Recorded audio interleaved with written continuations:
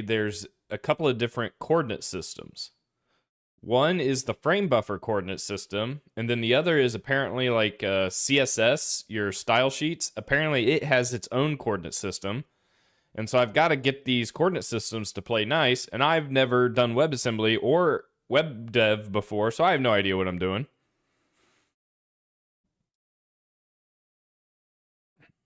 It just occurred to me I didn't go live on YouTube, so I'm fixing that right meow.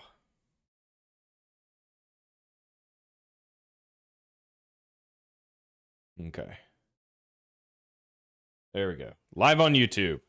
Hello, my YouTube viewers. I am off work today, so I am going to spend a little bit of extra time doing some software development to see if I can make a lot of progress.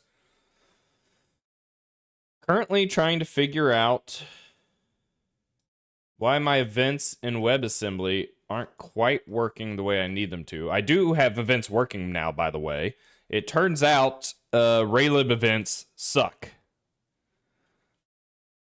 Cloud-related certifications? I have no idea. No idea whatsoever. I think for me, personally, in my domain of expertise, I have never stressed about certifications until a job required it and then paid me to get it, right? So I've done things like, I have CompTIA Security Plus. So generally understanding like, what are like what do you call it attack vectors, like understanding the different surfaces that attacks could be applied to, being aware of what networking is, kind of really high level stuff, what memory is, how a computer works.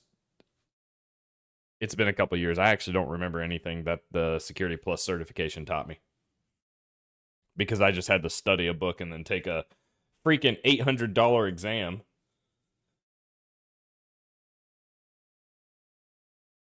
Yeah, I would say certificates are very industry dependent, and if you can, have someone pay you to do it.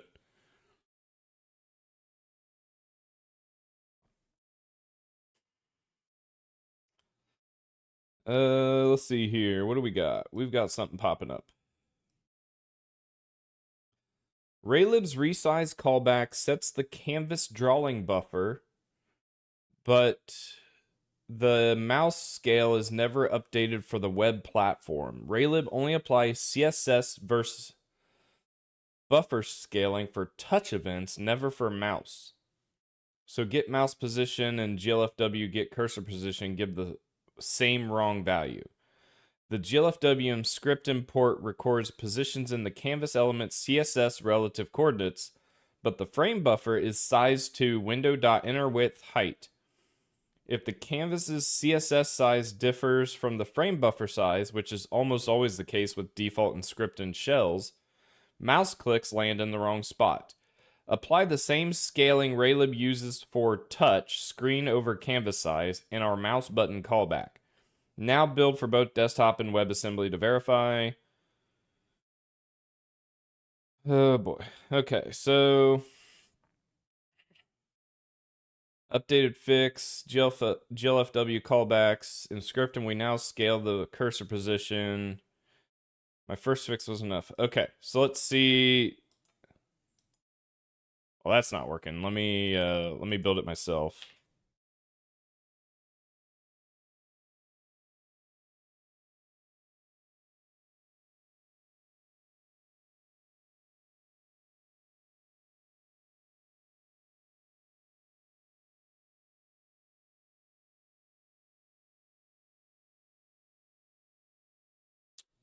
I don't know. This might be above my pay grade.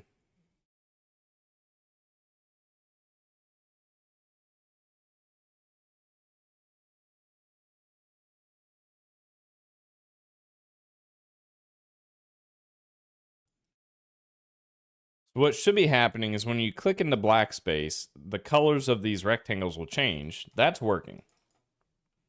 But when you click on a rectangle, it should turn green. That worked. But when I click on this rectangle, it should also turn green. I think that was a random color change. This is, you know what? That's also a problem I should fix for debugging purposes, because that gets confusing really quick.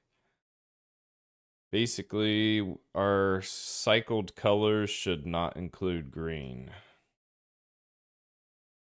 because green is kind of our debug. Hey, Dark, how's it going?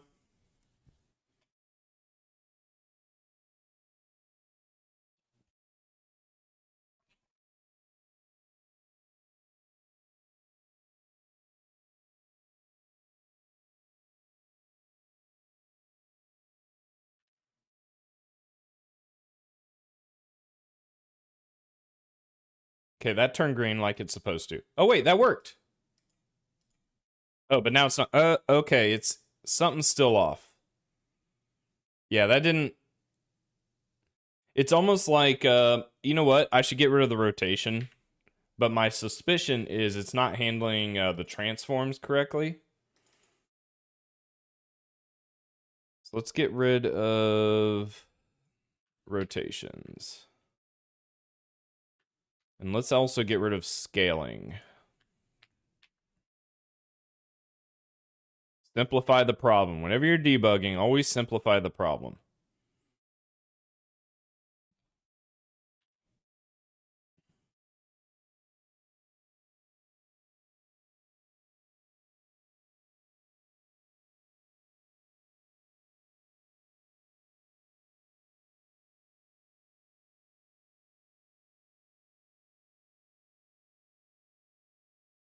Okay. So it should have turned green there, and it's not. It turned green here, which makes me think that it thinks the rectangle is in the top left corner. So this isn't turning green.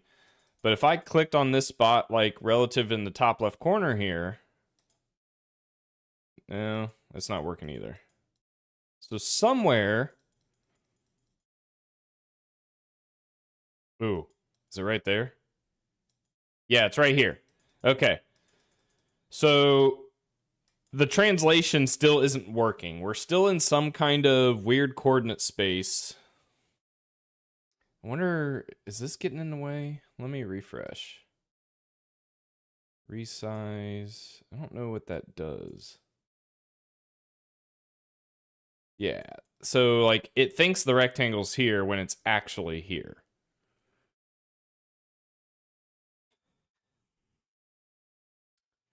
Hey, Javan, Javin,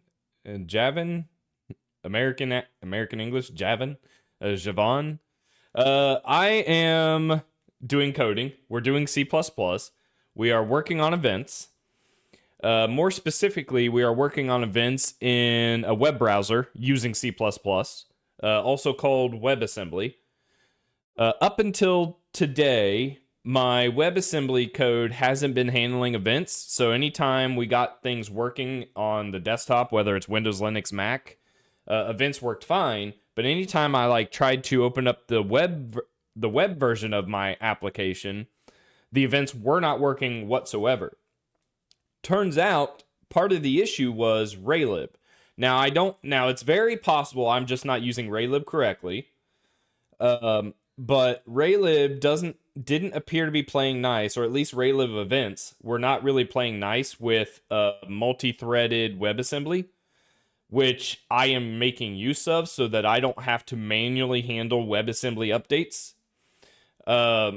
So what I am doing instead is bypassing Raylib event handling entirely and implementing it myself. So inside GLFW callbacks, GLFW is the windowing library that Raylib uses.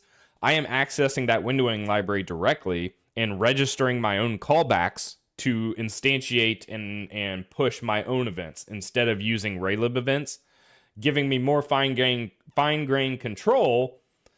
The downside being that I am now in charge of events. So any issues that pop up, I have to fix. So that's kind of where things are at right now.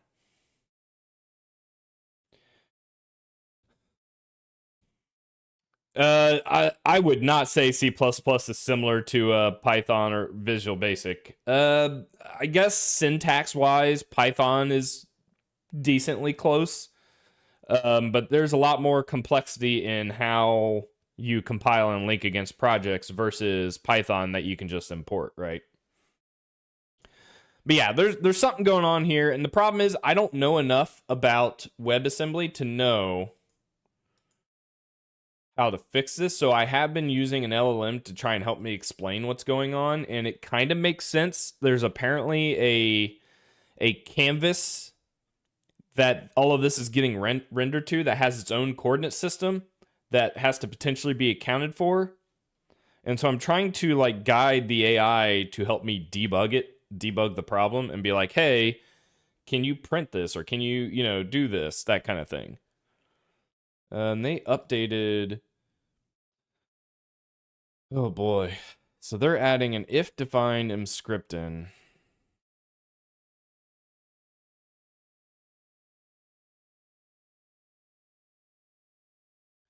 We're not quite there yet. I commented out rotation and scaling in main.cpp. How far off are we? We're like, is that like 25 pixels off? Something like that?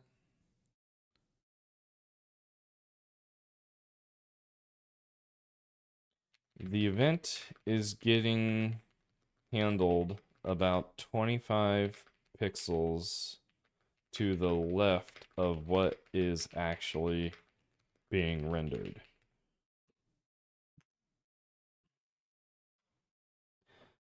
There are two layers, both are tracked. Problem is we didn't know the layer which is tracking the most. Yeah, it's like so typically in a desktop application, you have your window, right?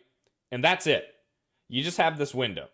And then in like the top left corner here is 0, 0, and then the bottom right corner is whatever the resolution is. 512 by 512, 1080p by 1920, whatever you have it, right? So when you receive a mouse event, you have the position relative to that top left corner. But in a web browser, the web browser is the window. And inside that web browser is a view, which is the website. And inside that website is another box that is rendering the graphics. That's what we're seeing here. So there is some level of coordinate translation that has to happen to get this global event from a mouse into this canvas so that the events are getting handled correctly. I just don't know what I need to do to fix that. And what I don't know is I don't know if I need to handle that translation via C++. If Emscripten has an API like this, what is this? Emscripten get element CSS size. Like, I didn't know Emscripten had a function like that, right? Because I've never really used Emscripten directly. So there's some kind of level of effort that needs to go into these coordinate translations, and I gotta learn how it's being done, and then maybe come up with an API that makes sense. Did I hear my cat? You guys see my cat? What are you doing? What are you doing? What? He's just chilling on the floor. Gave him a perfectly good chair, and he's just chilling on the floor.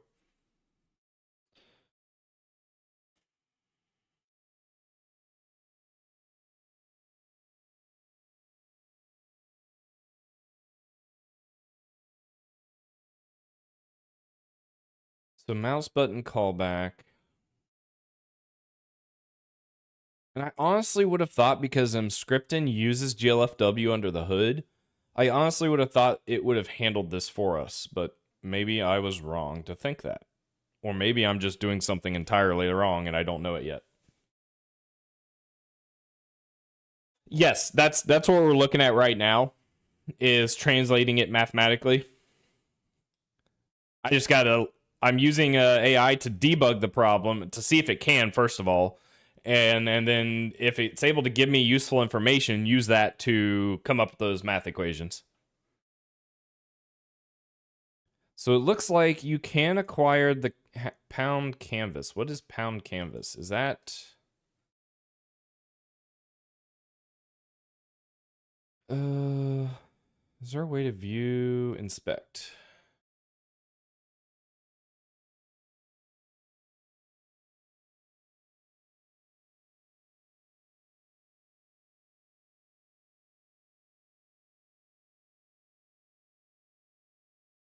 Oh, you guys seeing all this flashing?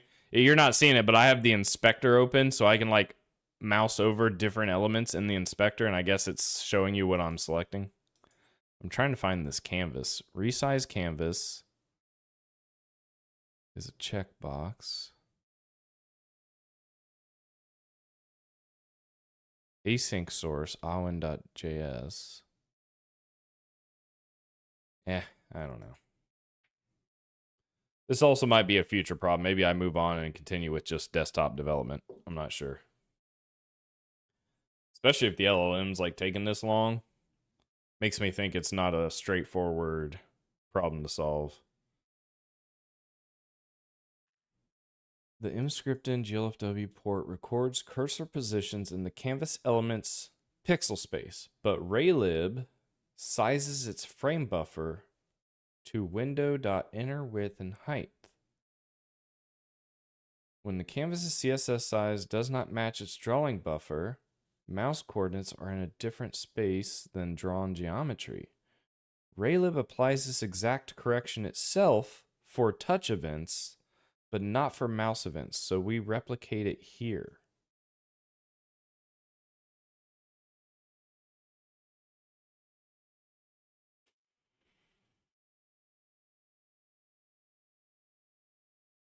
I wonder if I can debug that.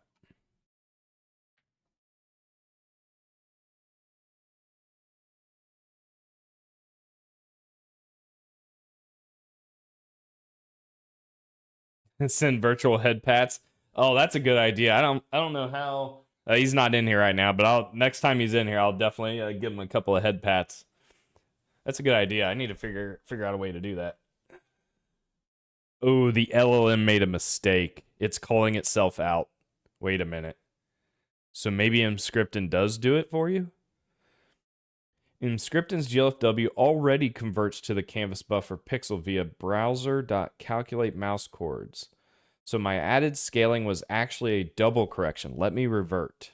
Oh. That's what I was wondering. I was like, man, I would have expected mscripten to automatically handle this for you. Now I'm wondering, since I took out the scaling and the rotation,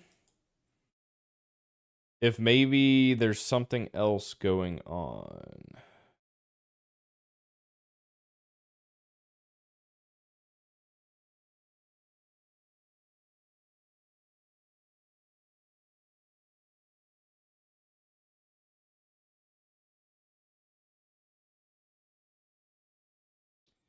Also, my YouTube viewers, I apologize for the no music.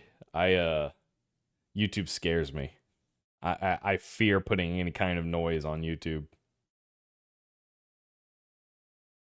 And if you're watching vertically, just so you know, there is a horizontal view on my channel as well to watch live. You get a little bit more viewing space. A little bit more detail.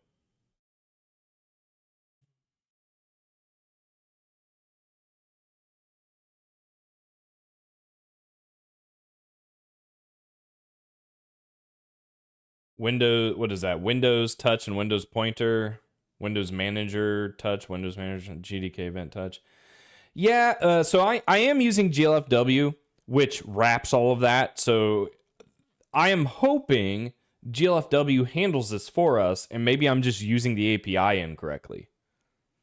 Okay, so let's see what this is saying. I mean, this isn't the first time it said it found the actual bug, so we will see if that's actually true. But it did say it made a mistake. Found the actual bug. When using mscript in GLFW, browser.calculate mouse coordinates gets overridden by GLFW with this scaling. Adjusted x times equal GLFW active width divided by rectangle width. That uses the GLFW's window width, the value passed it init window. But Raylib resizes the canvas back buffer to inner width without telling GLFW. So mouse chords are mapped into a 1280 wide space while drawing happens. That's the approximate 25 pixel offset. Confirmed. So is this an issue with me trying to bypass Raylib? Root cause was a coordinate space mismatch baked into Scripton's GLFW shim. It's overridden scales DOM mouse events. Oh boy. We'll see. So what is it trying to do now? We get the window size, we get the cursor position.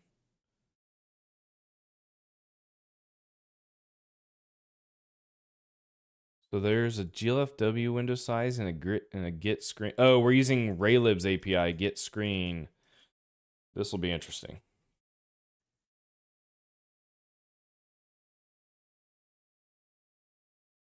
But this is basically that coordinate translation. I don't know. This makes me think I probably shouldn't be trying to bypass Raylib and wonder if there's a better solution. I just want events to work in my web page. Is that so wrong?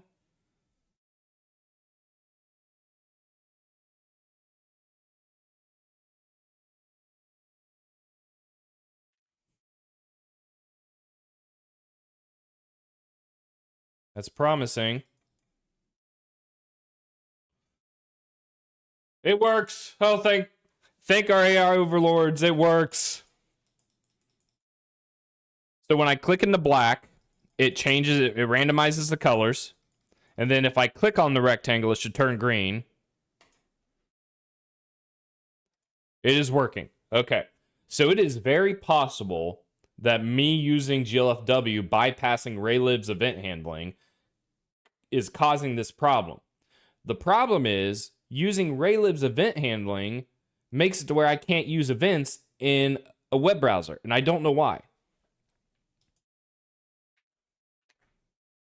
Oh, also, the other issue we were having before where we couldn't see the events being pressed that I was hitting, check it out. Over here. Over here.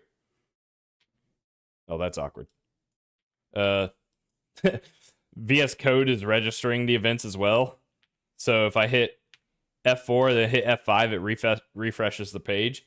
If I hit the arrows, it's picking up the arrows now. Picks up tab now, so it's getting all of those. We got all of that fixed. Okay, so we also need to make sure rotating and scaling still works. So I think rotation is a little easier.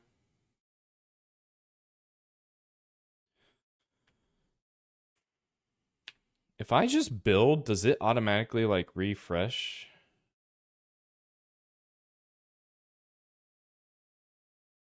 Or if I hit F5 to refresh? Okay, there we go. Okay, so I should be able to click around this box even though it's rotated. And it will just change its color and not turn green. Oh my God. It's working. Okay, does scaling work?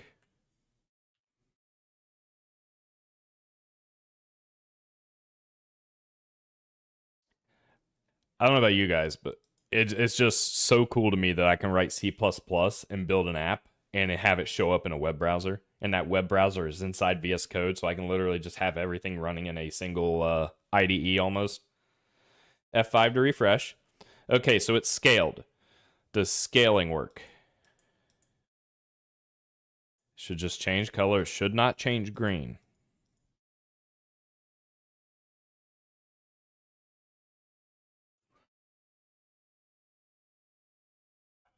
Thank you, thank you, thank you, thank you, thank you, thank you, please, thank you. Holy shit. Okay, so events are working in WebAssembly, but after these changes, we still need to make sure events work on the desktop.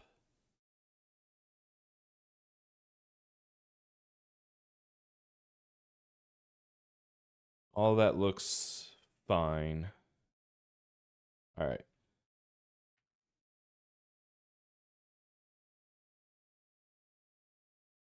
I need to make sure events work. So we're still on Linux, so let me build Clang debug here. Make sure events work on the desktop. That's the best part about programming. Now, I want to caveat, I did just use an LLM to help me debug the problem. But over the years of me doing this, the best part about programming is learning a new way to solve a problem and it actually working, and everything just lines up and clicks, and it's like, oh, let's freaking go. That's the best part about programming. The worst part, oh, there's so many worst parts. I don't know. Let's build this.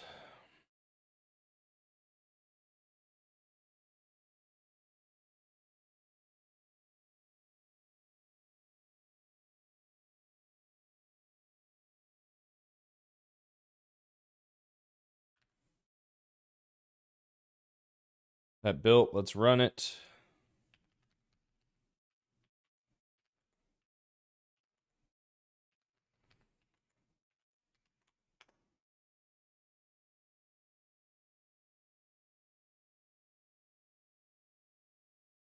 Resizes. Let's make sure events are working. Did that turn green over there? That's not good. Oh, that's not good. It's turning green right here, where it was originally. Does that mean this turns green? Oh, no. Okay, so when I resize the window, events don't work. All right. Let me make sure that's true on Windows as well, because trying to do this on Linux in a WSL environment is a little rough. So let's hop over to our local.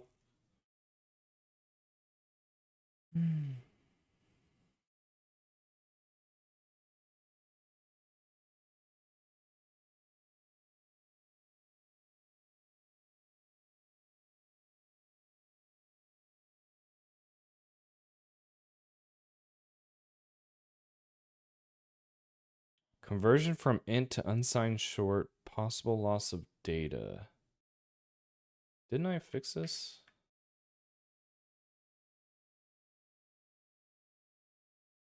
Key is an integer, but I'm using event keyboard.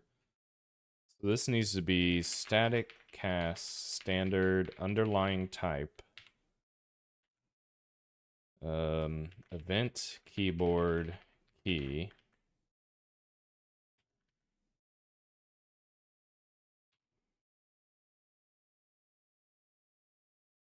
Mapped const object must be initial. Oh, I screwed something up. Oh, I forgot the parentheses.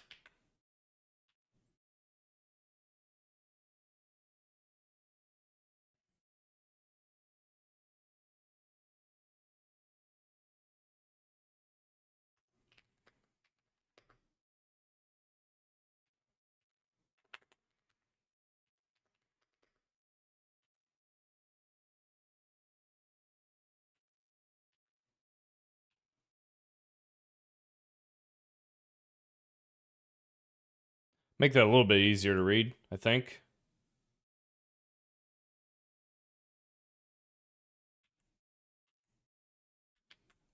Makes sense to me.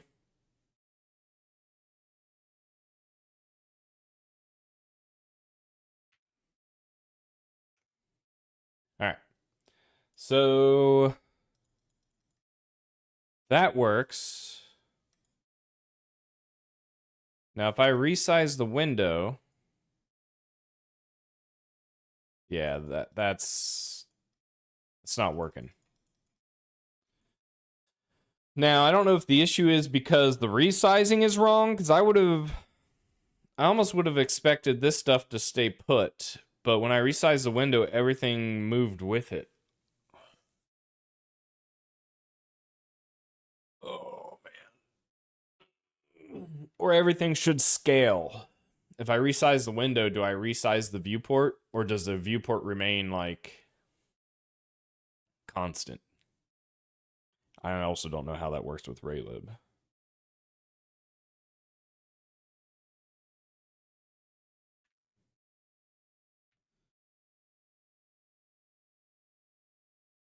It's almost going to be like a resize event handle that I'm probably, again, because I am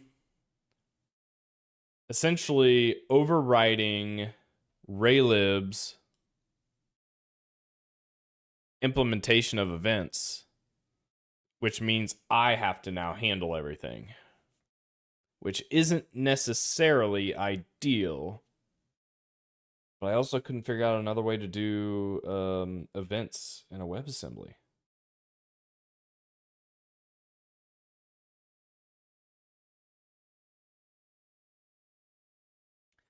I also saw another potential solution was to invoke process events. You know what?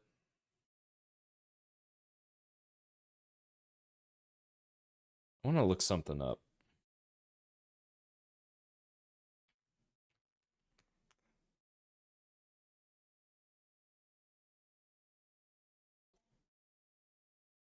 My understanding is the problem is in drawing. Yeah, Raylib doesn't really expose. The other option that I fear that may come is I'll have to abandon Raylib.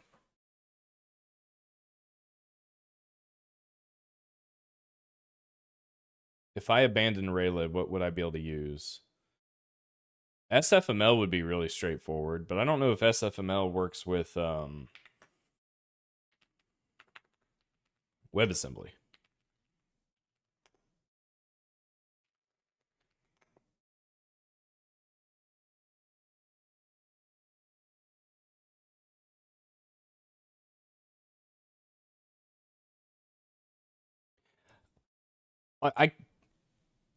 I could use SDL, but SDL kind of requires you to manage your own font textures, which is crazy talk. I'm not interested in like implementing and handling my own font cache. I don't need that level of control over performance. I don't know. Does SFML even like say what it supports, what platform it supports?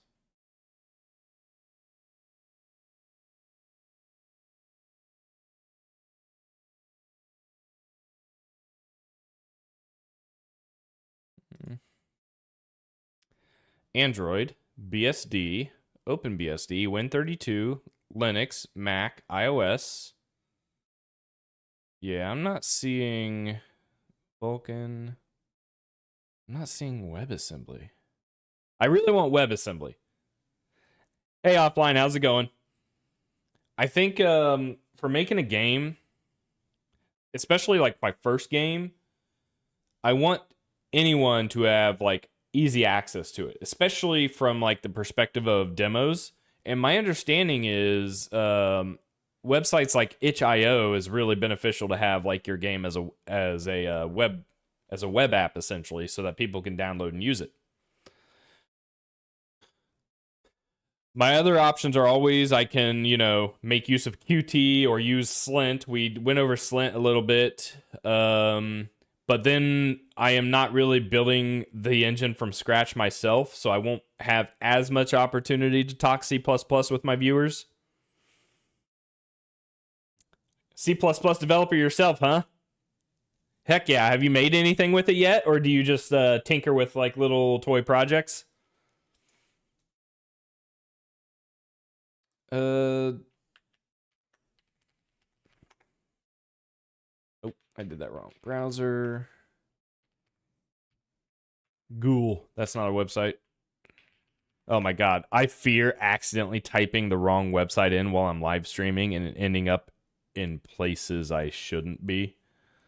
Does SFML support WebAssembly? Does not officially support WebAssembly. Has modernized many aspects of the library. The core development team is historically focused on desktop.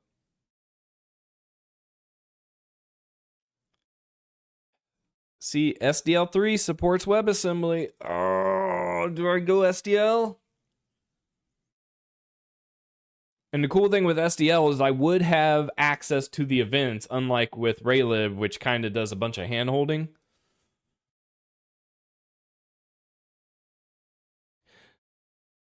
Game engine dev is very intimidating.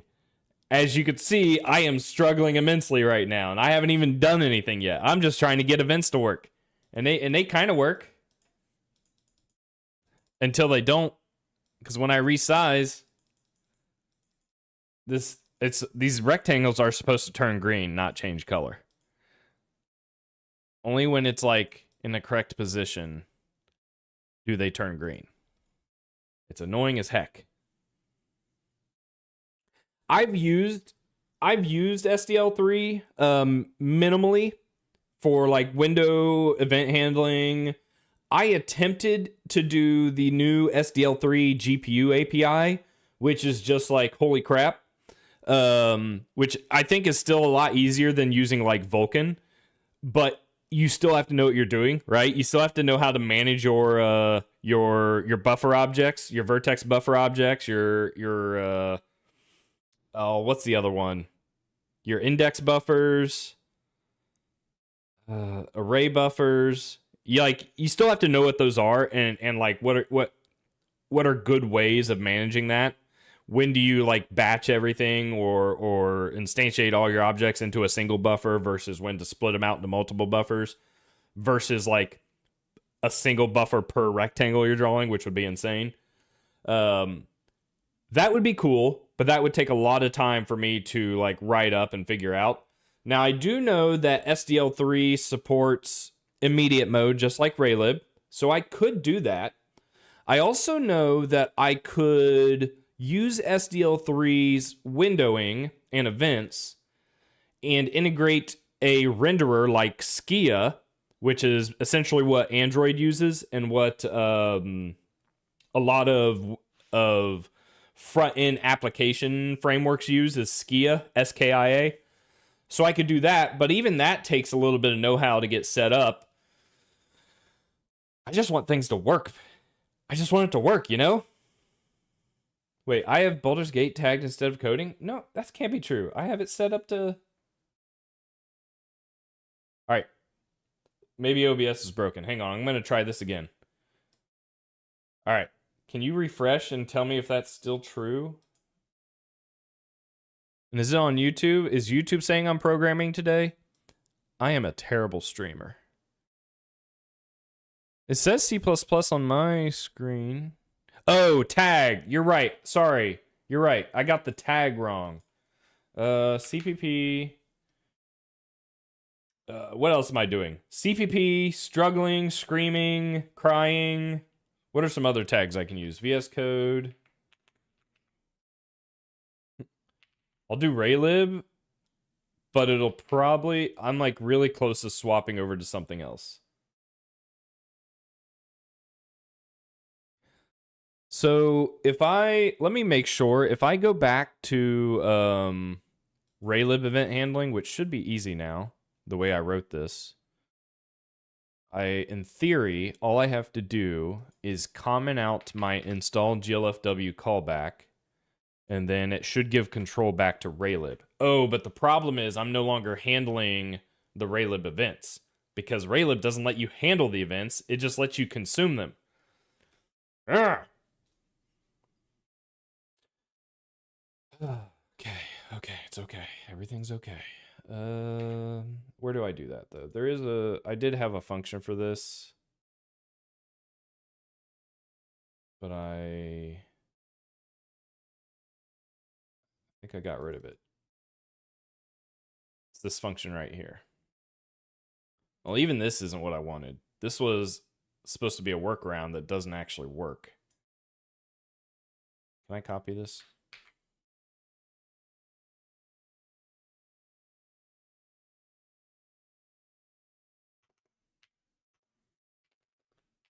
All right, I'm going to try and implement this again. Except this isn't what I want. I don't want is key, or maybe this is key pressed, is mouse button pressed. No, this isn't what I want.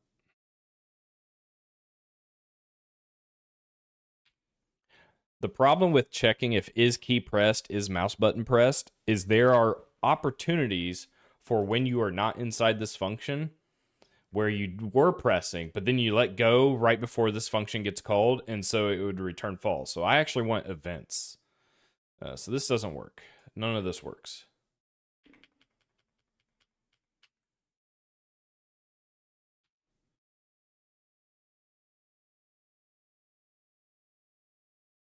What do we not like? I need to include vector.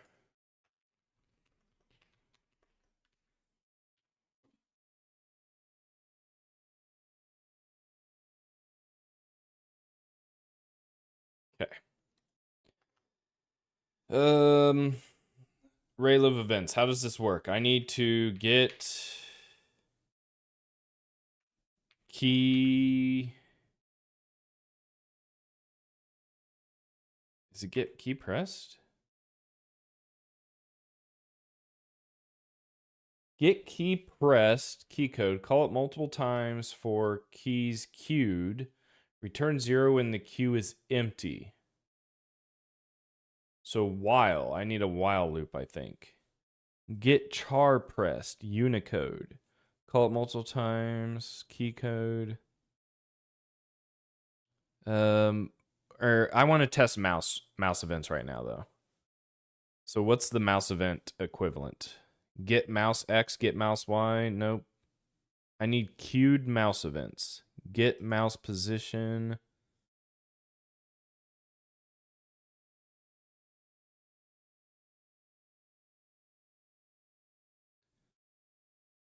Input related functions. Get mouse position. Mouse wheel.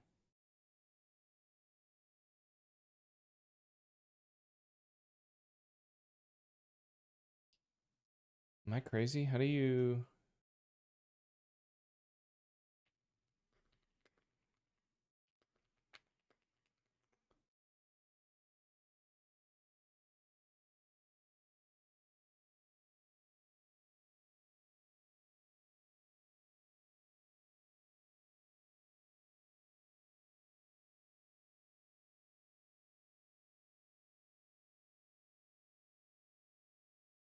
Oh, that's fine. I don't need mouse position. I need mouse button pressed.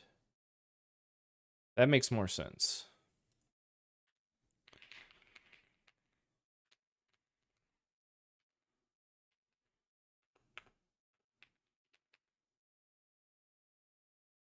Is gamepad button pressed? Get gamepad button. Is mouse button pressed? Is mouse button released? Wait, does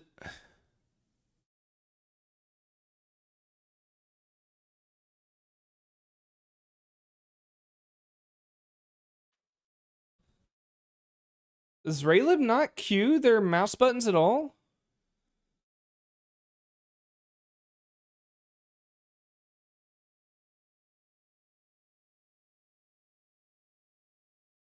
I may have made some assumptions I didn't realize. Raylib is an awesome and easy to use library until you need to do anything remotely involved with giving yourself a little bit more control.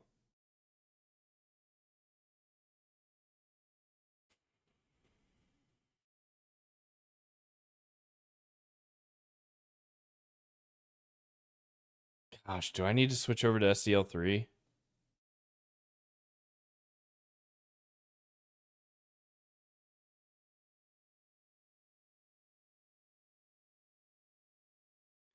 It is possible to lose some inputs if your program is single-threaded and you poll using is key down or is mouse button down every frame.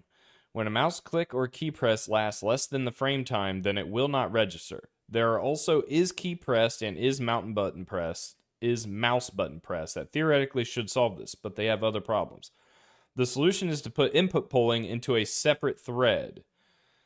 I did it and it works fine with Raylib input functions. If you put only minimum amount of stuff in that thread, then you can have crazy poll rates and thousands per second. I don't think it is humanly possible to make a mouse click that... If you're using GLFW version of Raylib, you can try to call the GLFW functions, which is what I was doing, which I could still do.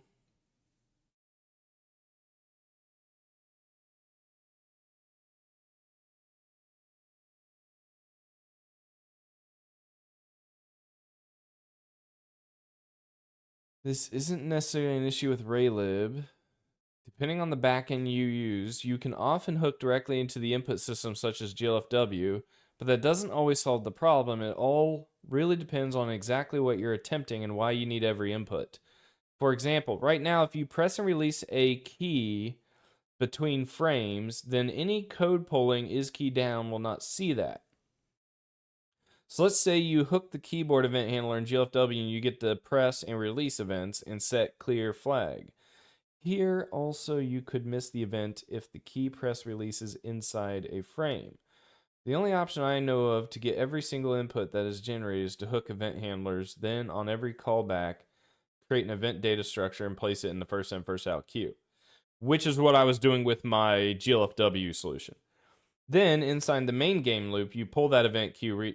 So that's what I was doing. To get around this, I disabled pull input events and indrawing and have a separate input thread operating at a higher frequency. That seems too much for what I need. Okay. Okay, so I am seeing that I need to control my own input events, which is what I was going down the path of doing.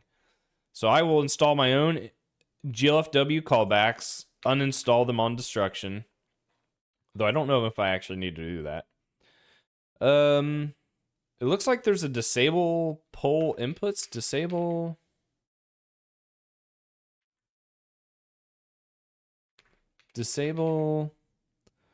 cursor, disable event waiting.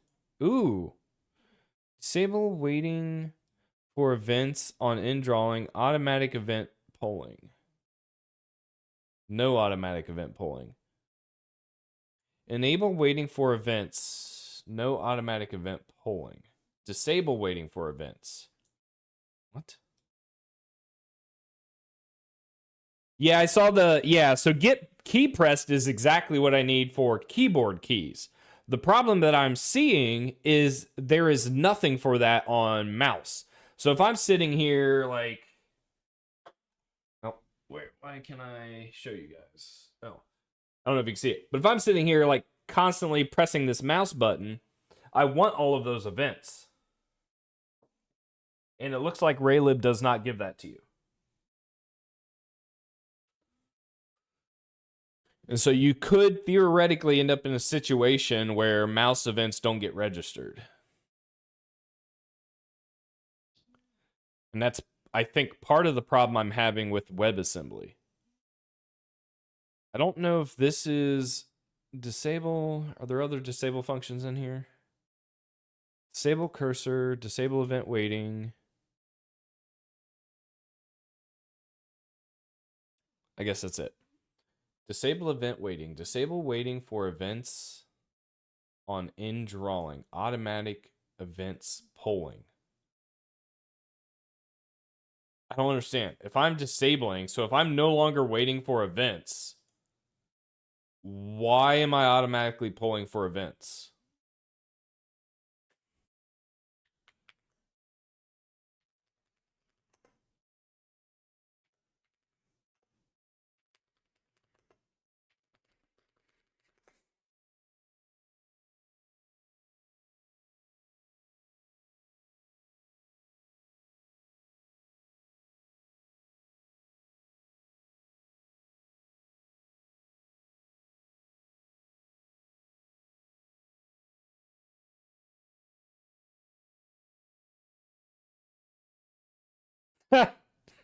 Does Raylib have an SDL backend? Are you kidding me?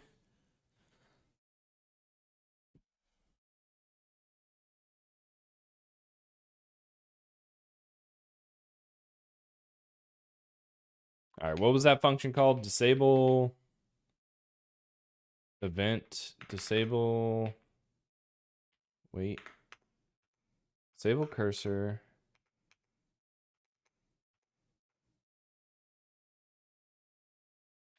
What's in drawing? Oh, wait, where's that defined?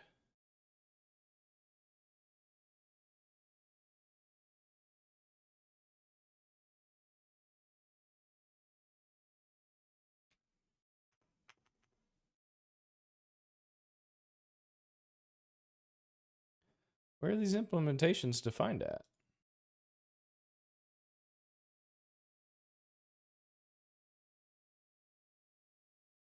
RGLFW, maybe?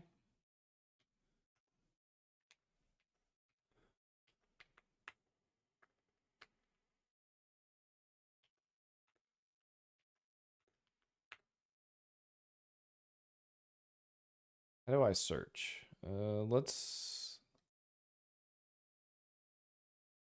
go back to here. I think I have to, yeah, there we go.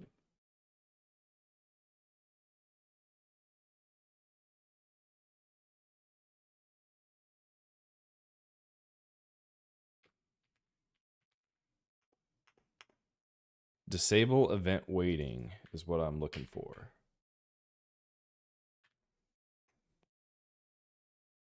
R core. Core.window.event waiting is false. So I need to now find where that's being used in this code. Core.window.event waiting.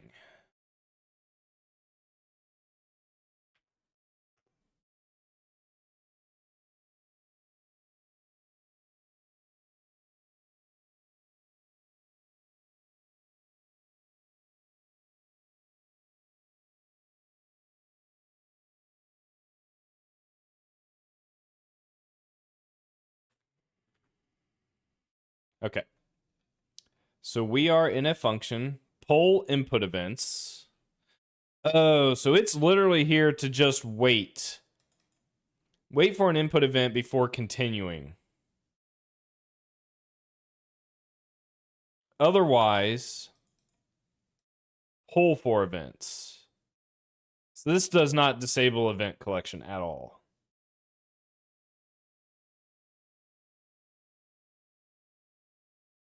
And this occurs during the poll input events. Key press Q count, char press Q count, gamepad buttons. Okay. So I register my own callbacks inside GLFW, and then Raylib will call GLFW poll events unless I have event waiting set to true, which I really don't want.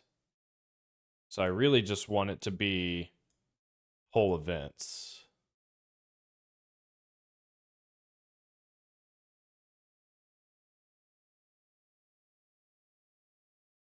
Wonder what's default. Enable waiting for events on indrawing. Disable waiting for events on indrawing. Disable event waiting. I have no idea if I need to set this or not. And I have no idea if I need to like init the window first. Disable event waiting.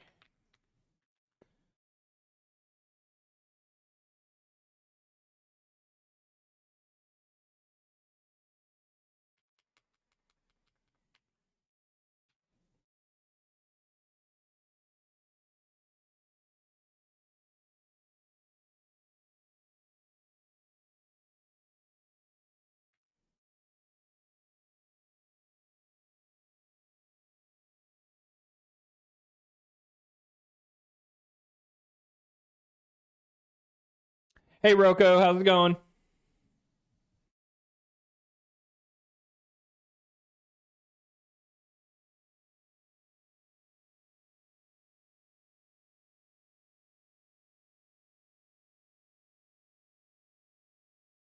All right, so everything I am seeing, I have to be in charge of my own destiny, register my own event handlers to have the full control of events that I want, which means I also need to account for window sizing. Which is happening here for this portion of it, but window resizing isn't playing nice, but it also could be because I'm not handling the resizing. Or Raylib is no longer handling the resizing. Is there a way I can verify?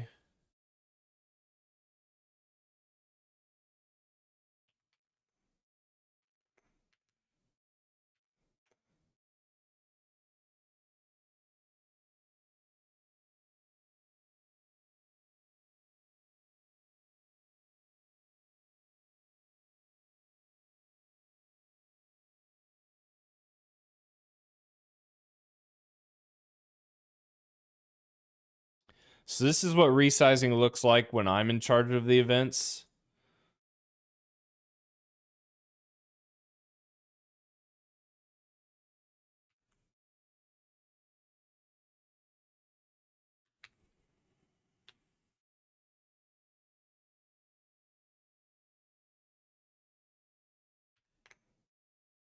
This is what resizing looks like when Raylib is in charge of events. Crap. So I'm doing it wrong.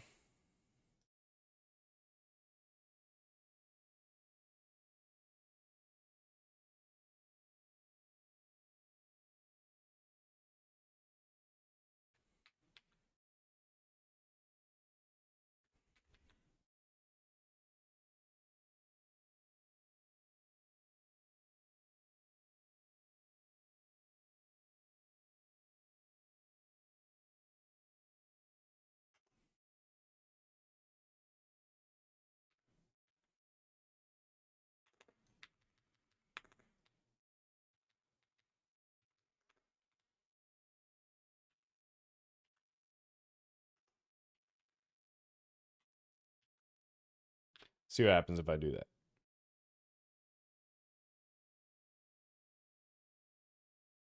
I keep getting this corrupt linking. I'm not sure why.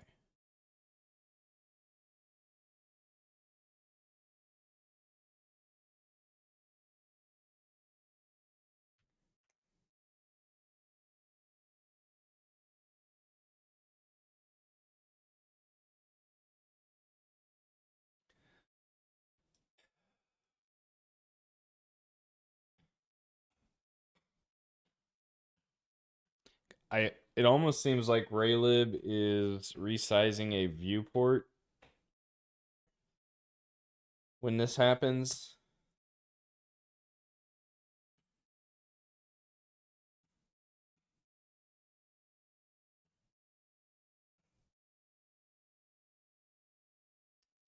You ask Claude to make 1,000 embedded C++ questions for embedded programming flashcards.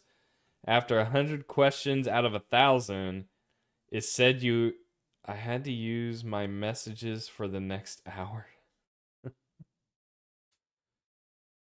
I've not tried to do well, I haven't had to like learn C++ with AI, so I've never really thought about the fact that like, oh, you could have it ask you flashcard questions, kind of give you a pop quiz. Ugh, pop quiz. Ugh, I don't miss school. All right, I want to see how Raylib is handling the resize callback because that's probably what I need to handle now.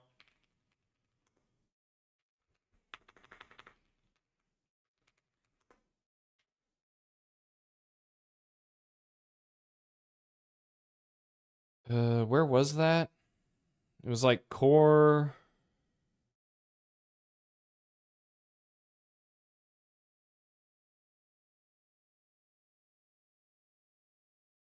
These are just header files.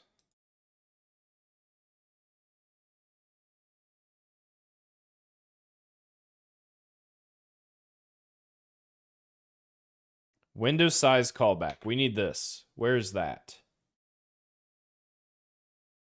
Oh, there's also a frame buffer size callback. We might also have to handle.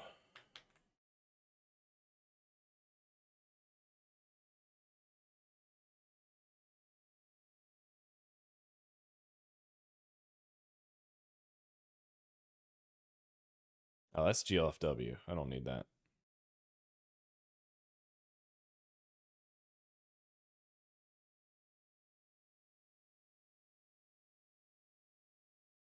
Window size callback.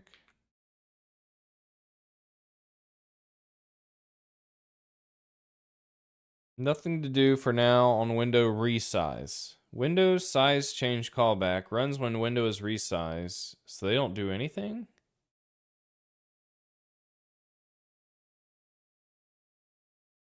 Okay, so what do they do on frame buffer size callback? Oh. See, I can't do this. This is too much work. By registering my own callbacks, I am bypassing everything Raylib does to make Raylib work with itself. And so I would basically have to copy and paste these implementations to keep all of that continuously working. Dang it. Oh, what do I do? Guys, what do I do? Do I switch over to SDL3? Again, the problem is Emscriptum. It's WebAssembly. Raylib is not playing nice with WebAssembly, but SDL3 is just a smidge more complicated to get stood up, but it gives you a lot more flexibility and choice.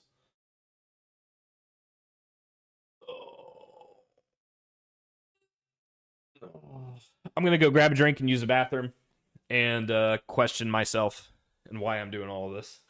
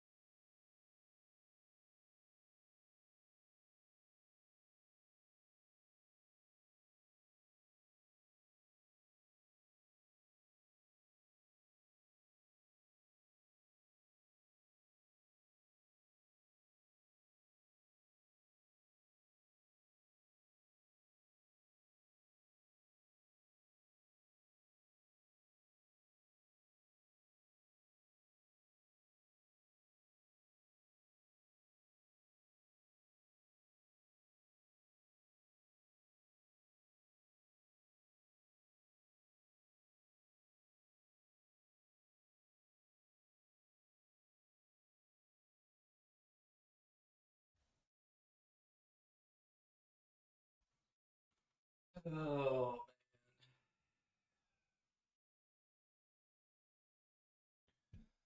Decisions. I'm going to eat a cookie.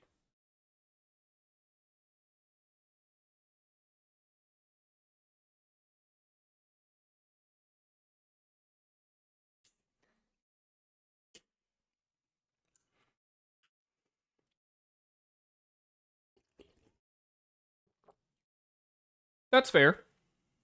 I find a good way to remember knowledge like that is to have experienced that knowledge, right?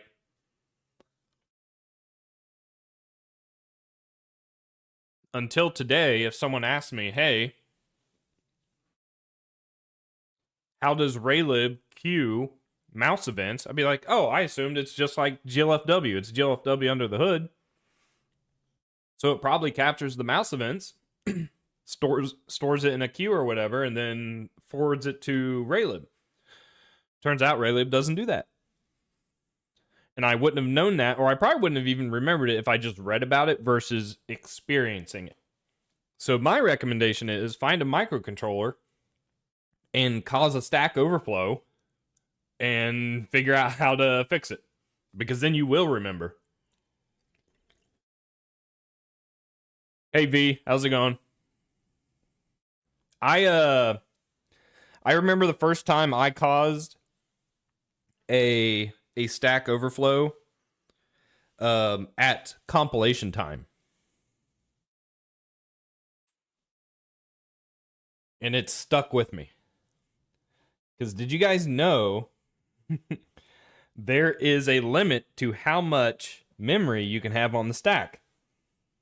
Now, I don't know what that limit is anymore.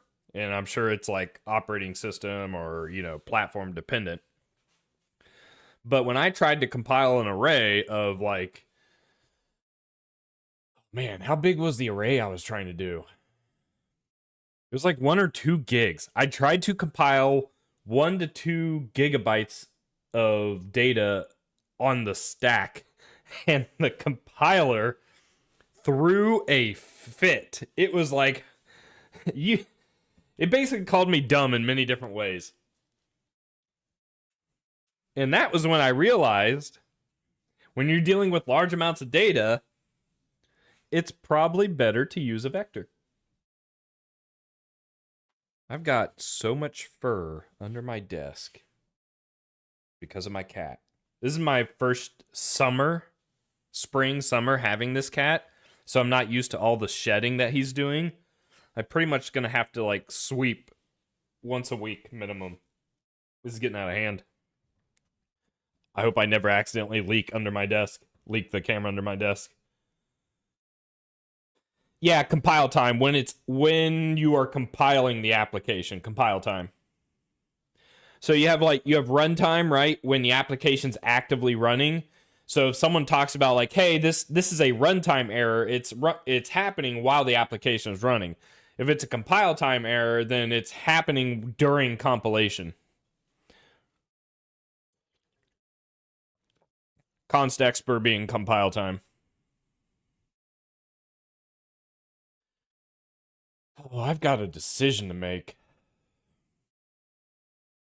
Okay, if I need to make the decision of switching to a different rendering, event handling, window handling API, what are my options out there? I'm aware of SDL. SDL is fantastic. It is a little low level, so it does give you lots of control, but the low levelness of it means you do have to handle some stuff on your own. Like textures and text are like separate libraries of SDL that you have to like manage yourself. Which I'm not necessarily opposed to doing. It's just that's not really where my interests lie, especially if I want to just get a game up and running. So I don't know what my other options are. There's SFML, but I think part of my requirement is WebAssembly. I do want to support WebAssembly. I don't think I need Android all that much, but I do want WebAssembly. There's heavier libraries out there. I'm aware of libraries like BGFX. What else? Ogre. I'm aware of Ogre. That's a little heavy-handed. That's like 3D, isn't it? I wish there was like I honestly wish there was SFML, but supports WebAssembly. That's really what I want. WebAssembly 2D graphics libraries. WGPU, isn't that Rust? Oh no. Am I about to discover that I need to use Rust? Speedy 2D, a hardware accelerated 2D graphics library that is easy to use and works on both native and web via WebAssembly. I've never heard of Speedy 2D. The answer is going to be SDL. I just know it. I really don't want a low-level graphics library. Okay, so I could do, if I did SDL, maybe I could do Skia for handling, does Skia manage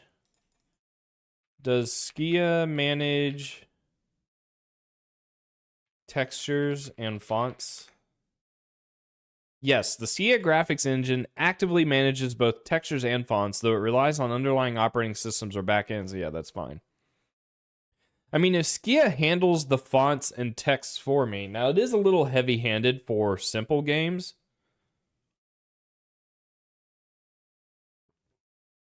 But Skia could work.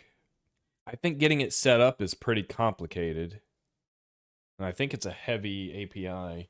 Nice. Come here, Trill. Come here. Come here. He's in here looking at me like feed me, but he has food. You want to say hi? Huh? Want to say hi? Hmm? How's it going? Hmm? There you go. Yeah, there you go. Want to say hi? You got a couple of people watching you. What do you want? Hmm?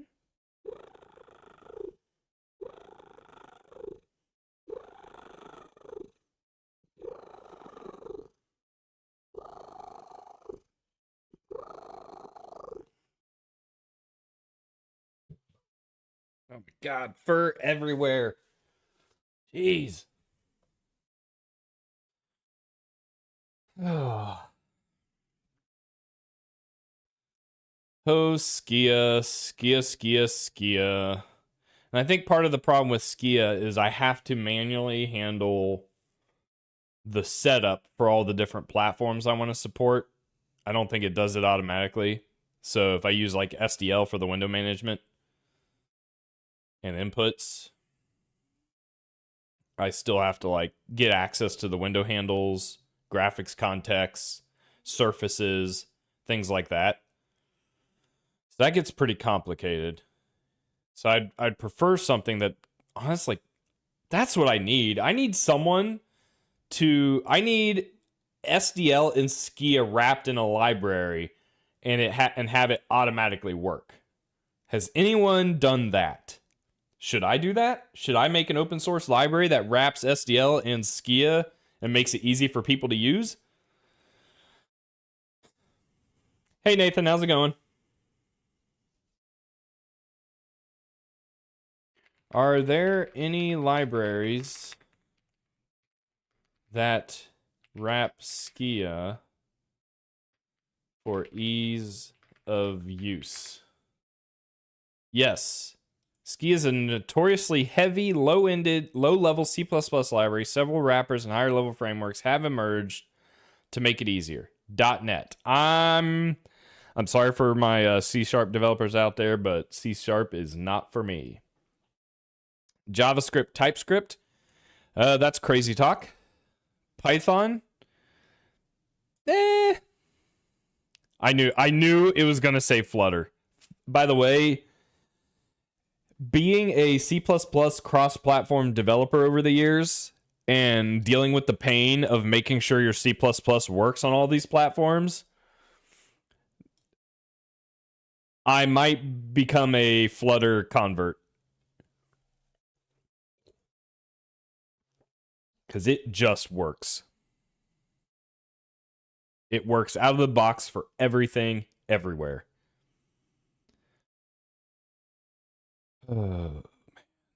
Yeah, I don't think Skia's too heavy for what I'm trying to do. So maybe it's just going to be SDL3. Gosh. Which means I'm going to have to manage my own freaking textures and fonts. Which means more work, more control, but more work. Are there any renderer libraries written in SDL?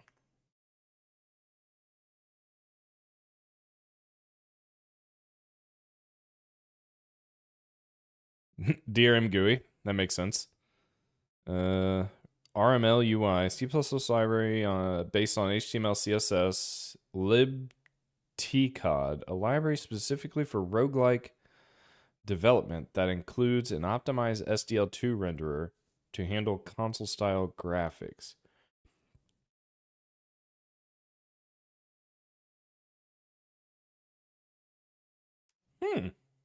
What's this? 1.2K stars. Updated last month. A collection of tools and algorithms for developing traditional roguelikes such as field of view, pathfinding, a tile-based terminal emulator. That's kind of cool. Oh, and they use VC package. I don't care. I don't care if this is the worst library ever written. I am already a fan. If I find in the wild a C or C++, or even Rust at this point, if I find a project that is using VC package, Clang format, Clang tidy, CMake, I immediately know these people know what they're doing, and we would be best friends.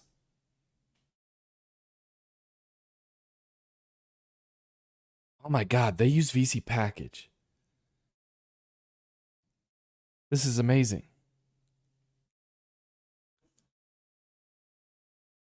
They're using modern CMake. These people literally know what they are doing.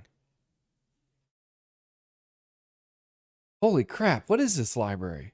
libtcod. libtcod? What is TCOD? A collection of tools and algorithms for developing traditional... Is this what I want to use? Do they have documentation? This seems like a small enough library that they might not have documentation. At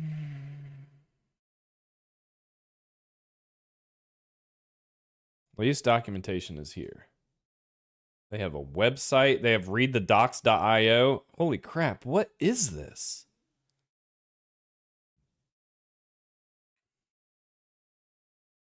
They teach you how to use CMake, which, cool. Getting started. Context parameters, window title, SDL window flags, vsync, param args, SDL events, context convert event coordinates, optional, converts pixel coordinates into tile coordinates. Interesting. Oh, tile. So T might be tile. So that is a downside. This, I'm not necessarily, I mean, I'm definitely not making a tile-based game right now. And it seems like this library is designed around tile-based games. But man, it's so cool to find other libraries out in the world that know what they're doing. Like, the stuff I spout on my stream, I'm not making it up. Like, it's just the more modern way of managing your projects. I gotta remember this. How do I want to start. Because if I ever make a tile-based game, this might be the way to go. They even support Conan. That's kind of cool.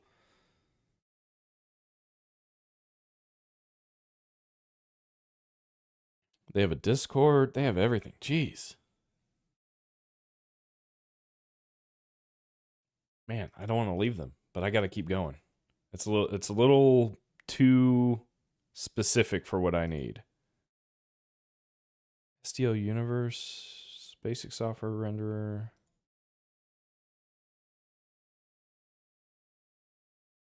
All right, I think I might just have to break down and use SDL.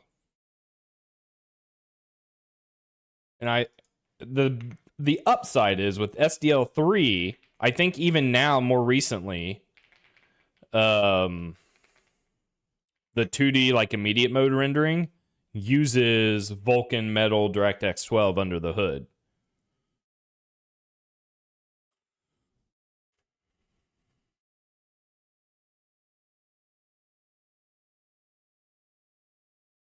Where are the release notes? There's release notes somewhere.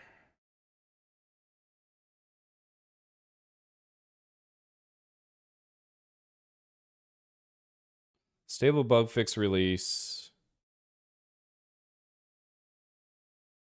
Added support for Switch 2. I mean, SDL supports Switch 2. When I make it big and my game becomes super popular and I need to put it on the Switch.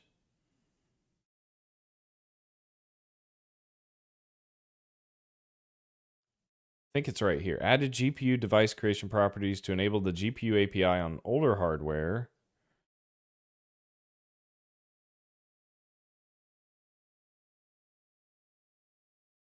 Added get default texture scale mode.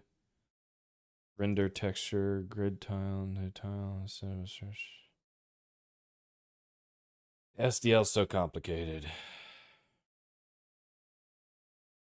Load PNG, save PNG. I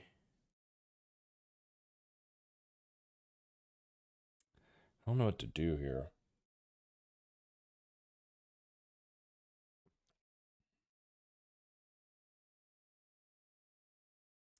What version will come with VC package?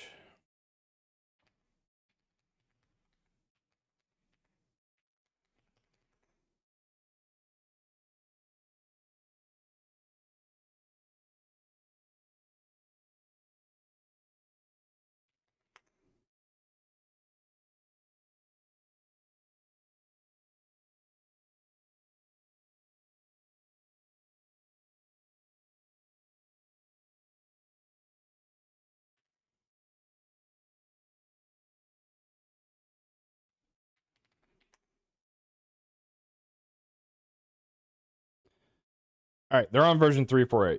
Oh, man.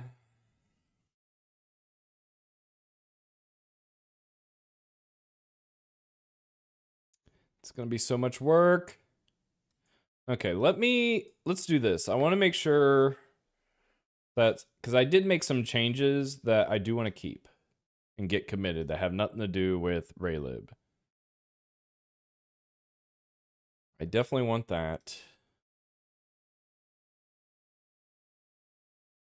I definitely want that. I want that. I guess I need to get this back into a state that is usable.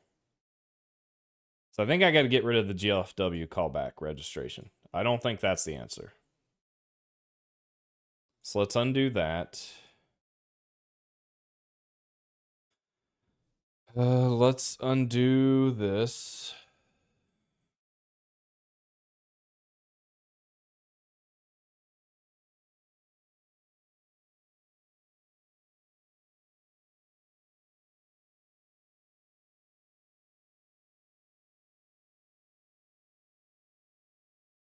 I want to keep that.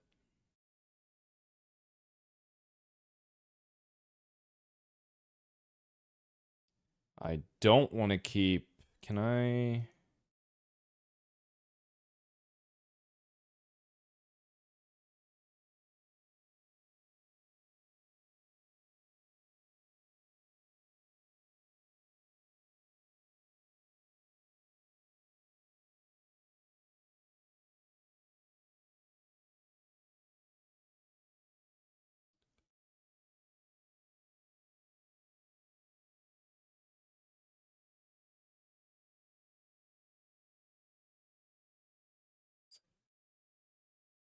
Okay, so if I just discard everything, what do I lose here?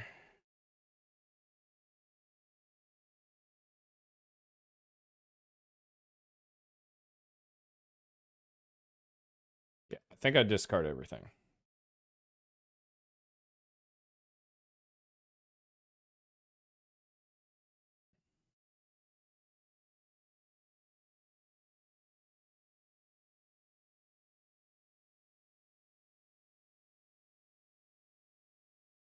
Okay. Let's build again.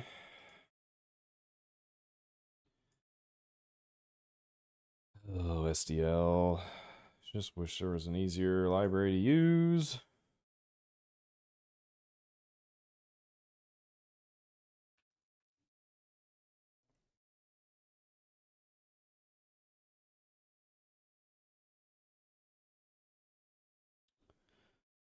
On update pre. Oh, I'm not. I gotta put event handling back in.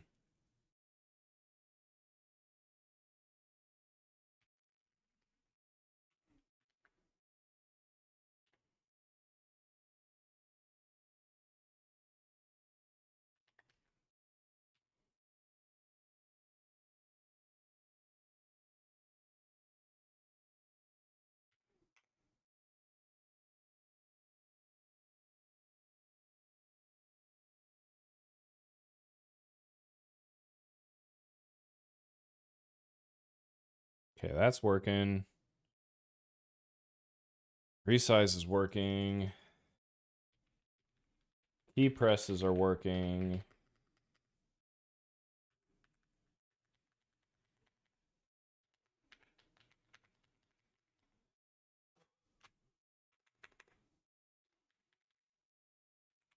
Okay, all of that's working. And this would be fine.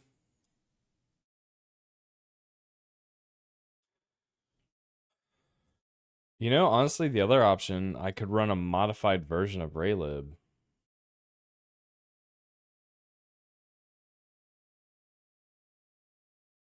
I just don't understand why Raylib isn't queuing mouse events.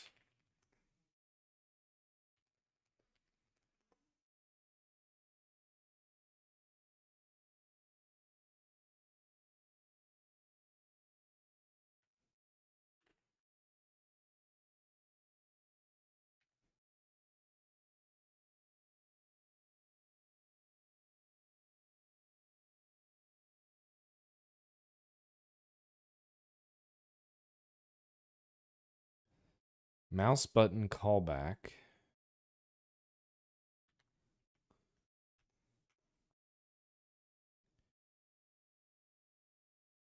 GLFW could only return press or release for now, but future releases may add more actions such as repeat.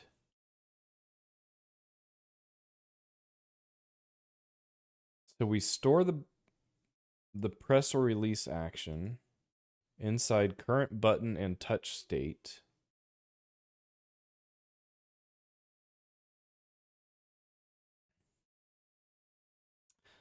Wait a minute.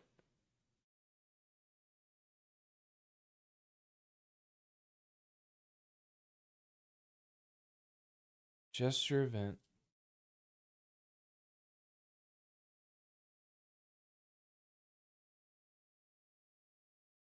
Register touch action. The current button state is pressed and the previous button state was released. Then the touch is now down.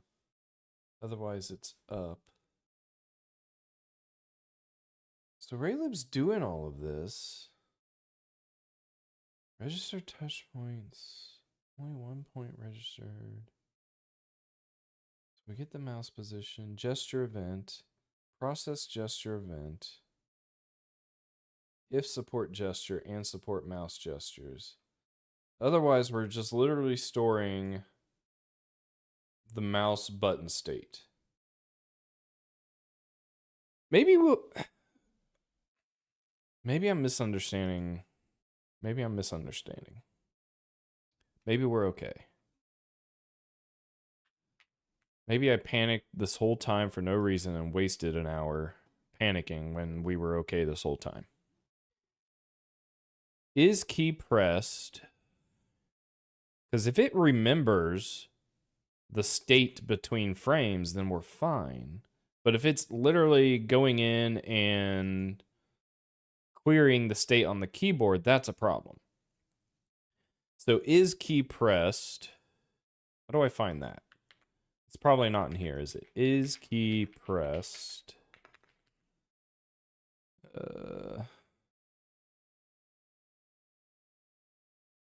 Is key pressed?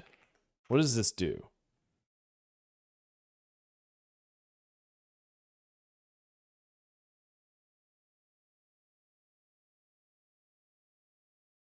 Tell me there's no implementation for is key pressed.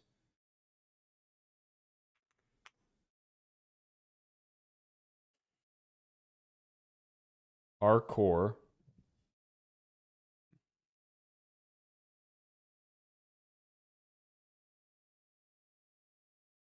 Core window flags.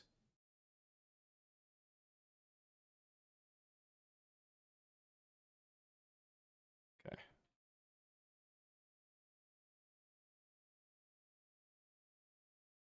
Support screen capture. Oh, gosh darn it. That's not what I wanted.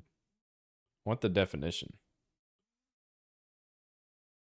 Check if a key was been pressed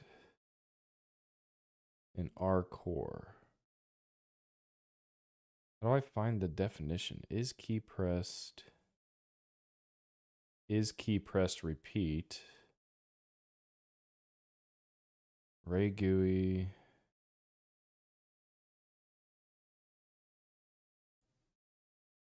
Core undo, that's not what I want. Font filters is not what I want. Core window flags, that's just checking if it's pressed.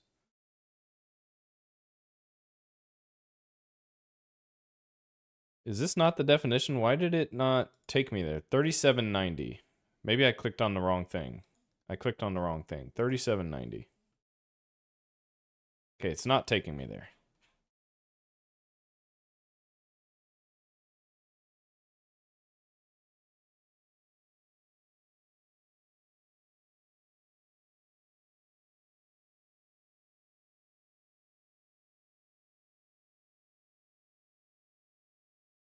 Okay.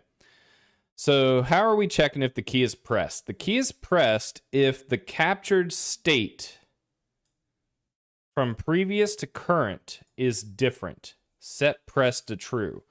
So we are not actively reading the state from the keyboard. We are reading. So when does this get cleared, I wonder? So is key pressed might actually be good enough for what I need. Hey Buffer, how's it going? Maybe I was making a mountain out of a molehill here. Maybe I should just do it, and then only when it becomes a real problem do we address it. Because switching over to an entirely different rendering library, such as SDL, is really complicated. And if I can avoid it, I would prefer to do so. So this might be okay. And as long as this also works for WebAssembly, then we're sitting pretty. So if key is pressed, we create a press event. Otherwise, we create a release event. And that's perfectly fine for what we need. So this will convert Raylib events to Awen events, which were originally GLFW events, which were originally operating system events, which were originally register state. I don't know. Is there something that comes between like the register state on a device and the operating system? So it's only like 3 or 4 translation layers, all within like a few hundred nanoseconds, I'm assuming. All right, so that works. So let's hop back over to WebAssembly and make sure that behaves as expected. So I think that works, right? So this works. This works. Resizing the window still works. All that's good. So let's hop back over to WebAssembly. Maybe I went a little too crazy and misunderstood the Raylib API, which doesn't surprise me.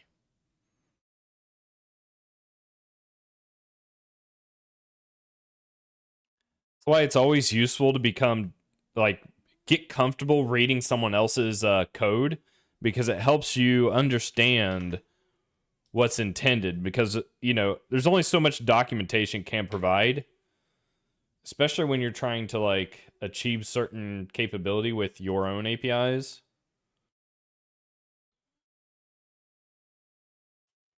Hey Momo, you like are you Buffer, are you done then? Are you completely done with school, or just done for the semester, quarter, whatever it is for you?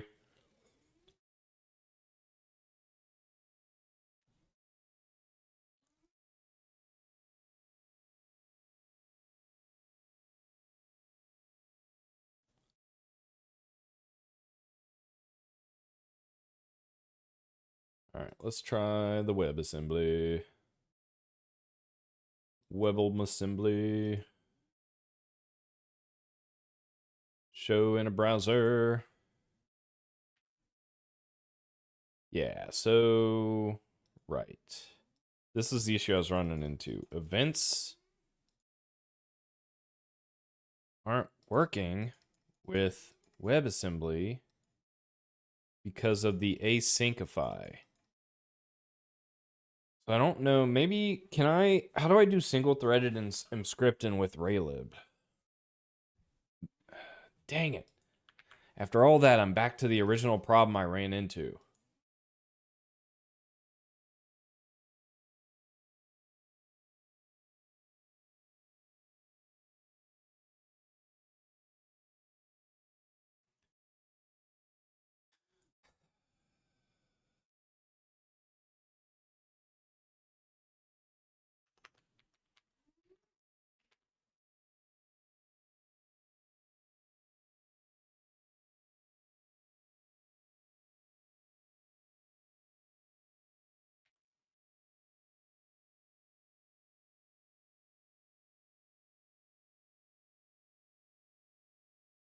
Is key up, is key down.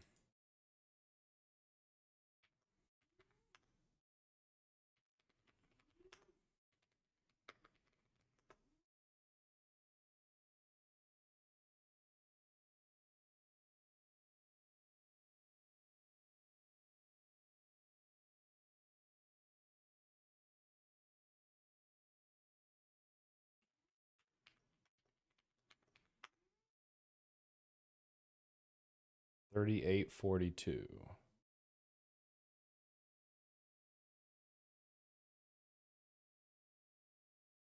Okay, so it's just reading the state, the current state that was set.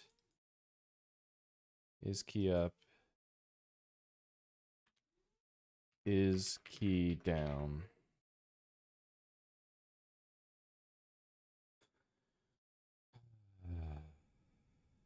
Previous state is key released. I don't understand why this isn't working.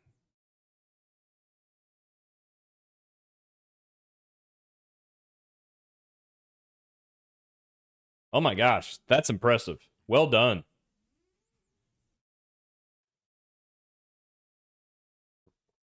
Still only 2 semesters. That's huge.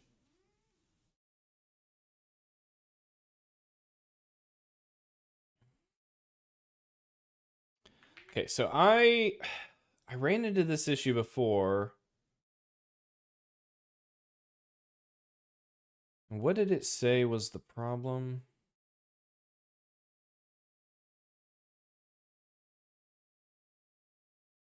Use script and set mouse down callback, etc. on the web build only with GLW callbacks. You're right. What I wrote was a state sampler.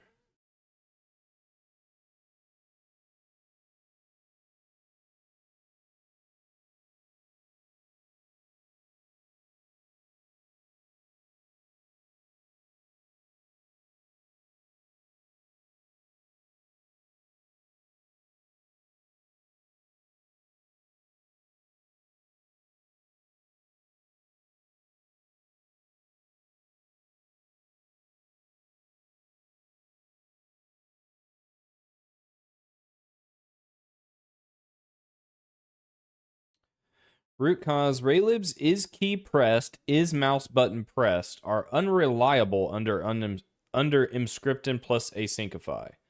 Raylib copies current, previous, inside poll input events called from in drawing. And the JavaScript input callbacks fire asynchronously during the same yield window. So the press edge is overwritten before any frame ever observes current and previous.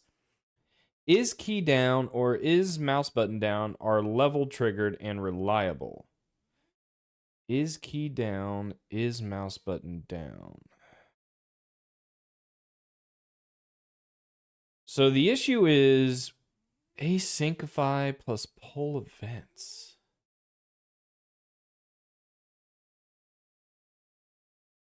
What am I making? I am trying to make I'll call it a game engine, but it's more going to be just my general purpose application framework. The end goal is to make a game. I already have a prototype that I did in Godot called Briarthorn, and I have a website that went with it. So the idea is to take this this prototype I did in Godot and implement it in C++ and stream my currently my struggles with getting the C++ portion of it up and running to achieve everything I need. And currently those struggles involve event handling in WebAssembly, because I want the ability to run this in the web in a browser, because part of my plan is to provide a demo when the game is ready to be play tested, especially on like itch.io, and I want it to be easy for people to access. And you not necessarily have to download and install. Maybe just hop in a browser and play it, or try to. The game, I don't know how big the game is eventually going to be. I don't with my ideas, I don't picture it being so big that it's unreasonable to run it in the web. We'll see.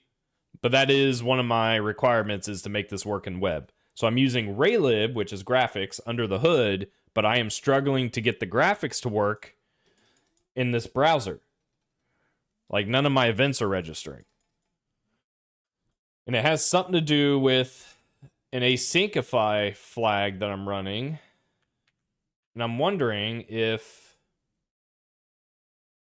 instead I need to turn Asyncify off.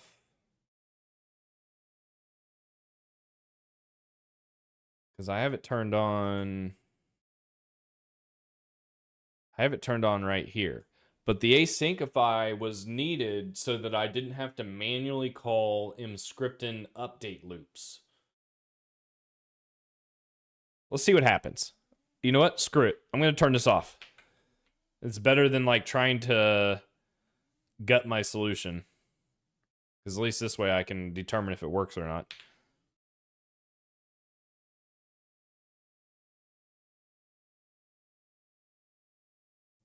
I chose the C++ path because that is what I am most familiar with. I am a C++ professional of 15 years, and it's also what has kind of brought in my community via YouTube Shorts and however else people have found me.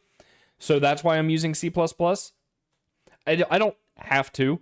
I think if I was doing this for the sole purpose of getting a game done, right?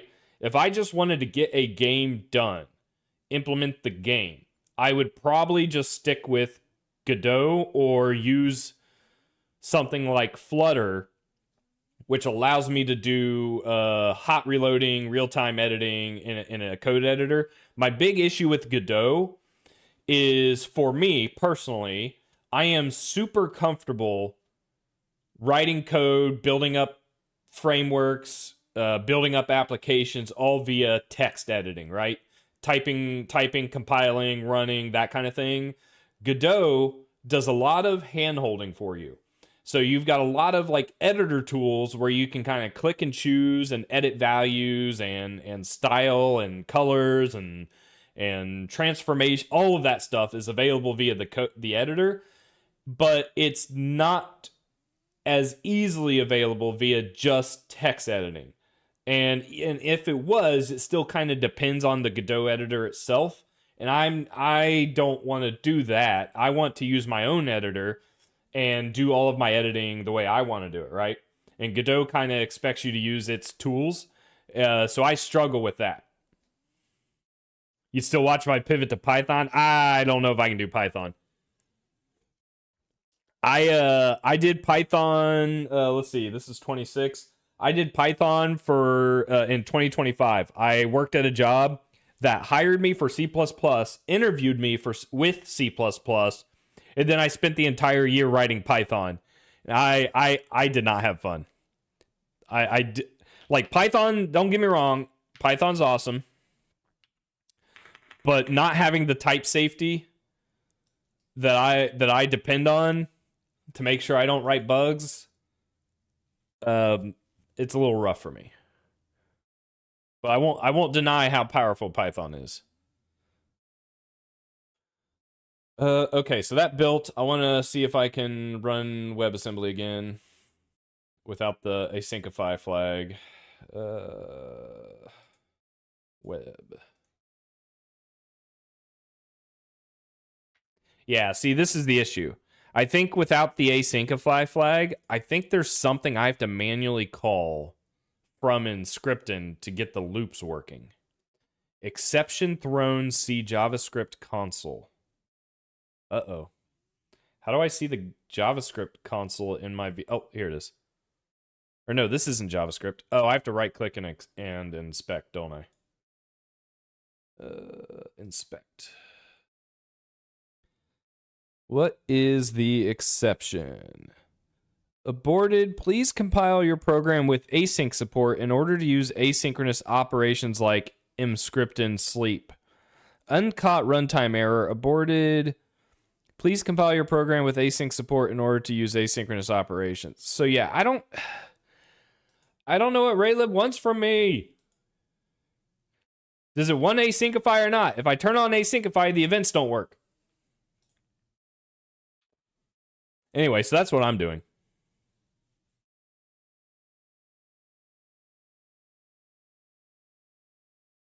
Yeah, I'm just very comfortable with C++.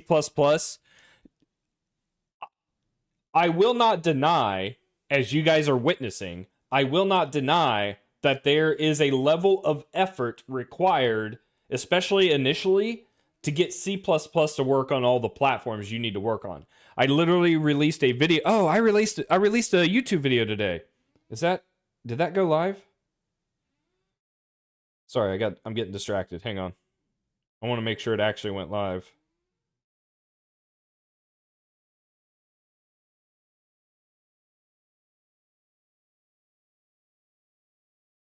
I can't tell if it's live. No, it said, wait, it should have released. Is it not public?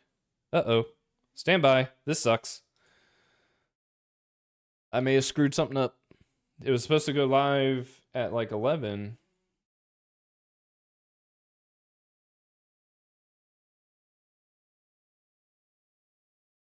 That sucks. I don't think my video went live.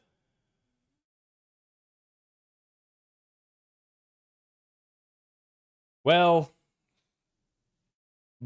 fair enough. I'll manually do it. I thought I scheduled it to go live. It's still private. It's scheduled. When did I schedule it? Dang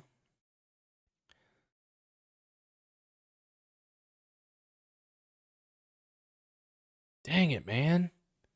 I timed it and everything for it to go viral. Now it's not going to go viral. All right, I'm just going to manually set it public. All right, it is public. I officially have my first edited YouTube video with purpose up and running. Anyway,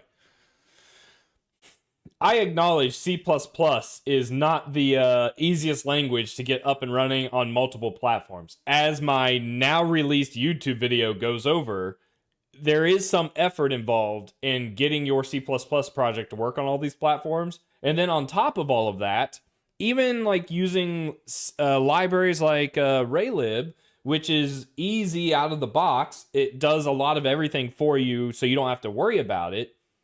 I still need to get I still have to figure out how to get these events working in WebAssembly. Whereas if I use something like Godot, it gives you all of that out of the box as well. All you have to do is download a single executable and you're up and running, right? You don't have to worry about anything else. Flutter is another tool that does that, except Flutter lets you do it in a text editor if you so choose, and it has hot reloading, so you can literally edit as you have a window up.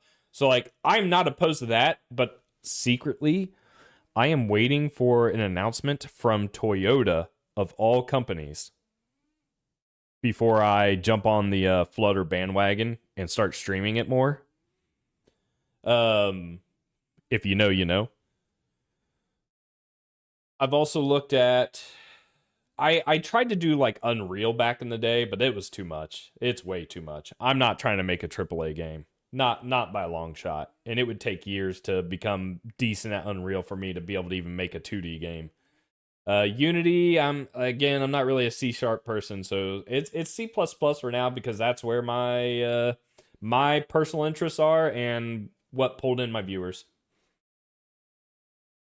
I'm not opposed to doing Rust either at some point, just so I can learn and be aware of what Rust is capable of, because it's always nice to have knowledge of a wide range of tools, especially professionally, just so you always have an answer to a problem your client might have. You'd be like, oh yeah, I've tried that. This is why you don't want to use it. Or, okay, I've looked into Rust. This is why we might want to use it or why you might not want to use it. You know, that kind of thing. Okay, so this is weird. Raylib needs me to use asyncify with Emscripten. But if I use asyncify, events don't work. I wonder if this is a known problem. Maybe I can figure out if I'm doing something wrong.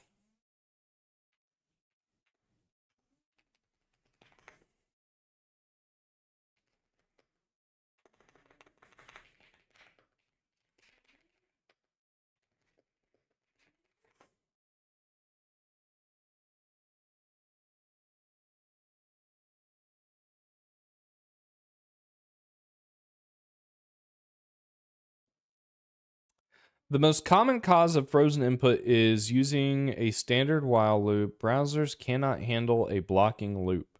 You must delegate control to the browser using mscripten set main loop. Correct web implementation. If mscripten set main loop, update draw frame.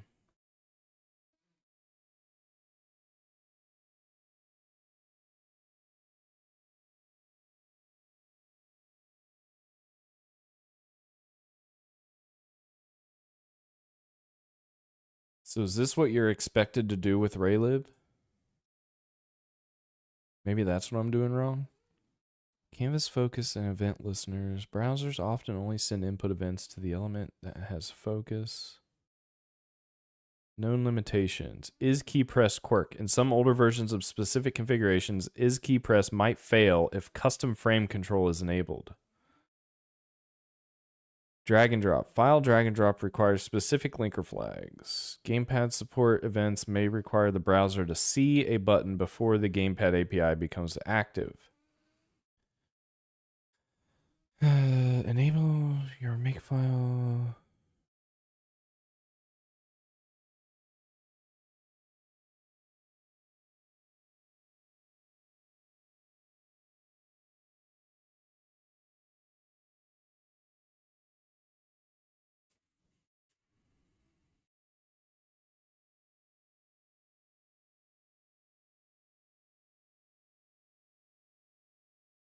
So maybe there's Raylib and Scriptin examples, and I might just be doing this wrong.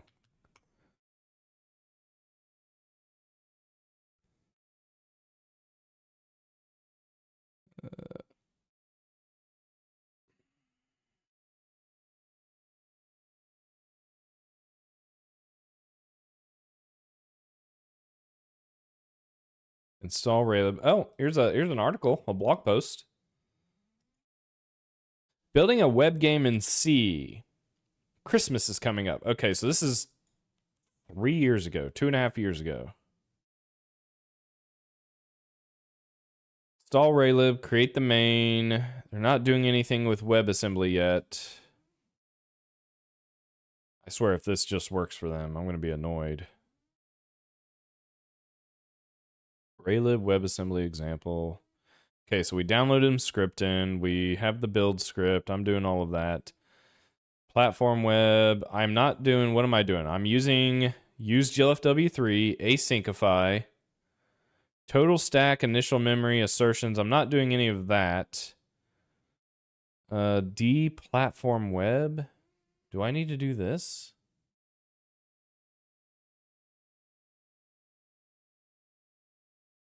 That's to build.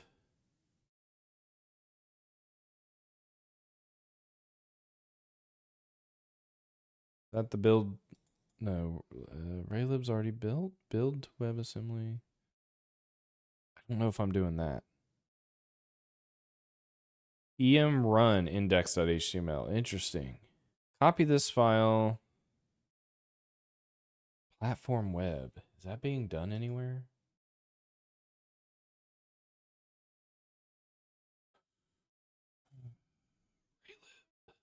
Element OP. QR.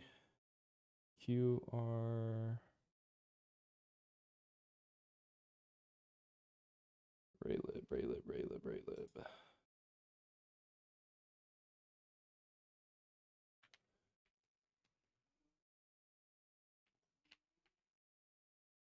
Platform equals web. Platform options. VC package target ism scriptin. Platform equals web. But I don't know if I need to set it myself.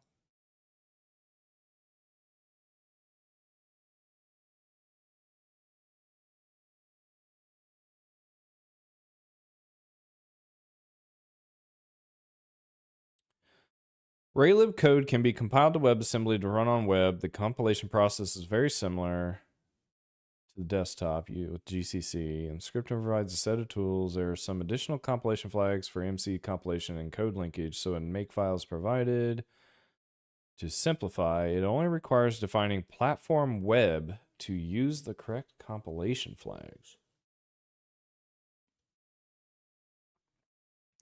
Set Raylib game for web.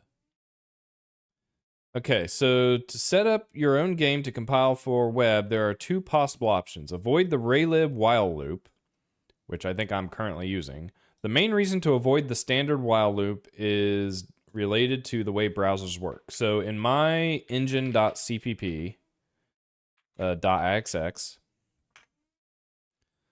I have a loop right here. So I have this run function. This loop runs my entire engine. So I am using the stereotypical while loop.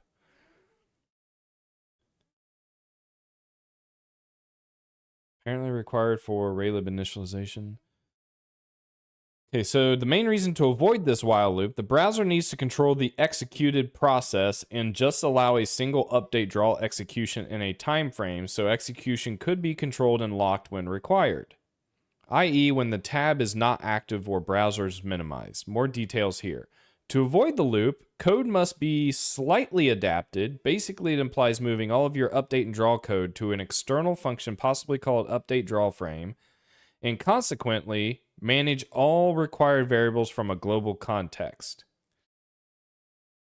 For a simple example on code refactoring for web, check this example. So basically, I would have to move this block of code here into a function and hand that function over to Emscripten to control instead of my engine controlling it. I don't know if I want to do that. I don't know. I mean, if I have to, I have to.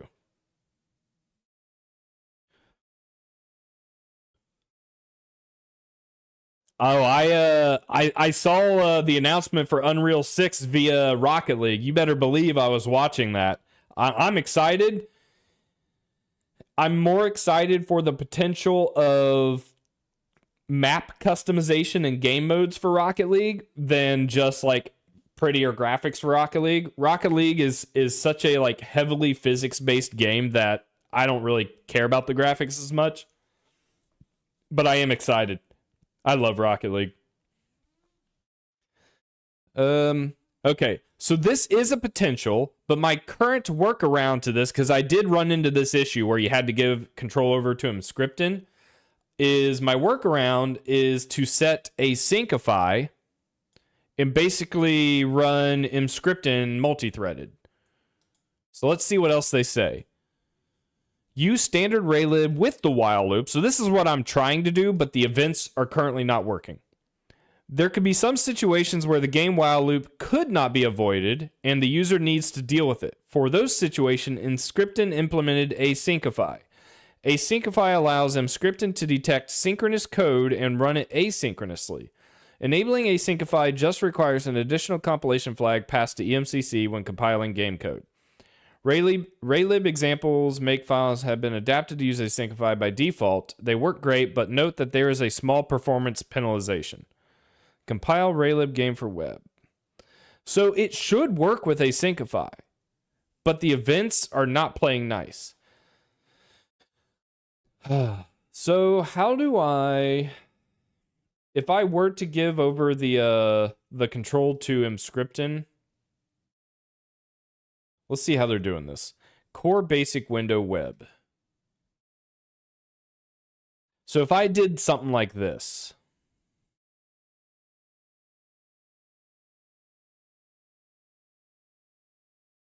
update draw frame. So you have a function. Whoops. You pass that function into Emscripten set main loop.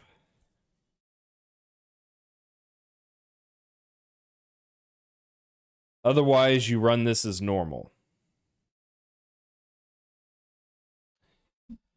But what if I want to manage state?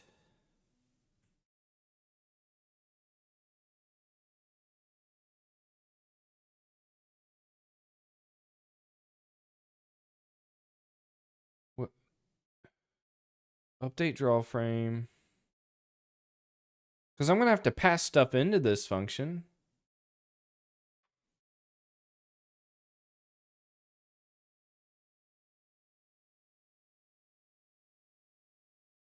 My understanding, so I've watched a couple of people talk about like the Rocket League and Unreal 6 ecosystem.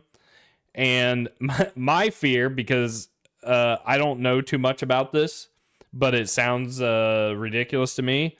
But I assume some of you on here have heard about Roblox. And Roblox, as I understand, is kind of an ecosystem of games where people can build games, maybe in Lua, and then distribute them in Roblox.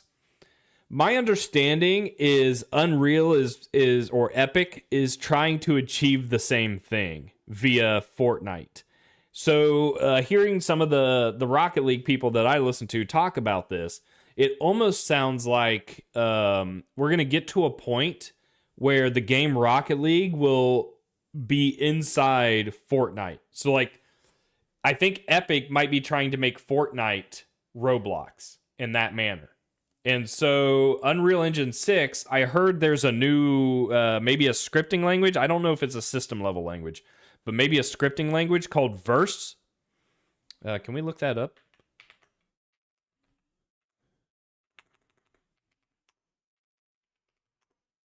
Unreal Verse language.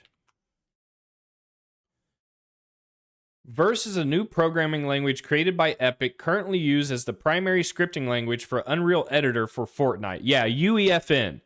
It is designed to scale with the metaverse. Oh, God. Allowing millions of users and developers to create interoperable real-time 3D experiences. So my understanding is Unreal 6 is going to become more of this, right? And if I had to guess, is it's going to be highly designed around making it very easy for people to make stuff. Because I'm assuming Epic is wanting to get in on the, earn 10, 20, 30% of everything every developer makes. So if you have millions of people using Unreal and playing in Fortnite and building games that release in Fortnite, say Rocket League, then they get a cut of that. So that is my guess based on everything I'm reading. Because you can imagine all of these companies are trying to unseat Steam. Steam has like global control of everything, but Roblox is succeeding. And so Epic with their launcher has not been succeeding with competing against Steam. But Epic has this engine that like everyone uses. So if they find a way to integrate that with a game that hundreds of millions of play, like Fortnite, they might have a way to compete with Steam. So that is my guess is as to what is happening. And I know nothing about Roblox. I don't even know what Roblox looks like. I have never played it. I haven't touched it. I know nothing about it. I know kids like it. And I say kids, but at this point, those kids might be adults. But that's what they grew up playing, right? And part of it is you want to get them into your ecosystem early as kids. So when they are adults, they are still in that ecosystem. It's what they are familiar with. I grew up with Steam. So that's the ecosystem I like. So it makes sense that these other companies are trying to find ways to like get around the global control of Steam. But Steam is so good. All hail Gabe.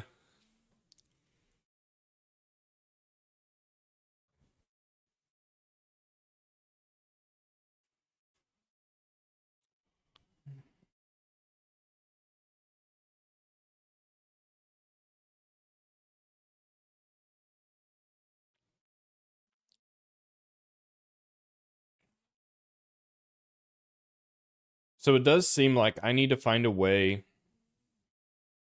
to maybe try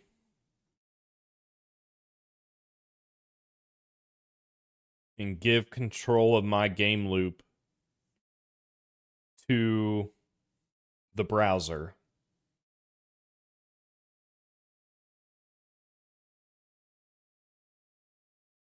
which is basically this.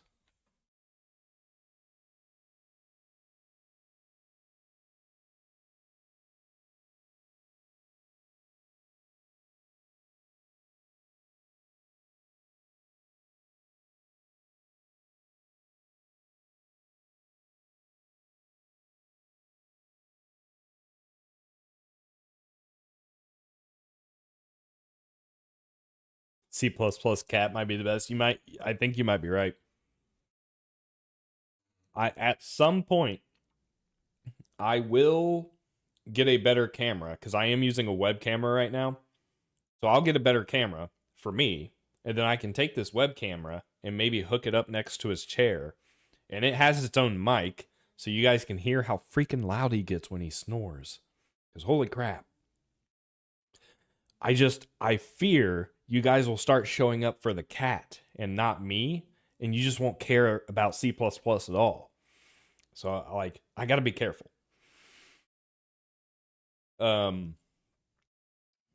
was going to say something else, but I think I forgot my train of thought.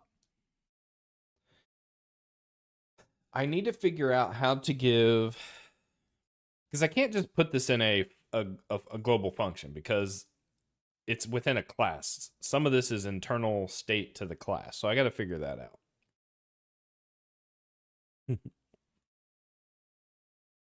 I appreciate you saying so.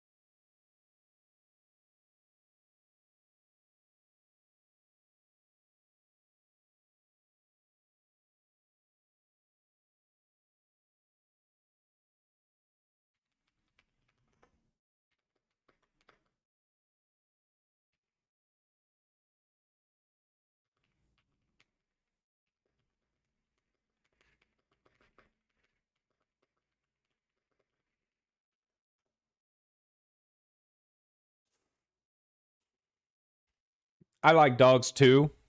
Dogs just take a little bit more effort than I was wanting to put into handling an animal. Hmm.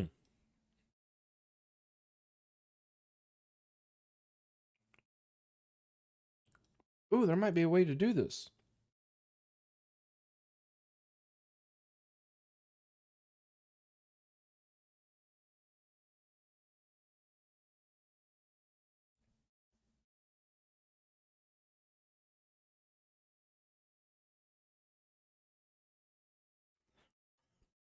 The issue I'm having with this asyncify stuff, as I understand it, is there appears to be some kind of race condition with Raylib events and Emscripten where they're clobbering each other, so the events aren't being received.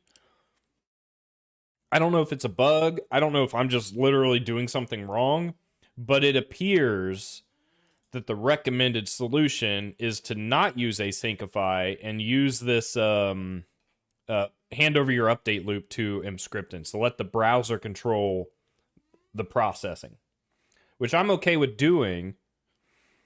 I just need to learn how to do it because I've never done it before. But it does seem like I need to do. Okay, I did verify VC package is doing this.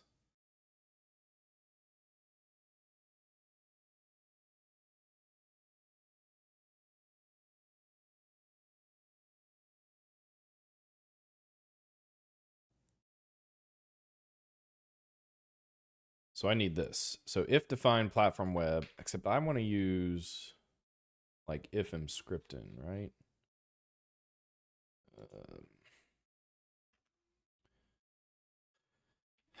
If defined Emscripten, and if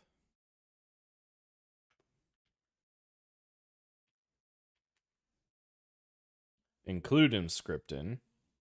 And then I think down in here, I basically need to turn this into an update function.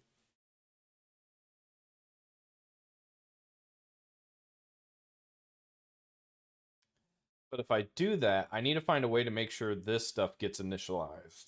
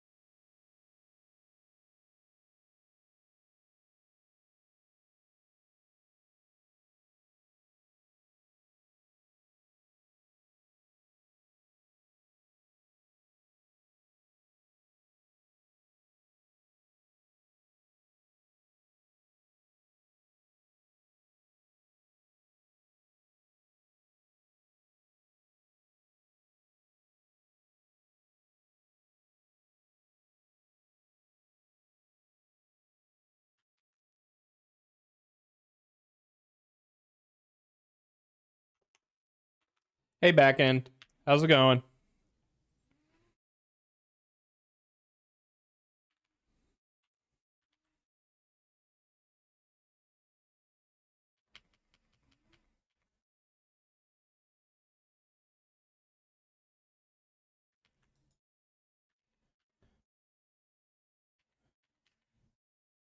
People as light.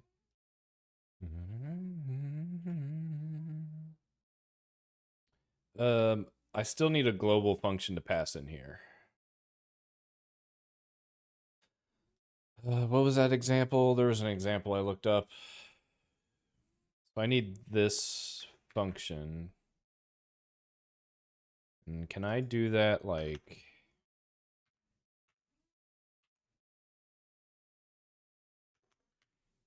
Can I do something like this?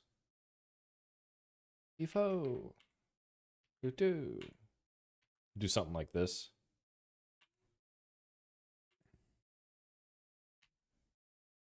Wonder what these arguments are. I should probably figure that out. So if we are running in the web, we hand over our loop to the browser, which will call the C function. We pass in our this pointer, which we static cast to an engine. That might have to be a reinterpret cast. I'm not sure. But we cast it to an engine type, and then we call our tick function.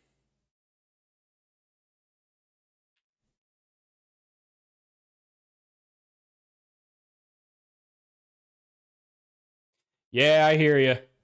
I am fortunate enough to have today off work, so I'm streaming earlier today. Earlier and longer. Because I really want to get this WebAssembly stuff up and running. If I can get all the foundational stuff for my engine to work, we'll be sitting really good for me to just get my game up and running quickly. Member access into incomplete type engine. I was worried about that. How am I going to do this? I have to do something like this. We'll make this detail. We'll have to forward declare.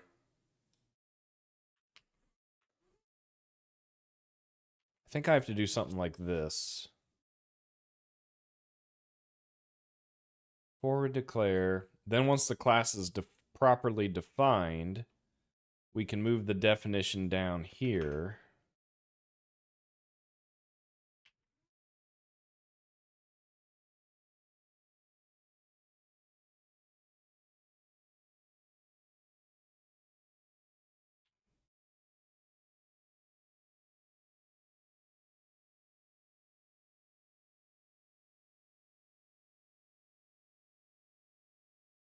Screw you, stupid programming compiler bullshit. Use of undeclared identifier in script and update wrapper. Oh. Sorry. I forgot the namespace. That's on me. Detail. Apologies. I didn't mean to yell.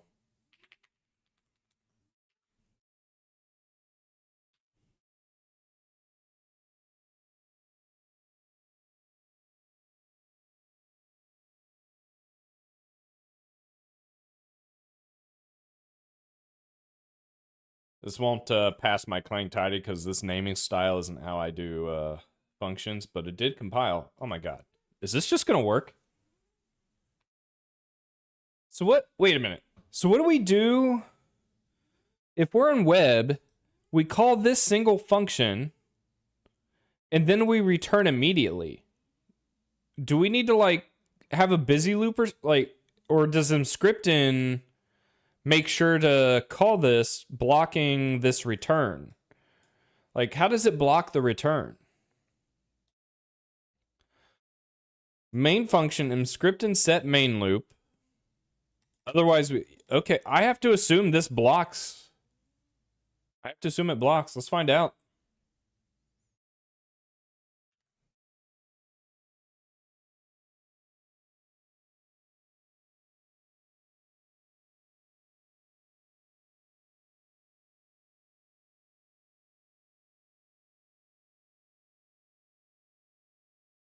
I mean, events still aren't working.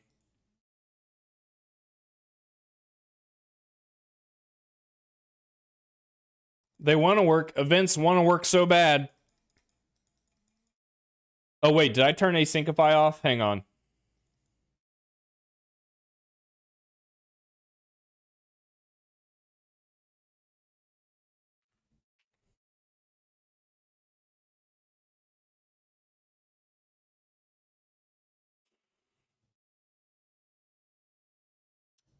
Oh, is that what the extra flags are? Simulate, infinite, loop flag, bool. One infinite, simulation on, okay.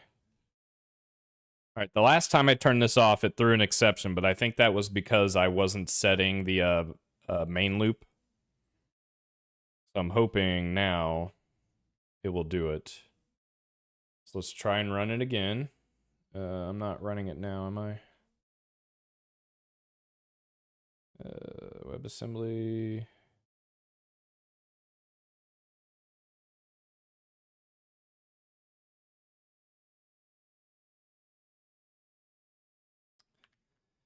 Exception thrown, see JavaScript console. So I need to view the, or I need to inspect. Aborted. Please compile your program with async support in order to use asynchronous operations like Emscripten sleep. So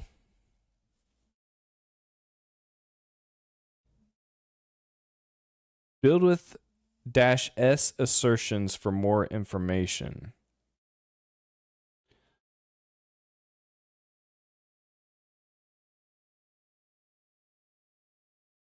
This is what I'm seeing.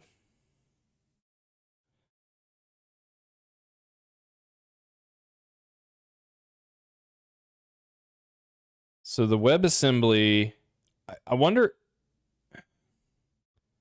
it's almost like my application is being built with Asyncify. This might be a AI LLM angle. I might just pass this in and see if it can scan what I'm doing wrong.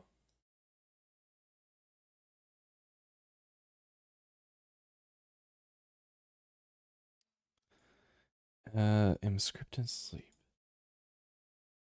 Am I building my application with Asyncify somewhere that I'm not aware of?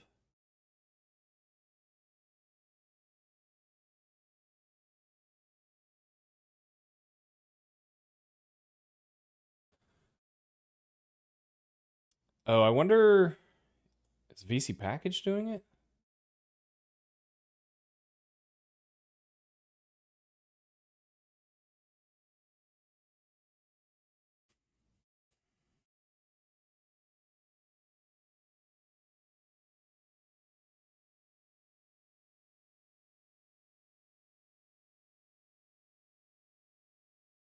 I don't think it is. Let me check the Raylib port file.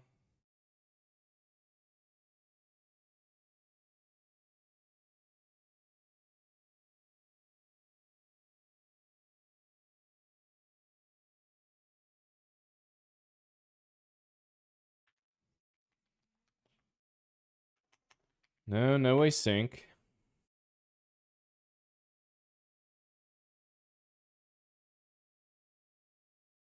All right. This is an LLM angle. I don't want to spend all day debugging this.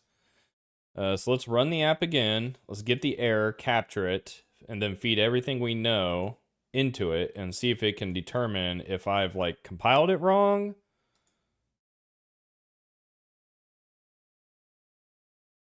Show preview. JavaScript exception. Inspect. I want to copy.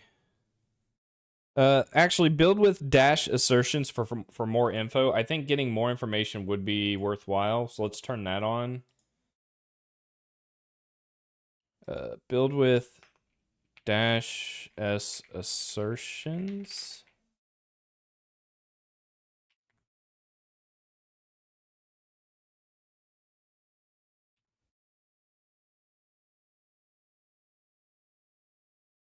Do I don't set WASM1, no. If there is the flag that needs to be set for that for Raylib, typically I lean on the package manager to do that for me. Okay, so that built. Show preview.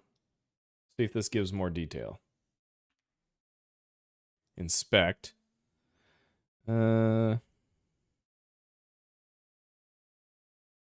It didn't really give us much more detail. All right, so I'm going to copy all of this. Oh, wait. Oh, what's this? Is this more detail?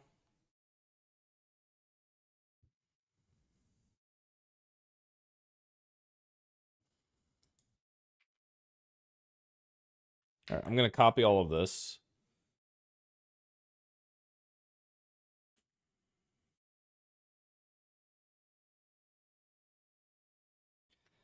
I am trying to get, what are we calling this? x64 Linux WASM release. I'm trying to get x64 Linux WASM release working without a syncify in raylib/cmake list.txt. I keep getting JavaScript exceptions when I try this. Oh no, did it not copy?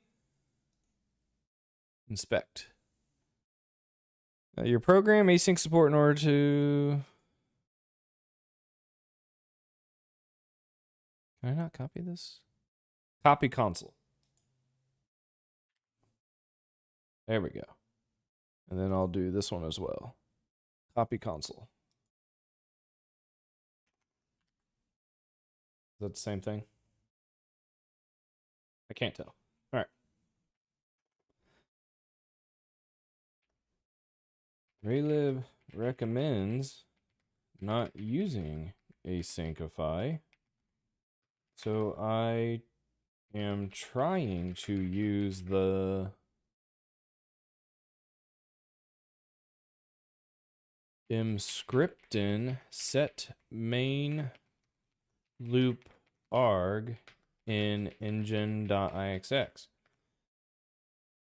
Did VC package compile Raylib with asyncify?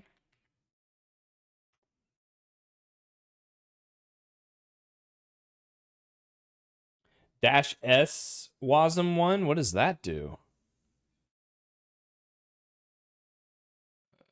Am I missing some example? Let's see.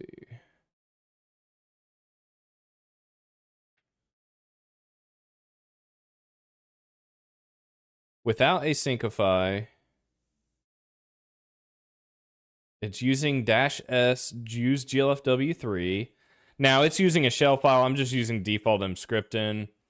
And then this is...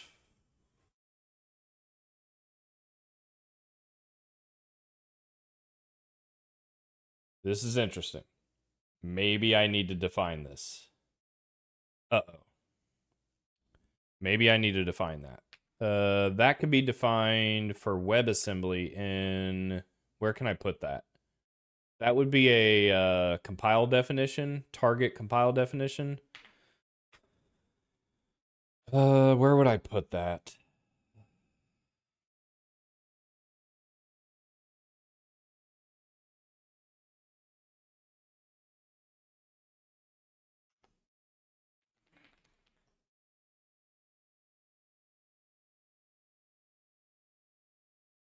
Wait, so do I want equal web?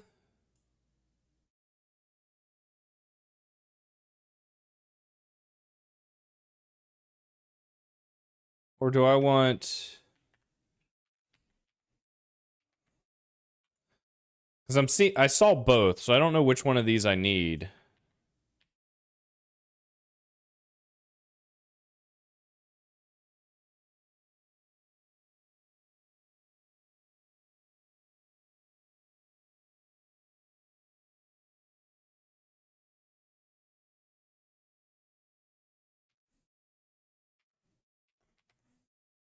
Yeah, I saw equal web here. Using CMake. If you prefer to use CMake instead of a make file, Inscript and CMake will prefer the Ninja build system, which I'm using. IDE friendly option. Okay, so it is deplatform equal web is what I need, because I'm not using a make file.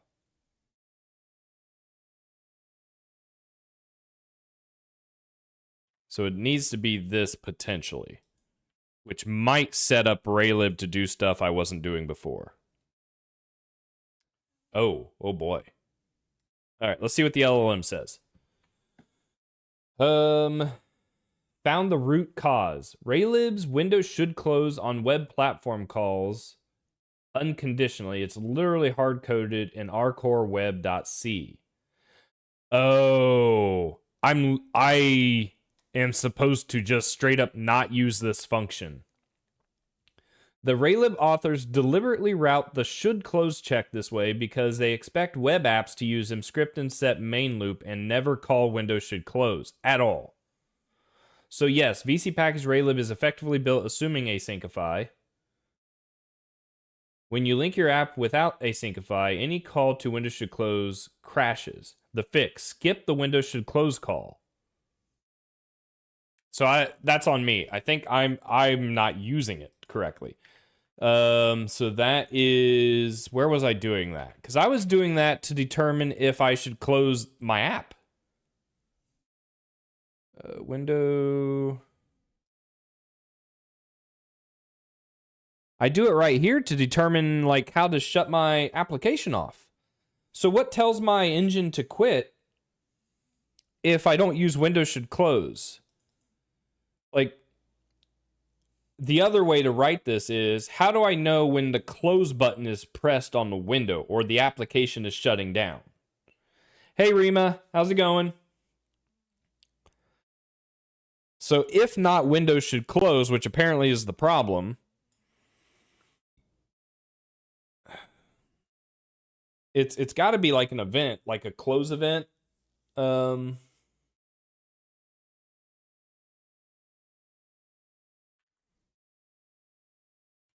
This makes sense.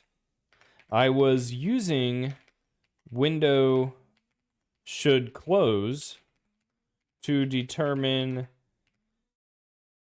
how to shut the engine down. If not this, what options do I have to shut the engine down? How do I know the web page is closed or a desktop application window is closed.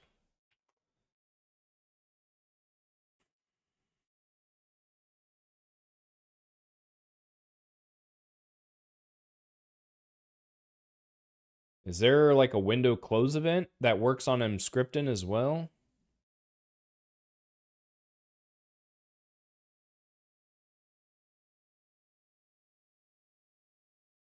There is no close event in the browser. A user closing the tab, navigating away, or refreshing the page just tears the WebAssembly runtime down. No chance to run a destructor or save state synchronously. The realistic options are do nothing. This is the standard pattern for Emscripten apps and what Raylib's own web examples do. Lifetime is owned by the page. The runtime is killed when the page goes away. Your engine stops simply. So it's basically if you have an application running in a browser, it don't give it F on your memory management. It's like, hey, you close that tab, we're clearing everything. Which, I mean, kind of makes sense because your browser is basically a virtual machine. That's funny. So I guess I don't do anything. Okay. All right, so let's see if this happens. I'm also wondering if this platform web thing was needed, if it's needed to help me fix the events, that issue I was having with Asyncify. So I might try and turn Asyncify back on, because the less Emscripten specific code I have to write, the better. We'll see if this works.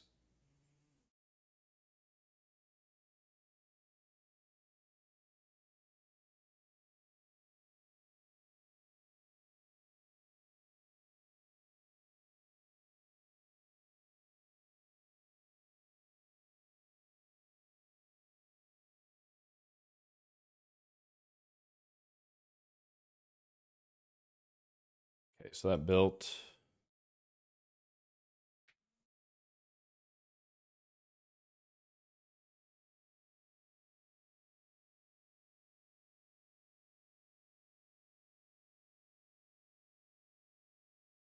Well, we have events. That's good.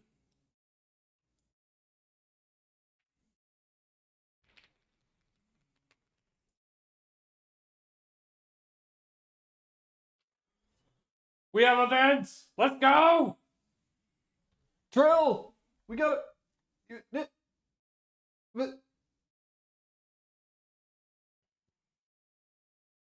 He don't care. Holy crap. Uh-oh. Wait. Is that accurate? Uh-oh. No, guys, wait. Don't get too excited. We do have events, but they're not quite positioned correctly, I don't think.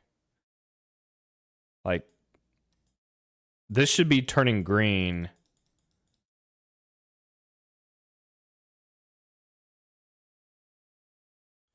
Something isn't quite 100% correct, but that's okay. You know what? It's close enough.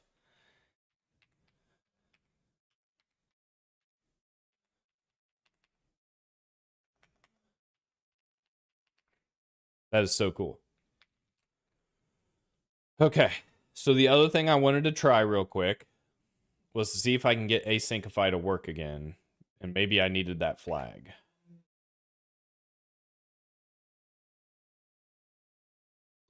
So I could turn Asyncify back on, and if Asyncify is on, I don't need this stuff. Actually, I wonder if this sleep is causing problems for Asyncify as well. Well, we'll try it. We'll try that next. So I comment that out. The engine, I comment this out. Let's build that.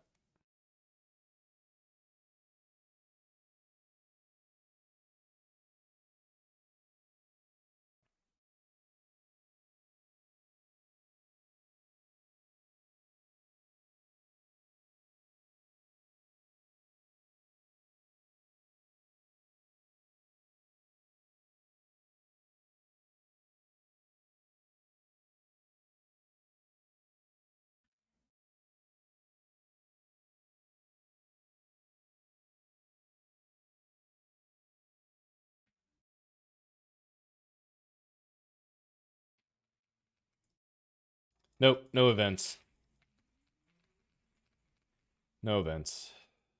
That's so crazy. Why does Raylib support Asyncify, but then the events don't work? That makes me think I am still doing something incorrect. So let's try.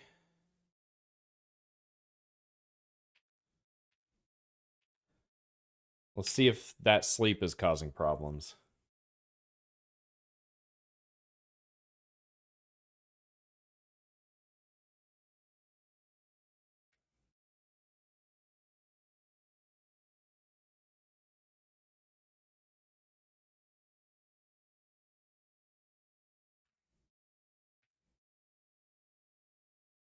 Oh, it needs that sleep. Whoops. That makes sense. Uh-oh.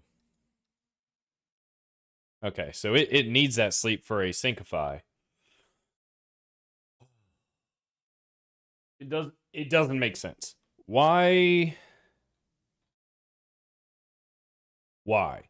I want to check something real quick.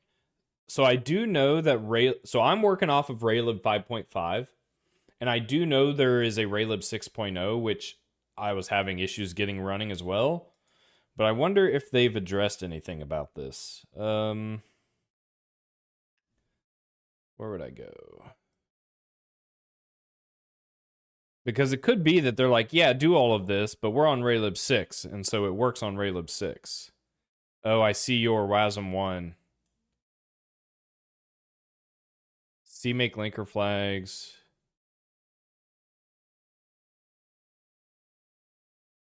GL enable get proc address. Okay, so what is this saying?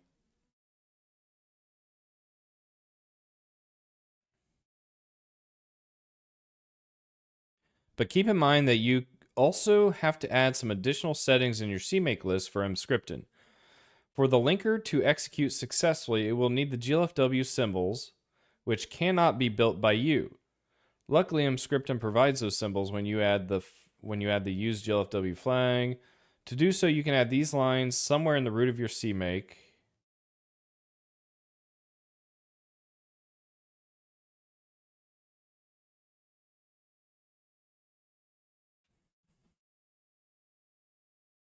Is it the rest of my application that needs these flags as well? -S WASM1.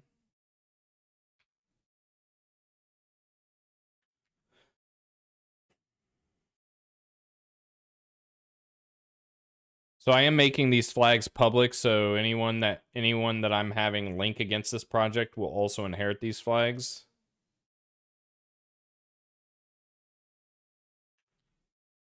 So they're doing =1. I don't know what -S WASM =1 is gonna do. Surely that's not gonna solve my problem. Surely.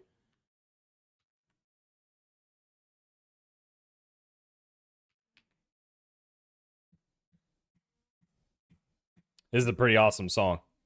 I have no idea what it is.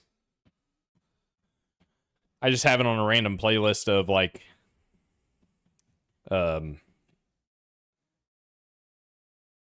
my god. Shipping up to Boston / Enter Sandman by Goddesses of Bagpipes. Oh, this is gonna be epic. This is going to be epic. I'm gonna shut up so we can enjoy it.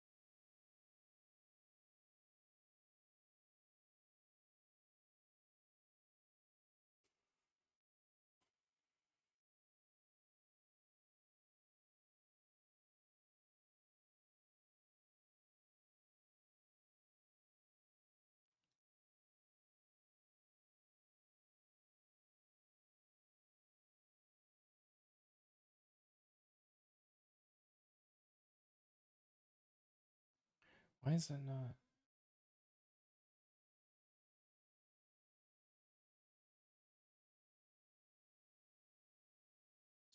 It's not working. Hey Lex, how's it going?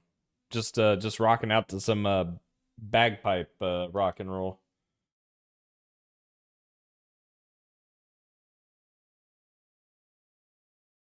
I forget what volume I had you guys on. I'm gonna say it was like that. All right. I'm also trying to learn Raylib under the hood. I'm trying to understand how Raylib works under the hood, so I can make some better decisions. And I'm looking at version 5.5, which is what I'm on. I'm trying to find. Why is there it is? Okay, so I need to find end drawing and see what it's doing.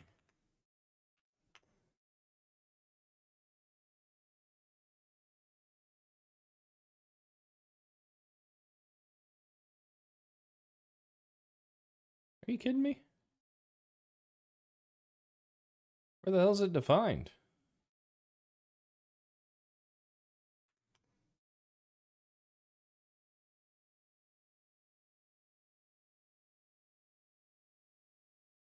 Okay. So in drawing, RL draw render batch arc. Oh, RL draw render batch active. Swap screen buffer.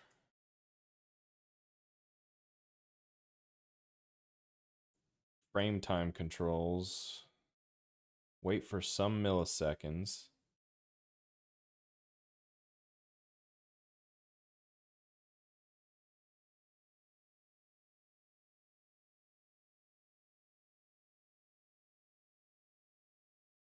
Poll for inputs.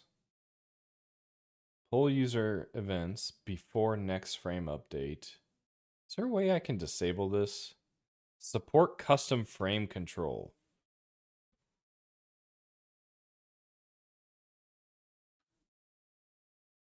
If not support custom frame control,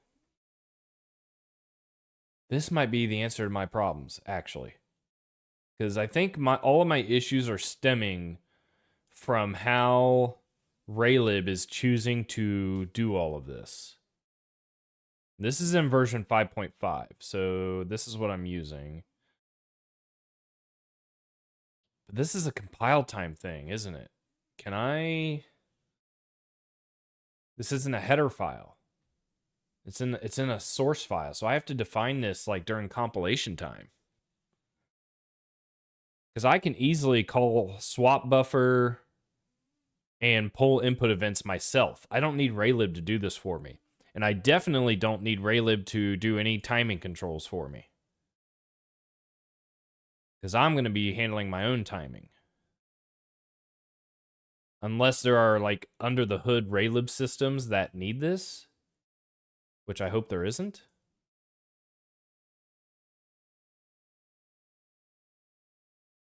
So we have core.time, previous current frame.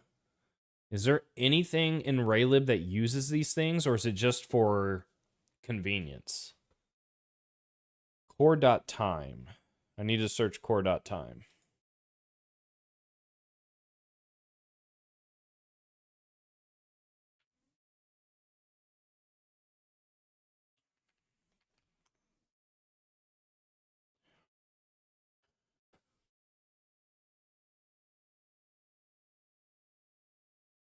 I don't like that there's a R core memory that uses time. That scares me. SDL time, Win32 time, core.time.base, Android. I see a bunch of things setting time. I don't see anything consuming time, which is a good thing. And this is literally all it's being used for. Okay, this is actually consuming the time. I need to see what this is doing. Get time. Okay, that's all it's for. It's for calling get time. So if I'm managing my own time and I'm not using Raylib's time controls, then I don't need this. I can turn all this off, and then maybe my problems go away entirely. So then the question becomes, how do I set this value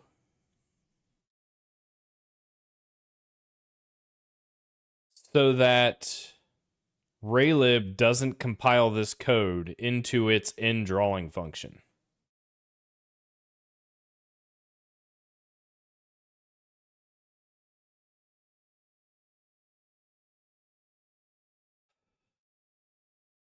Because my guess is VC package. Our best chance is VC package manager exposes it as a feature, and then all I have to do is define it in my VC package file.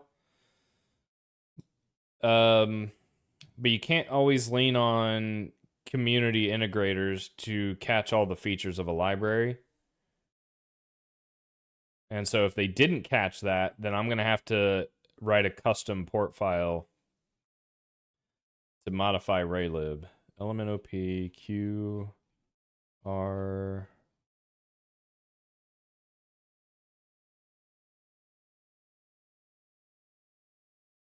What was that called? Support custom frame control. Not promising. There's no frame word in here. And it would have to be a definition.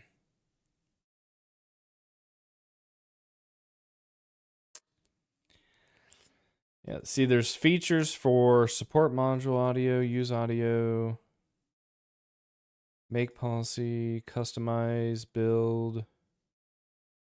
Yeah, this sucks. I think I'm gonna have to write my own port of Raylib to make this work.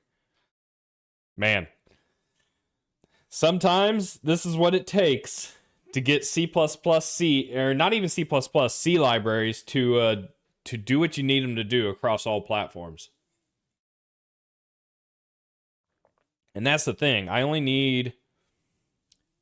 Well, I guess I would want this turned off for everything. That way I have full control.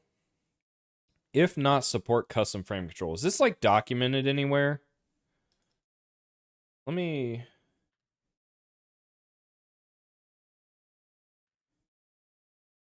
look for this. Maybe there's a different flag I can set that sets this. Oh my god. This stupid browser integration. I just want to copy this. Copy.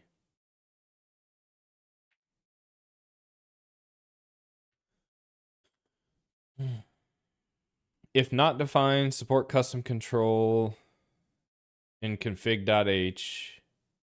Define it.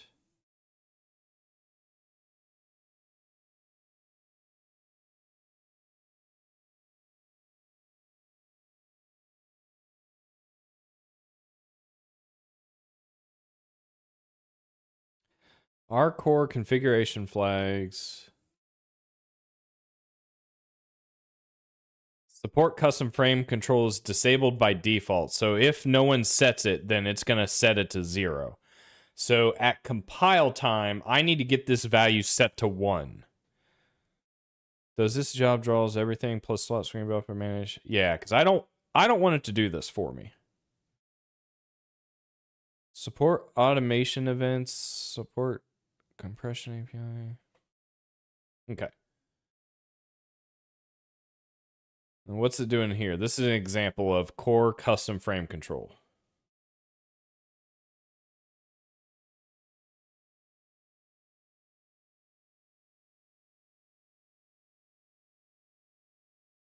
If not defined platform web, pull input events. No, on web platforms. Wait, what?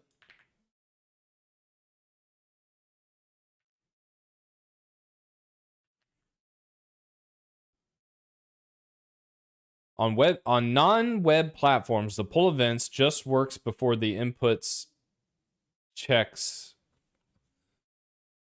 If we are not platform web, pull input events.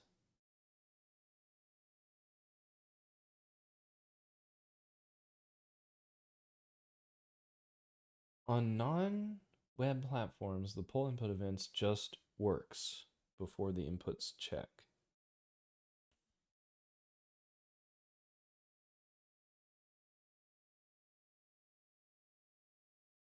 I think this is part of the problem I'm having.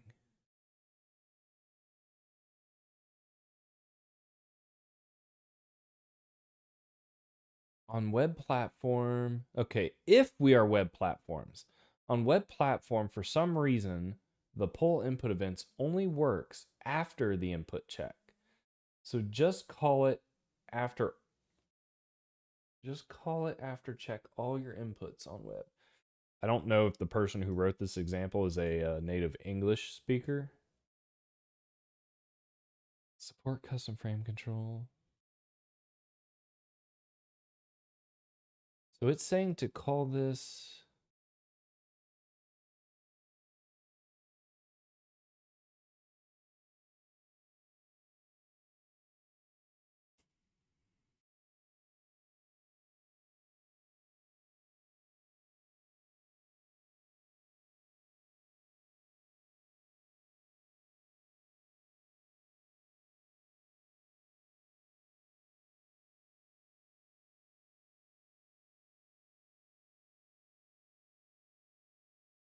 Something is confusing me. Is this still true on 6.0?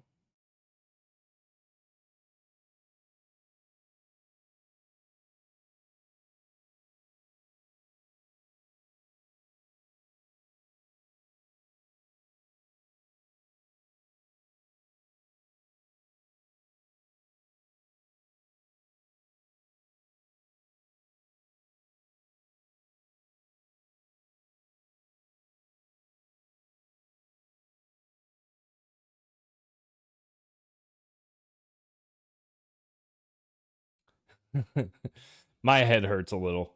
I'm not gonna lie. I'm just confused. I think this is the issue I've been running into with like whatever they're talking about here. I just wish they had a little bit more description of what the problem is. Because they're calling poll input events after processing the events on web. On web platform, for some reason, the poll input events only work after the inputs check. So call it after you check all of your inputs.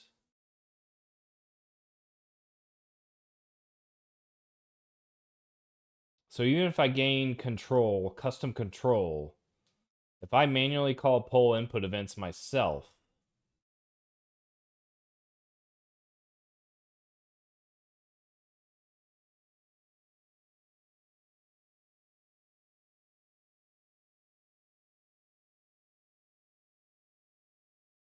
I hate programming.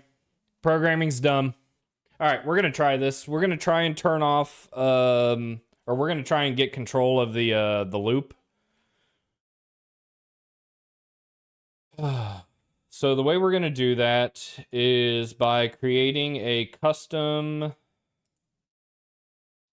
VC package port.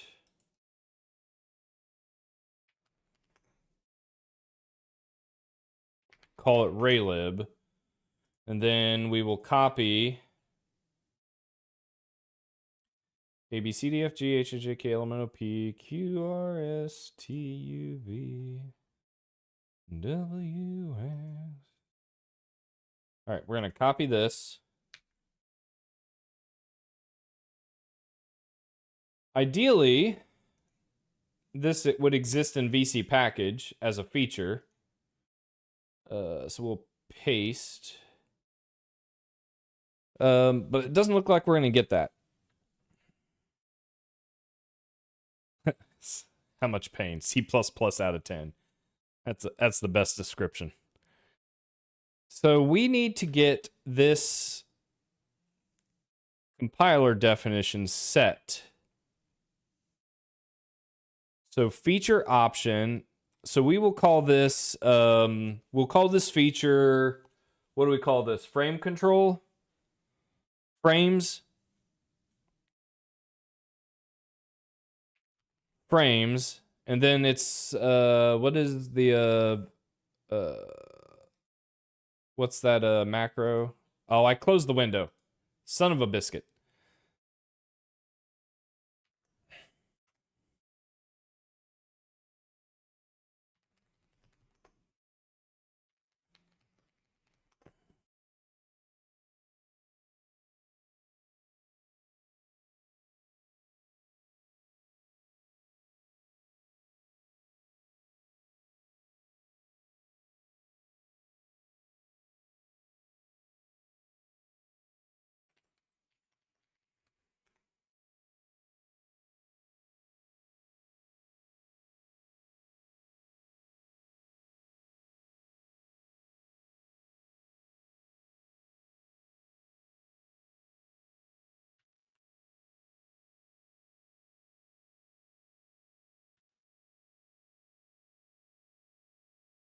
Okay.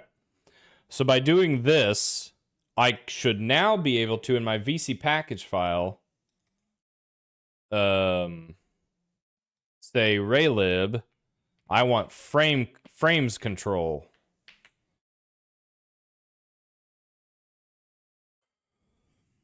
But I also need to tell it where my custom overlay port is, which is dot slash cmake VC package ports.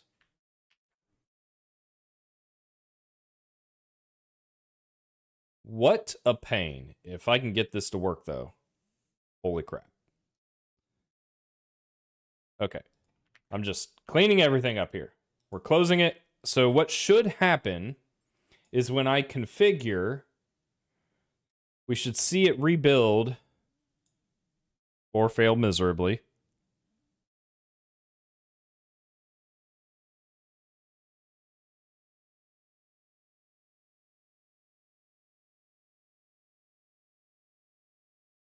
Raylib frames is not a valid package. Package names must be lowercase alphanumerical plus hyphens and not reserved.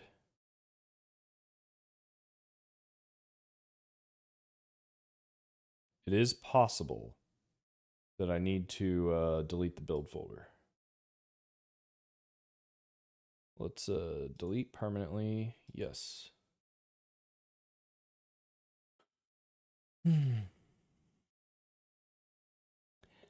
Yeah, who knows if this is actually worth it, but it's also, you're right, it's also just for learning.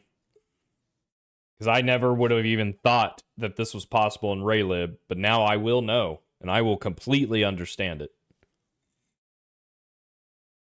I mean, this is one of the issues I had early on with Raylib, because I thought I had to manually call poll events, and because of that, it wouldn't like close the window. I don't know if anyone remembers seeing that, because Raylib was all automatically handling that for me. All right, let's try this again. Okay, so it's not liking that. Oh, wait a minute. I think I need to add the feature. Default features. I have to add the feature here, I think. Frames. Build frames control. No dependencies. Is that all I need? Uh-oh, I screwed something up.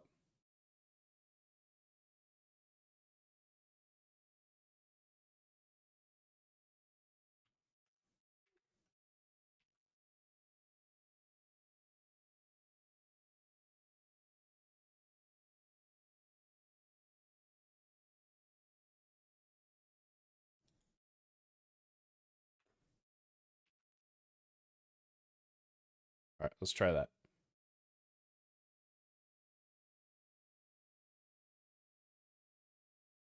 It's not a valid package name. Package names must be lowercase. 3K points, you're farming them? I don't need it to be a default feature. I do want it to be an available feature. What am I doing wrong? This might be a lack of VC package knowledge. I thought I could just turn on, put it in a port file as a feature.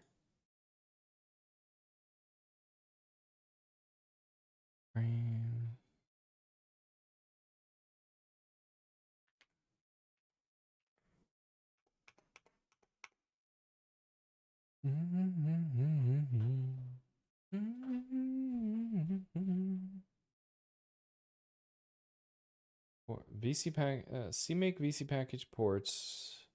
CMake VC package ports.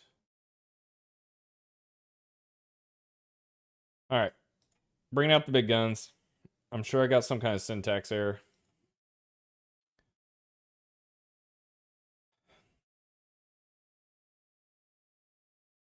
I'm trying to add a frames feature to a custom Raylib port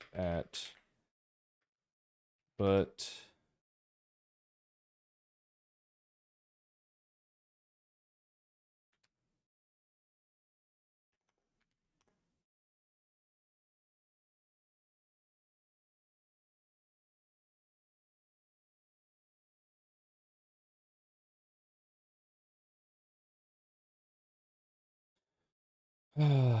the dependency must be specified as an object with a features array. Oh, okay. So did they change that? They may have changed that.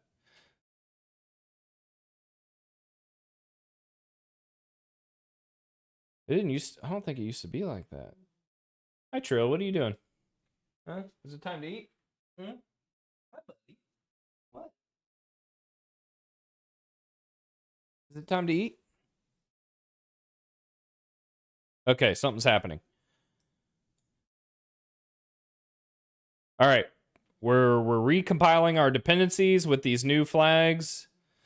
Hopefully that means I will get full control over Raylib's frames, because I don't really need its timing.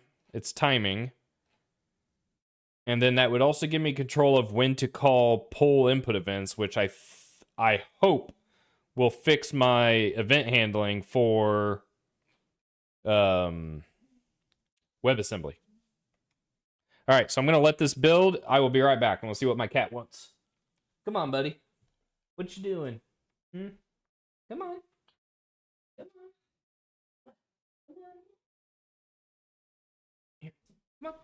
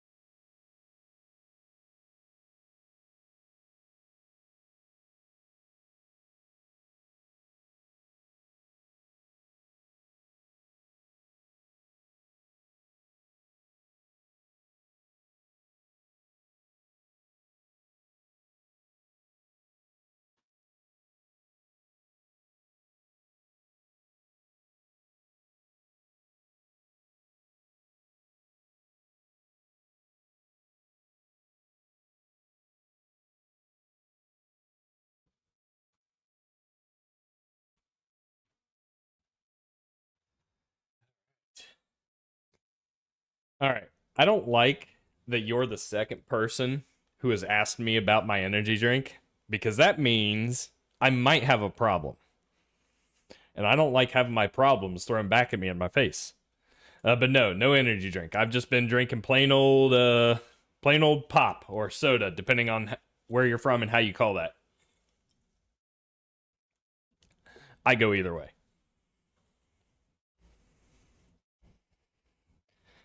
If I wasn't out of energy drink, I might have been drinking them, but I'm out at the moment.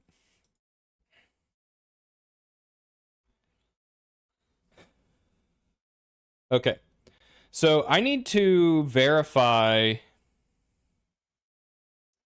the event handling, or like the polling for events, is in my control. So before we get to a WebAssembly, I actually should probably build this for desktop and verify that way. Because I'll feel better if it actually does give me control.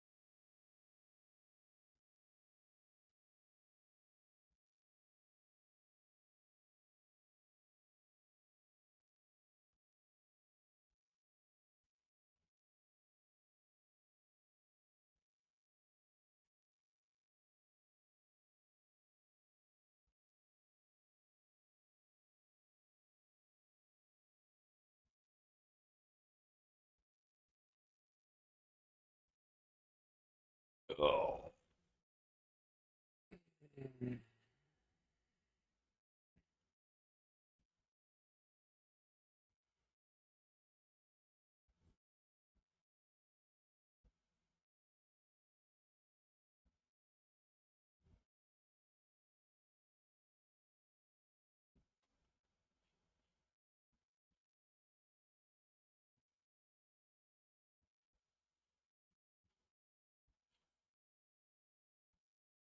All right. Building Raylib.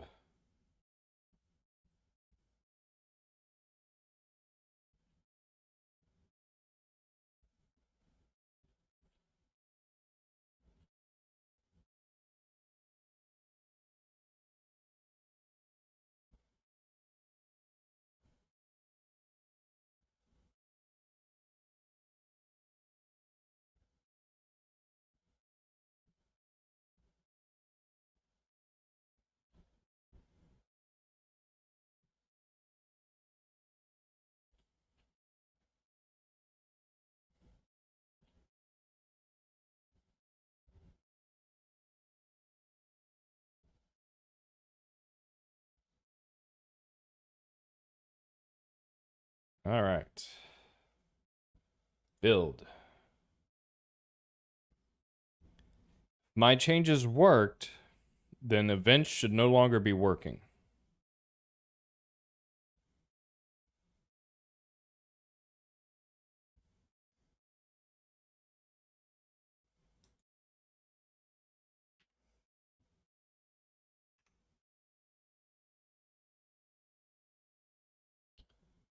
In fact, nothing is working.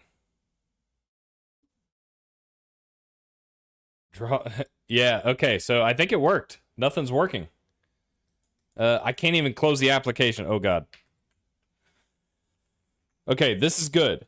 So now that means I have control. I have the power. And what do I do with that power? After indrawing, we are now in charge of swapping the buffer. So we have to call swap, what was it called? Swap, crap. Maybe I shouldn't have control.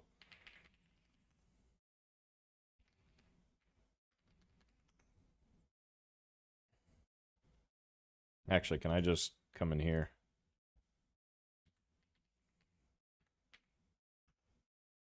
Swap screen buffer.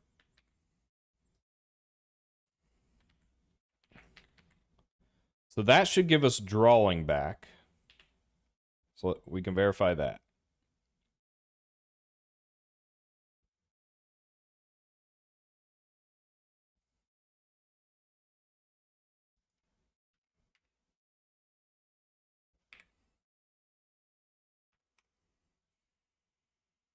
There we go. We got graphics back. We're still rocking 0 frames per second. Oh, draw FPS, I bet, relied on that timing control. So that's always going to say 0 now. That's okay. We can implement our own. Events aren't working, obviously.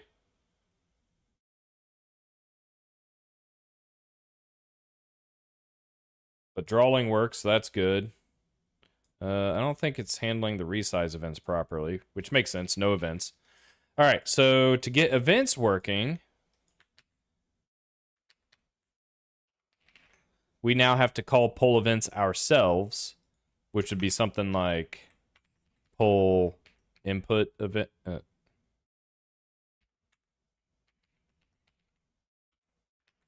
Pull input events.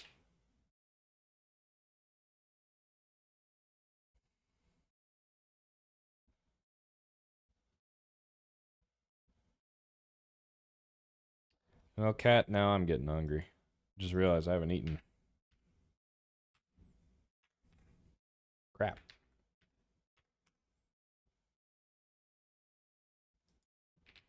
All right, we have events. Events are back. And working. Even when I resize. So now we have control. And now that we have control, maybe we can figure out what the flip is going on with the freaking WebAssembly.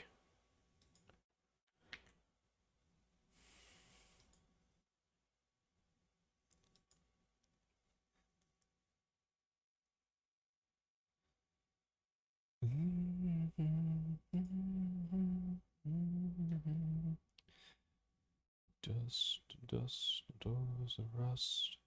I'm hungry. What do I want to eat? What do I want to eat? I am hungry.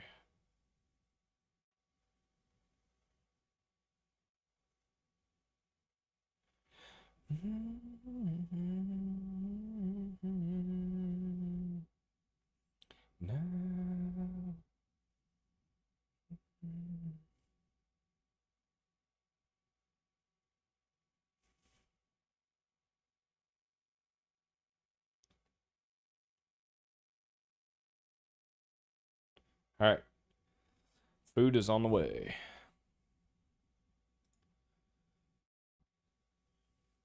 I thought about if I can figure out a way to get Monster to sponsor me, I will totally get a I don't know where I'd put it, like right here or something. I would totally get a Monster fridge and fill it up with all the Zero Ultras I could drink.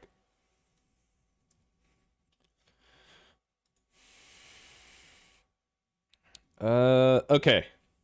So I'm expecting to still have problems, but that's okay. We're pulling events ourselves. We're not doing anything Emscripten specific, because I still want to do the Asyncify option if I can.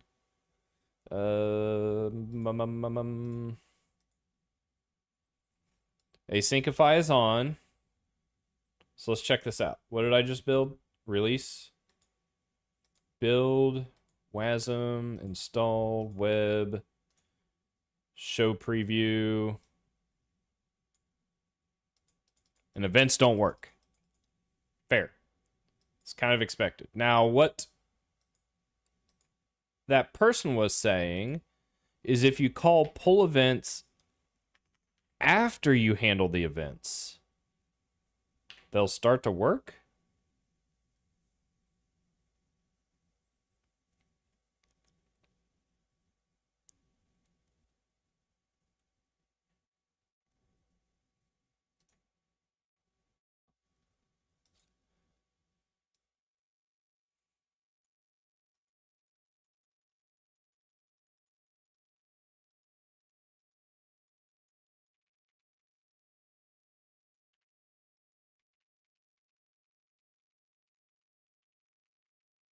We have events, ladies and gentlemen. We have events.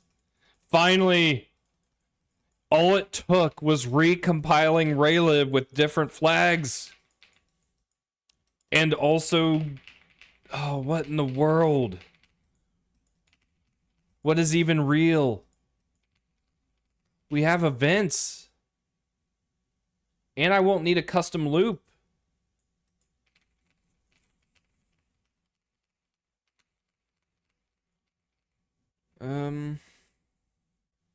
I'll have to implement my own frame rate counter, but that's fine.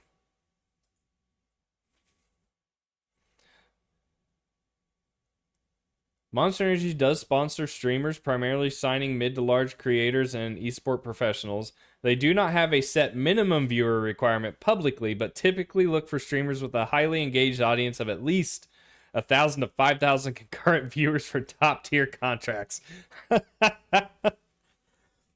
Do you know how hard it is? Like, I'll be completely honest. I work full time, right? I'm probably a little older than the than what the normal streamers, like the more common streamers are. If I ever get like 100 concurrent viewers, I would be astounded to even think about 1,000 to 5,000 plus. Are there any C++ streamers that do C++ and get 1,000 to 5,000 concurrent viewers ever? Are there any programmers that do live coding that do that many viewers concurrently, like daily? Start getting a lot of RGB. Do I need to start yelling too? You're not wrong, Devtron. I need to focus on the cat. That's my only hope. No, because then the cat will get sponsored by Monster, and I will lose out. You don't understand. I am terrified the cat will do so much better than me. But I have events working, which means I can make a game. My only hope at this streaming thing, I think programming in general hot tub programming. Programming in general is more of a niche topic. Like, it's hard for it to be entertaining for those who aren't specifically interested in programming versus a more general streamer who's doing more general stuff, playing video games. It's easier to have that on in the background and listen to. Whereas programming, you kind of got to pay attention and see what's happening and somewhat understand what's happening, right? I'm not going to get just someone who doesn't know programming to hop in and like stick around and understand what's going on. So that's tough. I'm not gonna lie, it's kind of why I do a little bit of gaming too, right? It's not just to I mean, it's definitely to take my mind off programming, because it gets, I don't want to burn myself out, but it's also to maybe try and grow the audience a little bit more, to be more than just programming.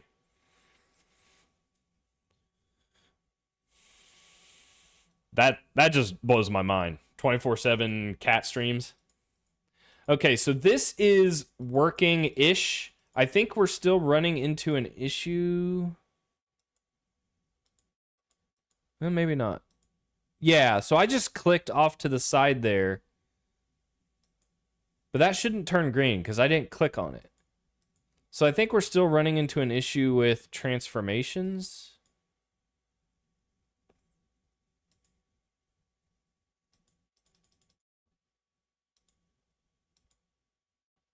Yeah, that shouldn't be happening.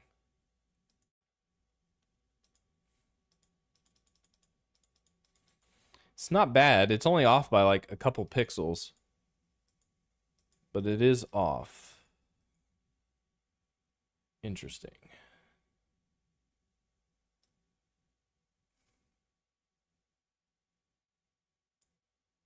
It's also weird that I need to do this. All events for WebAssembly after handling. After processing events. Otherwise, it don't work. So that's huge. That is massive. Because that means I don't need to do all this stuff now. I don't need this. I don't need this. I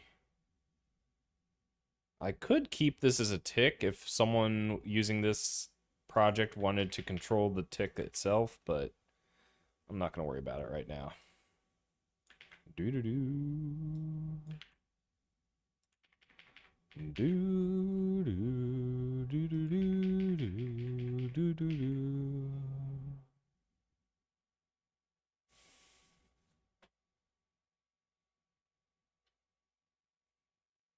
I appreciate it. I try to speak my thoughts when I have thoughts I think are worth speaking about, just in case someone wants to learn something. That is the intention.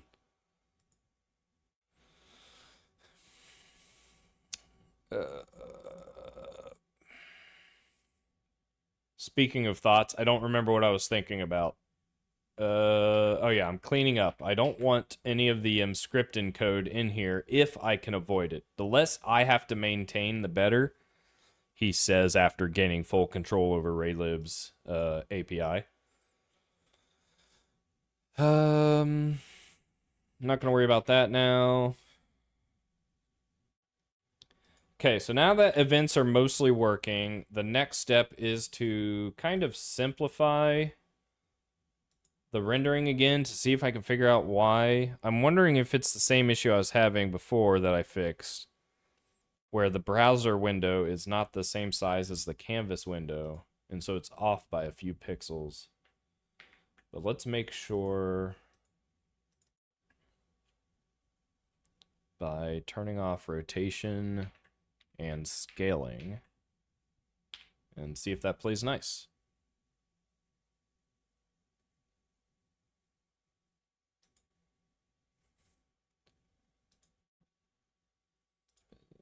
WebAssembly.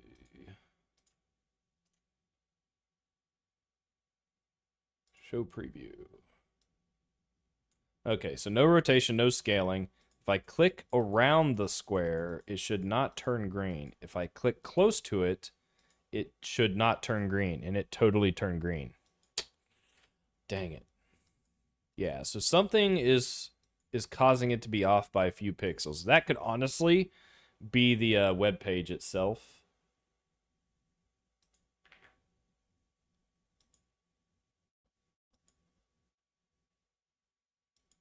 Yeah, it should not turn green there. Okay. So I'm gonna have the LLM take a look at this one. I don't feel like trying to debug that. I got... No, let's start a new one. And this could just be an issue with Raylib itself, and I might just put up with it. When handling events with rectangle, the rectangle changes green even when clicked outside what is drawn.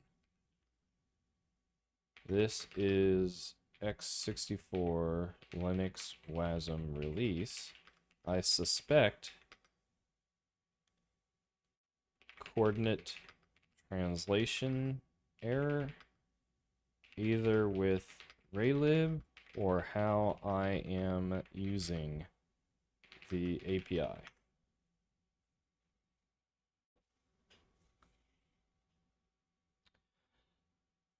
Here soon, my understanding is the usage of LLMs are changing, and they're not going to charge you based on like tokens anymore, but by how much you're actually like your prompts use the APIs, which means things are about to get significantly more expensive.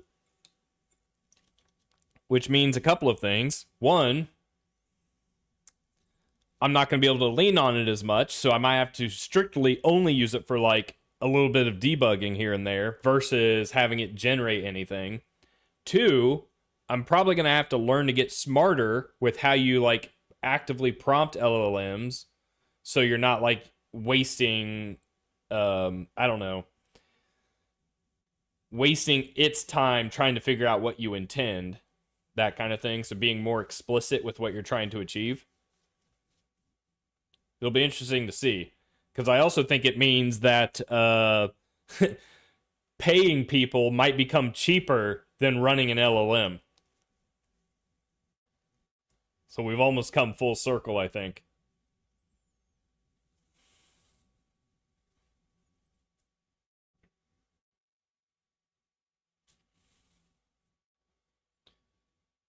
Now let me look at the window, how events are processed in the WASM, plus the node transform logic more carefully.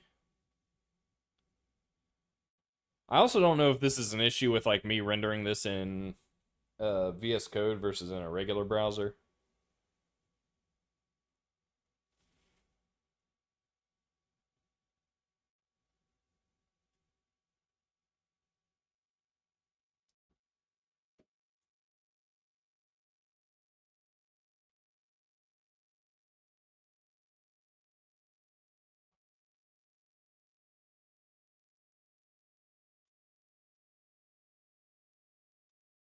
Oh, it even failed here, didn't it?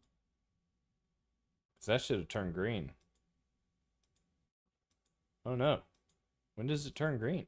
All the way over here. Oh, it's almost like it didn't transform it at all.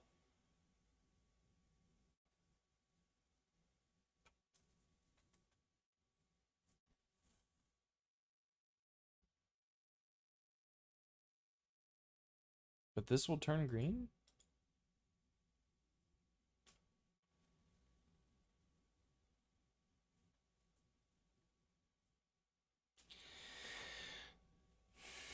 No. Have you ever written physics from scratch? That is a complicated subject to get correct. I have done physics, simple physics, so you know, what is it? Like force equals mass times acceleration types of physics. Distance equals velocity times time, or velocity equals acceleration times time, you know, that kind of thing. But the challenge with real, like getting physics done really well is, and I forget what it's called. It's like tunneling or something like that, where you can, like, when you're about to do collision, you could have a frame where you're here, and then if you continued at the speed you were going, the next frame would have you here. And so you have to like account for that type of stuff. And so physics engines like Box 2D, for instance, they do like mini time increments. So like as you're getting closer, instead of the next frame going here, they'll go like they'll do like micro loops or internal iteration loops to determine if you're going to do like collision. And I'm not 100% sure how they handle that, but that's my like base level understanding of how I think physics engines handle that. But it's complicated. It's a lot of math. So I'm not writing everything from scratch. I am a big fan of reusing libraries that already exist. So if I need physics, I would use something like Box 2D. If I need graphics, I'm going to use Raylib. If I need signals and slots, I'm going to use a library for that.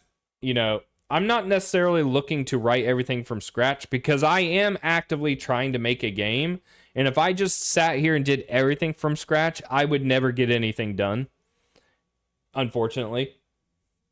Now, it would be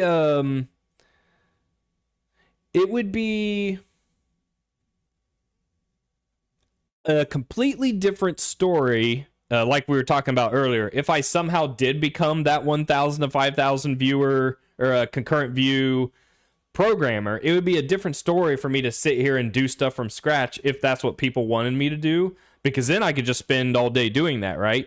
But with the limited time that I have these days, a couple hours here, a couple hours there, I really just want to try and get some stuff done And so really what I'm showing is how to get stuff done.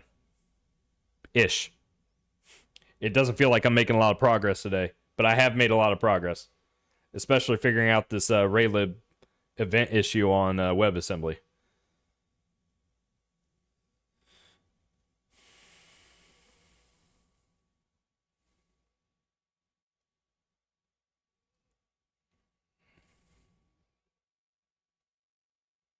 Oh, my food's here. I'll be right back.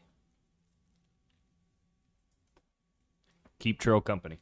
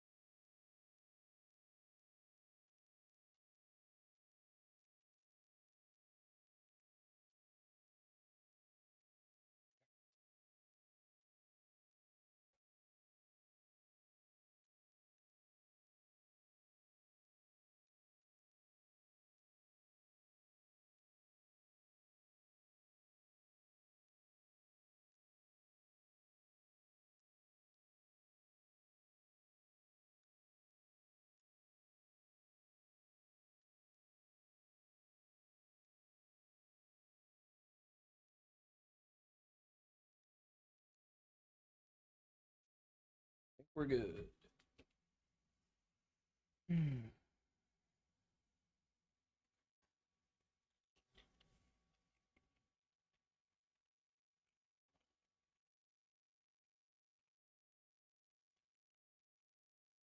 They didn't bring me my drink.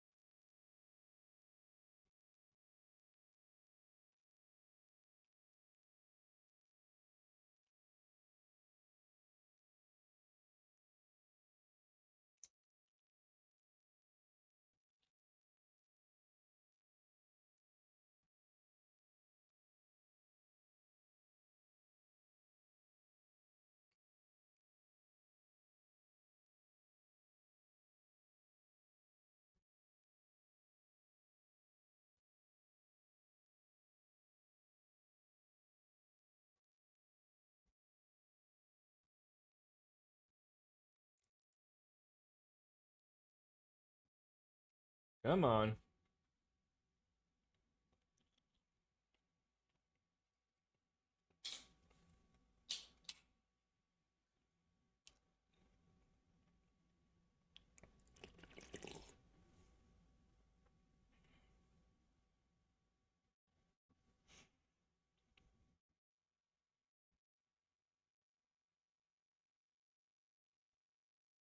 All right. I think that is taken care of.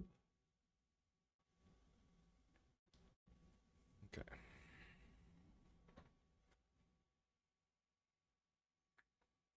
Samsung's working on a 250 terabyte, 1 petabyte drive. Anyone have a DeLorean? I used to be a big fan of storage in general because I'm a PC enthusiast. I like building my own computers, building my own like home theater systems. And then like the whole streaming stuff happened, and it kind of died off for me. But at one point, I did have 50 terabytes in my PC. I had like a giant full full ATX tower with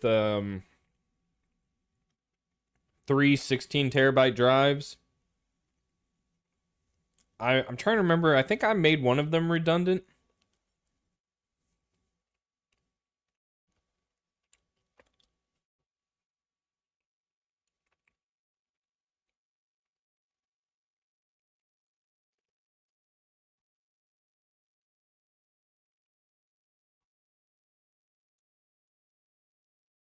I haven't really needed that anymore. These days, my computer, I always run two drives. One is the operating system drive, and the other is like a just a storage, game storage, programs. I mean, you guys have seen it. I pull up File Explorer. I have two drives, a C drive and a D drive.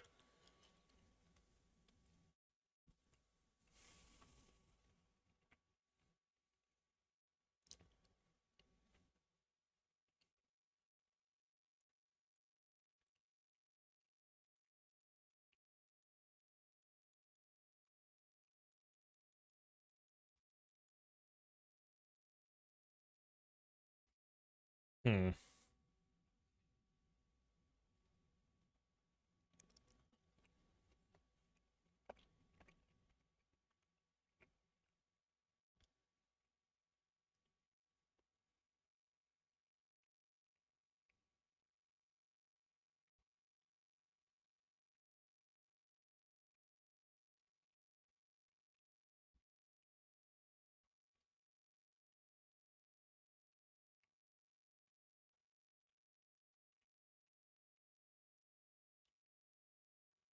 I can tell this LLM is doing too much work.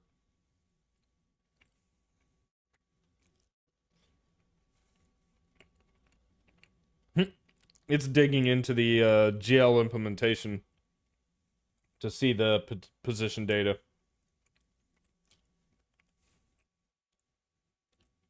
And I don't think that's the answer.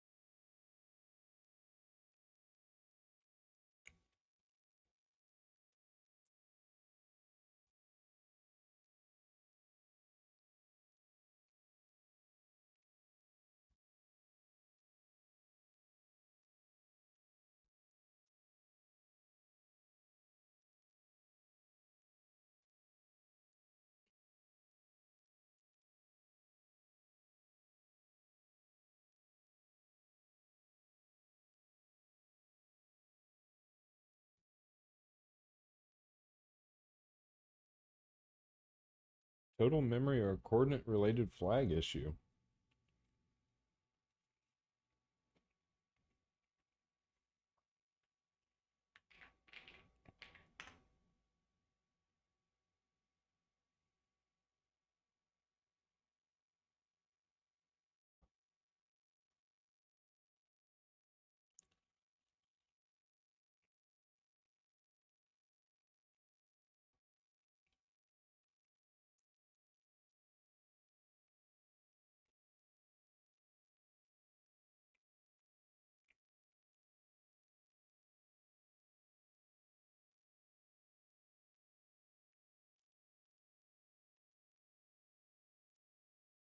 Now it's digging into the GLFW source code to see how it's handling events with WebAssembly.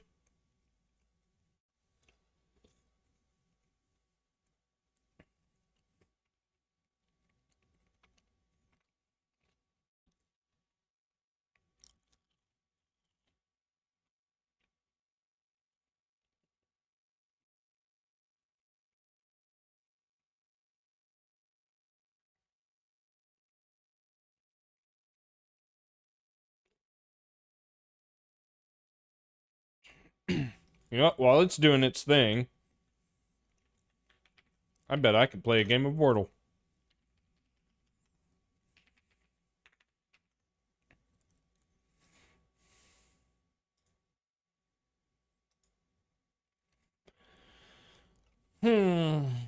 Let's try break.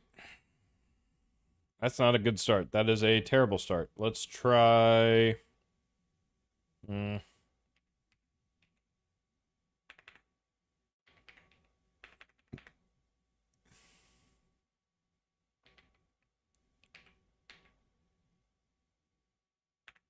Let's try fling. Oh no, I'm terrible at this. Light was a good one. Let's try...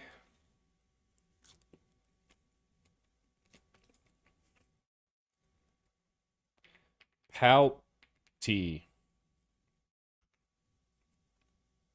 Jesus, what is this word? T-H-I, can't be I. Can't be ing.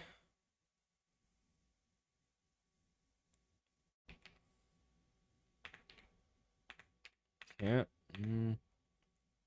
Whim. Swings.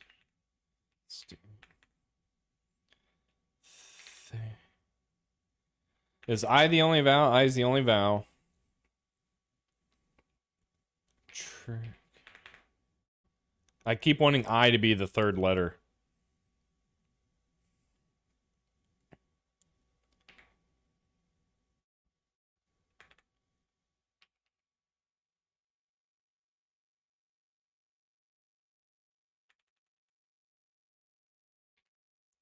No tiger. Good idea though. All right, we gotta beat this before the LLM solves my problem. Witty? No. Can't use a Y. With.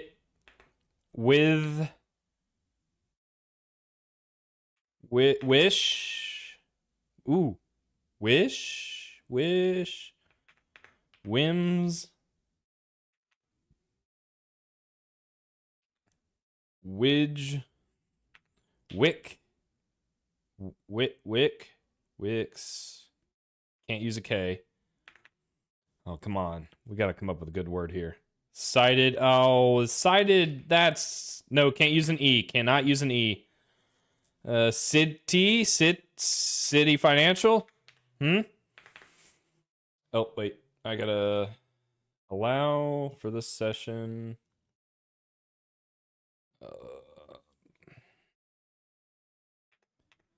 So... Swing... Sting, swing... Say... I was looking at the color of the letters wrong. Sorry about that. Oh, no, you're good. Winner. Oh, winner sounds good. Oh, no, we can't use an N. That's what's making this so hard, is I knocked out all of the, like, common consonants. Also, I'm terrible at words. Wit. I really liked witty until Y can't be used. A lot of times when it becomes this difficult, usually it means you gotta, like, repeat a letter.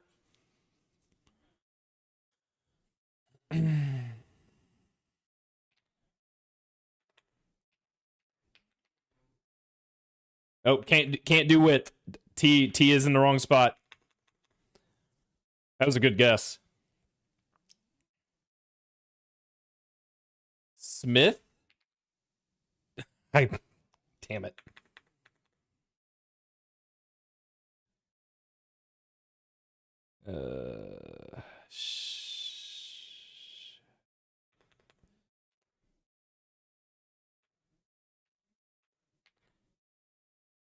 I like width. It's just T's in the wrong spot. Widths? That's fine. We knocked out. We got another letter and we got rid of W and H. So now we're looking at like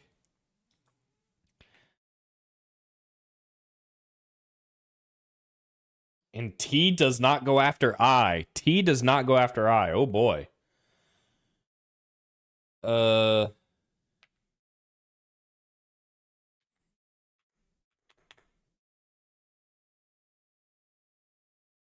Hmm.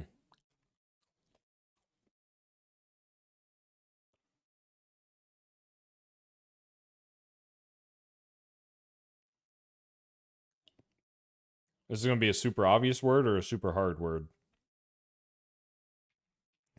He says, obviously.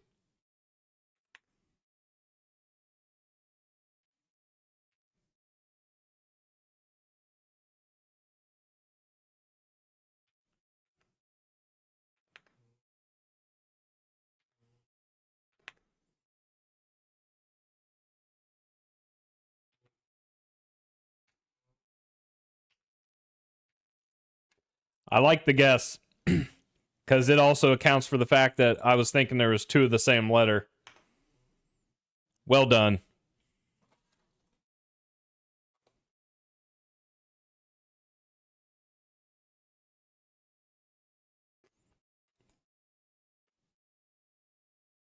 All right, we beat the LLM. What's the other game we could play? Connections? I'm even more worse at that.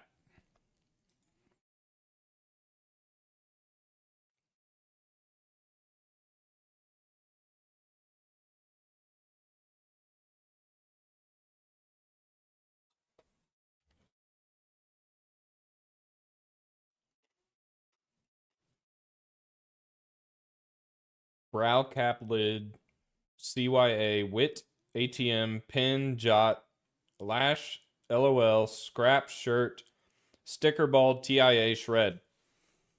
So my initial thought is the acronyms LOL, TIA, CYA, unless that's SIA. Cap lid.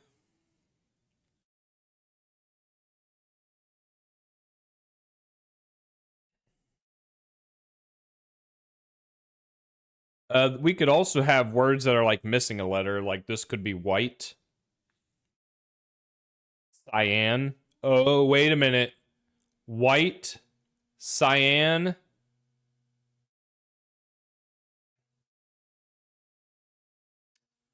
Anything else?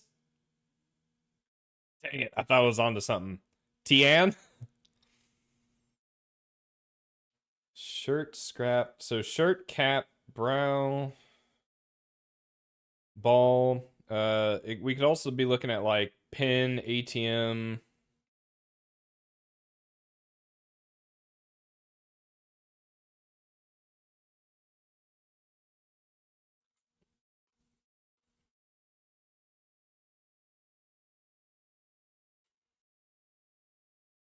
Shred, scrap.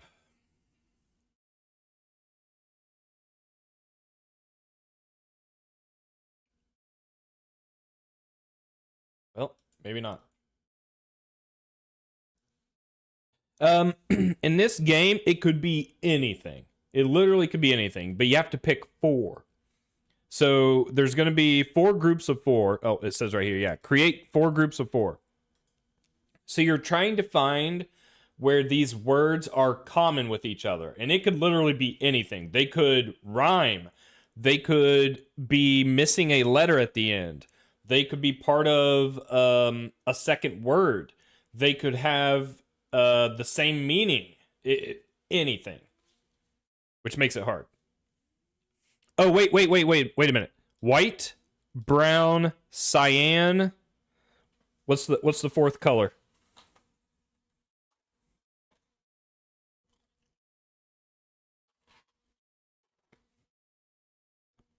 Pine?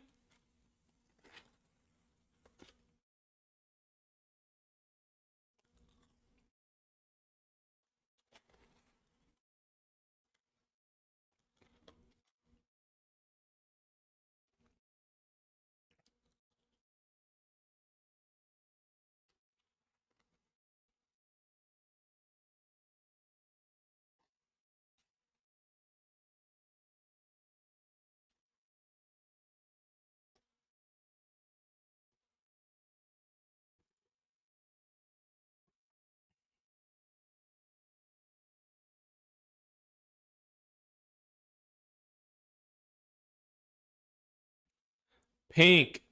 That makes a lot more sense than pine. Not only were we wrong, we were so wrong that we weren't one away. So they might still be missing a letter, but maybe it has nothing to do with color.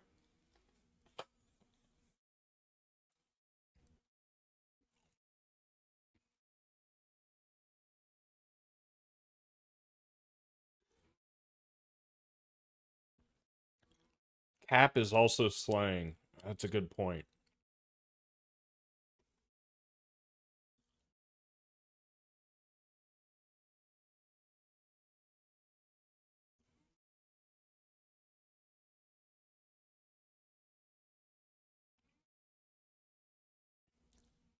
This could also be slash. Maybe each of the four has one word that's missing a letter. Slash, scrap, shred. I don't know. That could be a stretch. Eyelash. Eyebrow. Eyeball. Itia.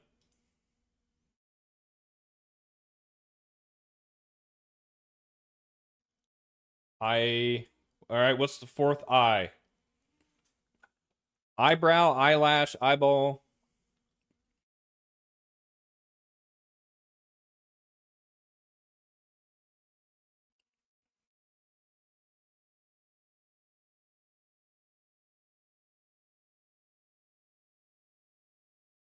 Oh my god, eyelid. I'm completely blind. Good call.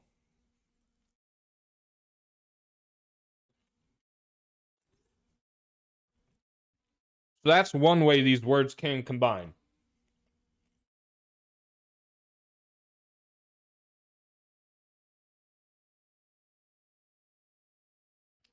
You jot something down, you pin it, I don't know, pin, sticker, you stick it to something.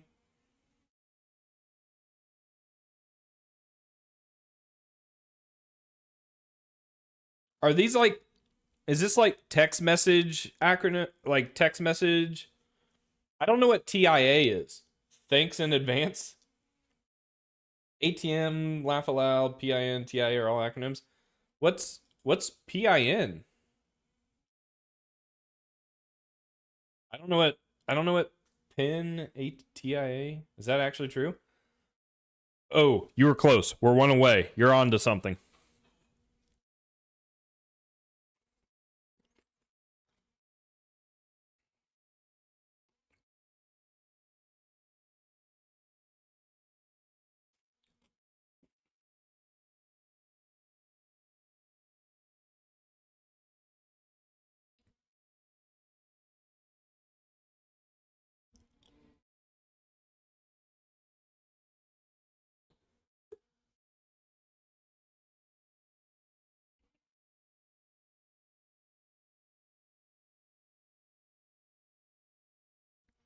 What's TIA? Because we could be dealing with like banking, right? ATM, PIN number, transaction.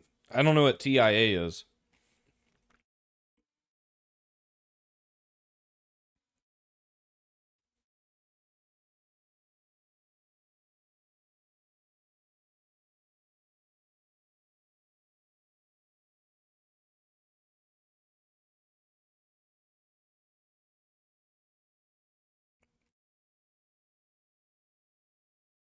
Medical.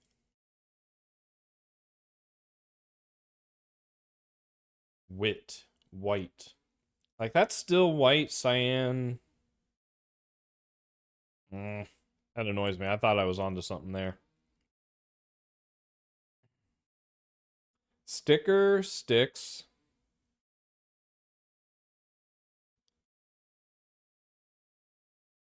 You wear a cap, you wear a shirt.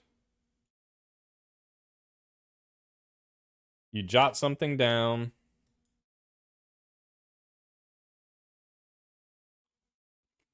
Like texting, right? So like at the moment, laugh out loud. But I don't know what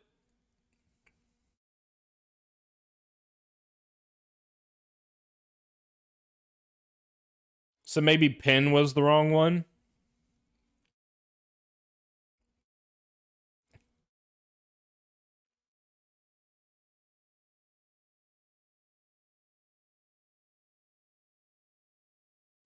Texting abbreviation. See, I knew what I was doing. So now I need help.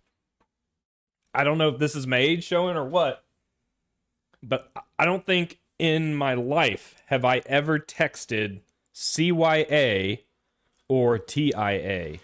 I have no idea what those are.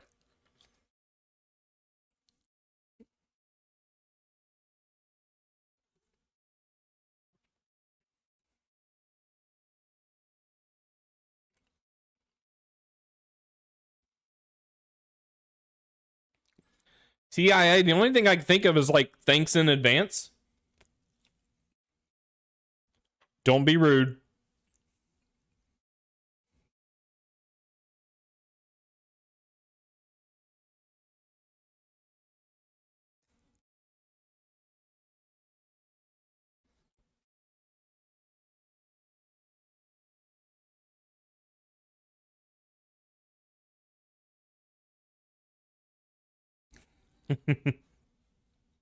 I'm not too far behind you, negligent.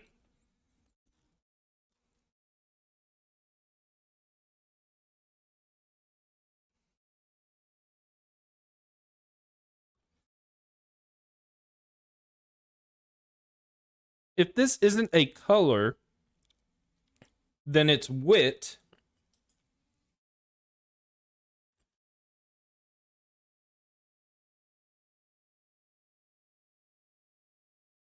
You wear a shirt, you wear a pin, you wear a sticker, you wear a cap. Agreed? We're going for it.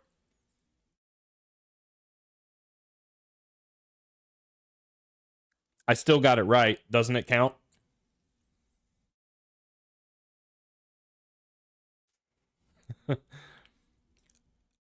I mean, common promo items, you wear them.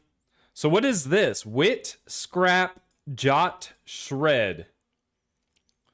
Before I click submit, what do we think that is?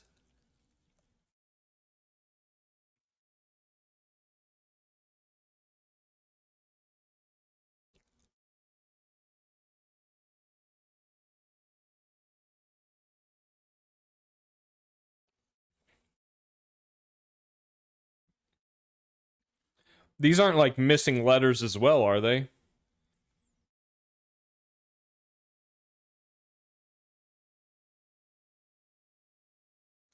Whittle. I'm just wondering if they're like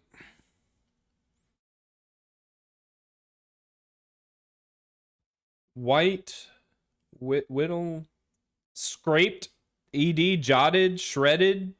Like these three could be missing ed, but what is whitted, whited? That doesn't make sense. All right. Well, my LLM's done, so I'm gonna.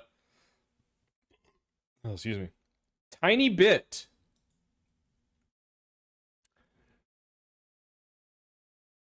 I never would have gotten this.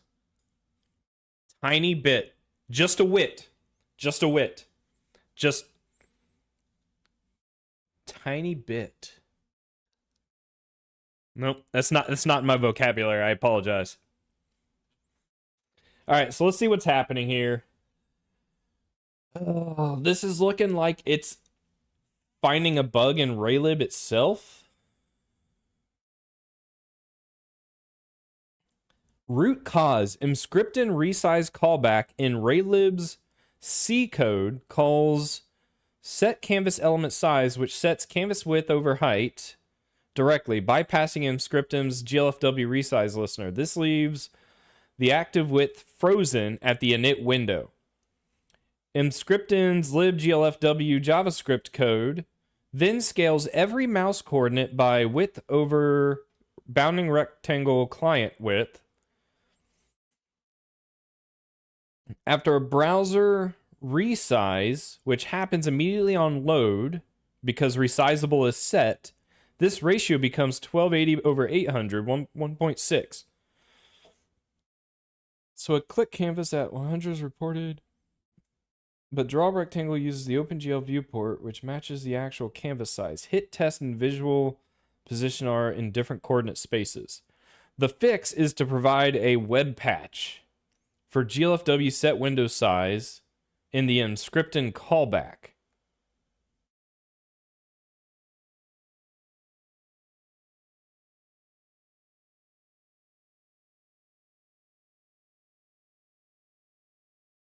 So it wants to, the fix is to apply a patch to Raylib to solve this problem.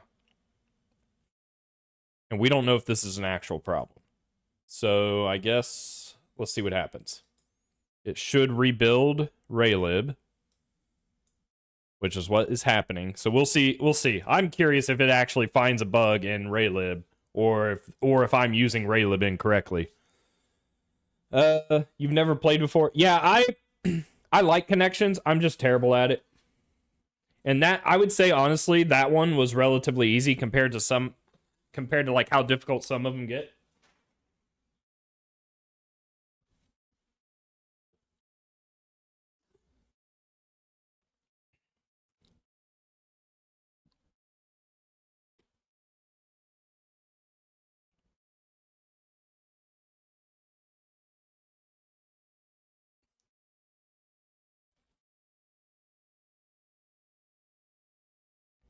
Oh wait, did it not rebuild?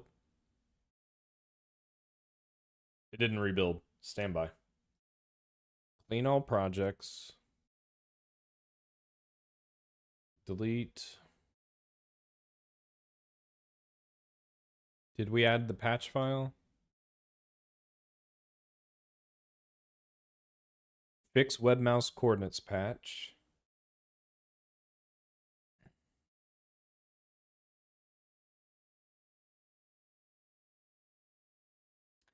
Hey, this is how's it going? I'm just doing some C++, and more specifically, I am trying to get the Raylib graphics library to work in the browser correctly with my engine, because right now the coordinates are a little off.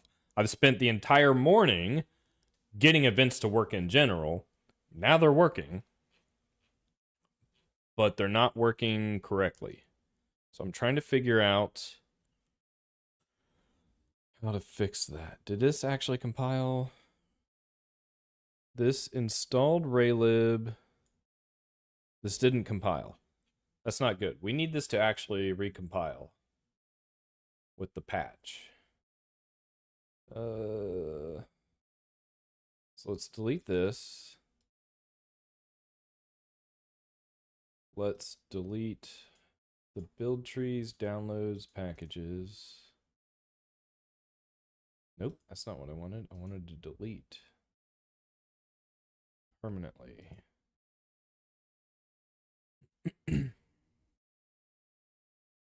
Do you do coding at all? This is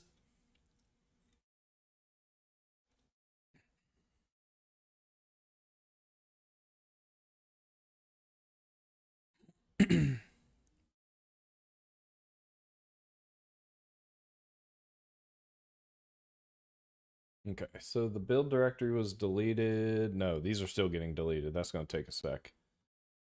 Man, why is this not... Sets canvas width over height directly, bypassing GLFW's resize listener. This leaves GLFW active with stale. Scale mouse coordinates by...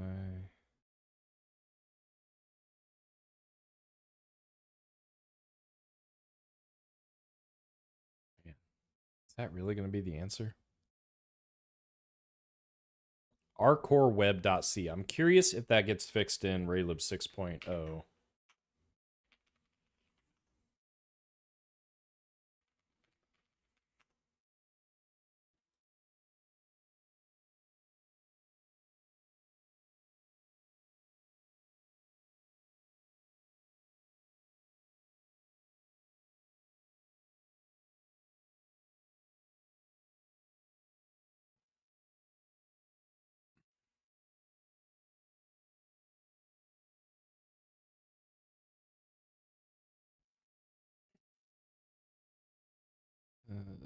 Emscripten set canvas element size.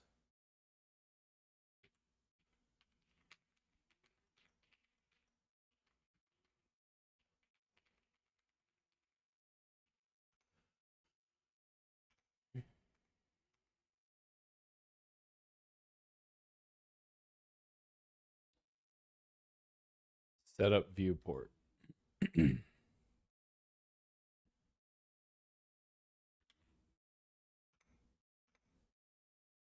No. So this still makes me think I'm doing something wrong.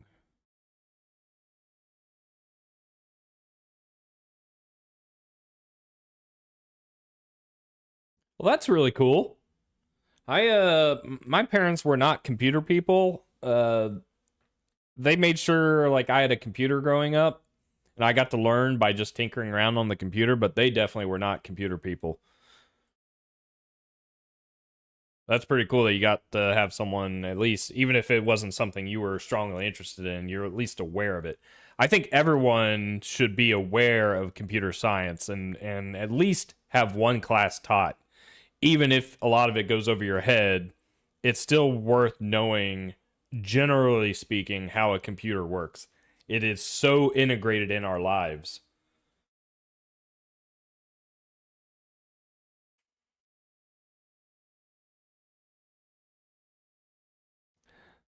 Thanks, Negligent. I really appreciate that.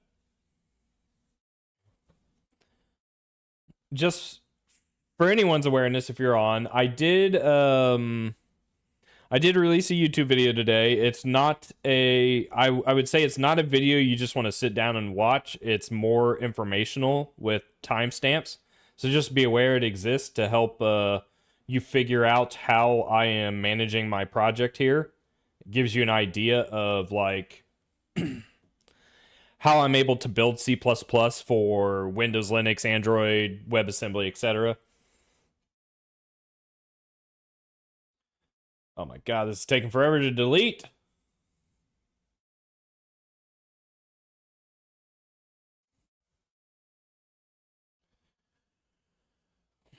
I also wonder, maybe I should try and run this in a regular browser. I already deleted.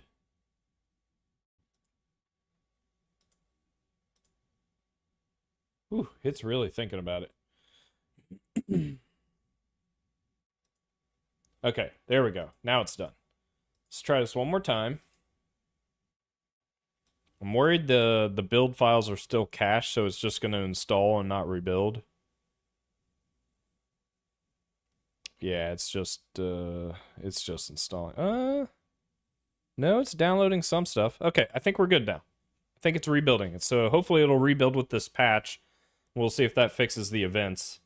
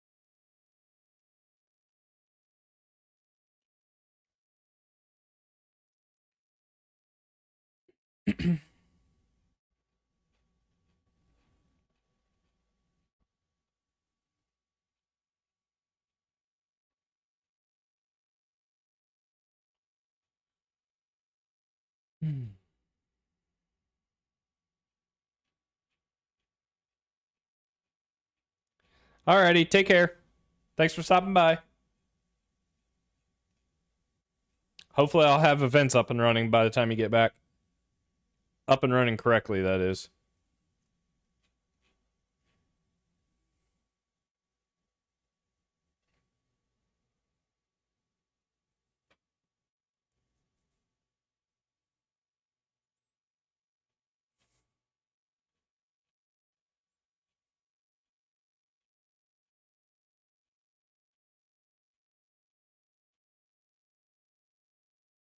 Okay, so that built.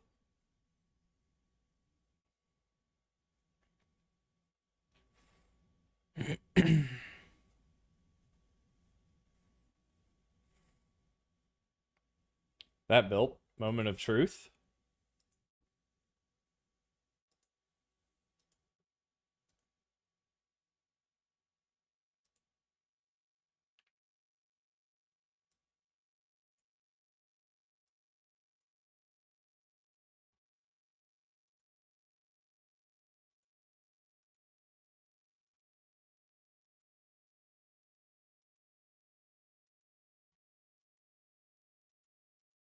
Holy crap. I think that fixed the problem. This might literally be a bug in Raylib. Yeah, I think that fixed the problem.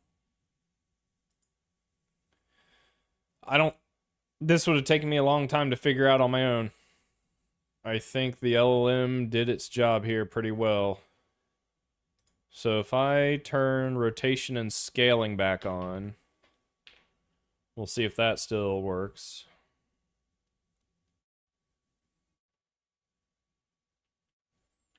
An actual or a potential bug in Raylib. Again, maybe I'm just using it wrong.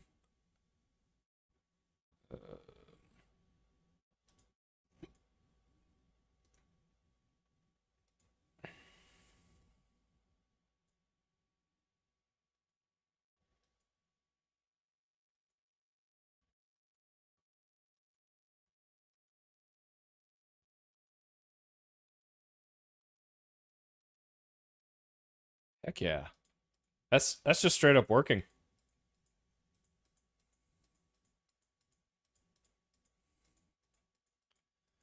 We've got events. Oh my gosh. Oh. Oh, I'm gonna need a break after this. What is I've been at this for 4 hours. Oh, okay. So let's stage my changes. So all that took was a custom port of Raylib fixing a potential bug, or at least adding a fix for WebAssembly. And yeah, I think that's all it took. And reading a bunch of Raylib C code to understand how Raylib works under the hood. So the next step is cleaning up. So make sure our code is formatted. It is. I've been at it since 8 a.m. It is almost 10 p.m. Oh my gosh, dude. You need more coffee. Holy crap. I need to switch this over to Clang so that I can run Clang tidy, make sure the code is sound.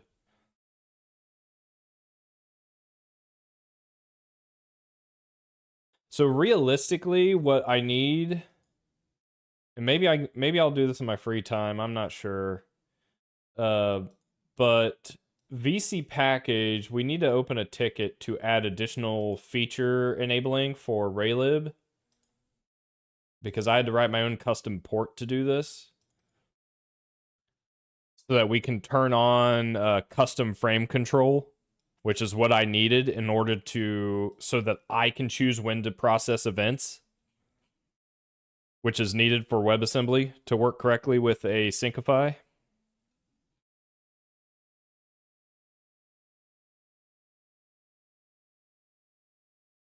And then a potential bug fix that needs to be sent to Raylib for WebAssembly as well.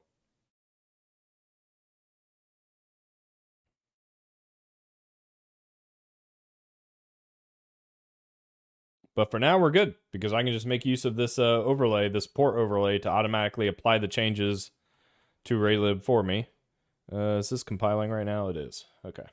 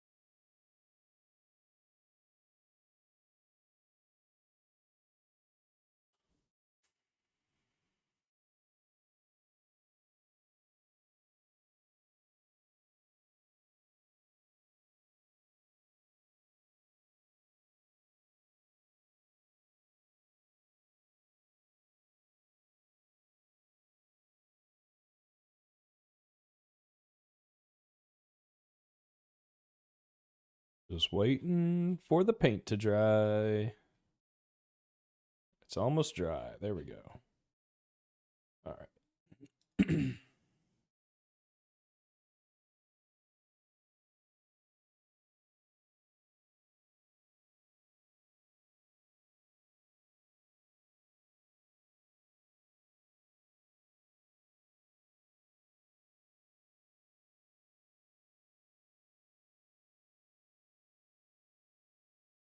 Make sure this still runs.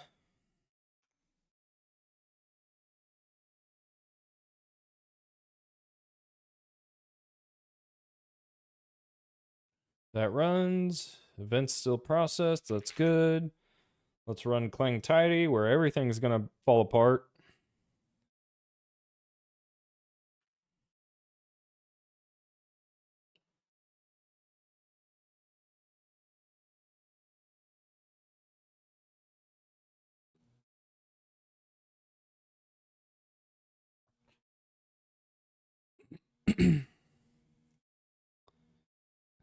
Passing. Oh my god, everything passes. I wrote perfect code first try. That's not true. I already fixed a bunch of this already. All right, so with these changes, I am now getting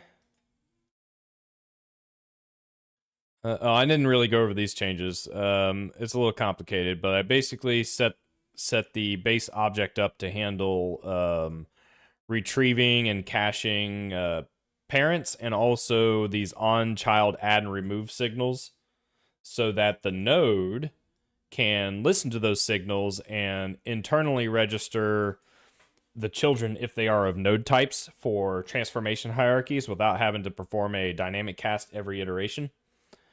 So we did that. Window implemented some event handling. We are now processing events for Raylib manually versus letting Raylib do it for us, which helped us solve the scripting issue. A bunch of tests were written. To make sure the node hierarchy stuff was working as intended. And then, of course, the Raylib patching. All of that is good. Let's do one more sanity check by hopping over to Windows and making sure all of this builds and runs on Windows still.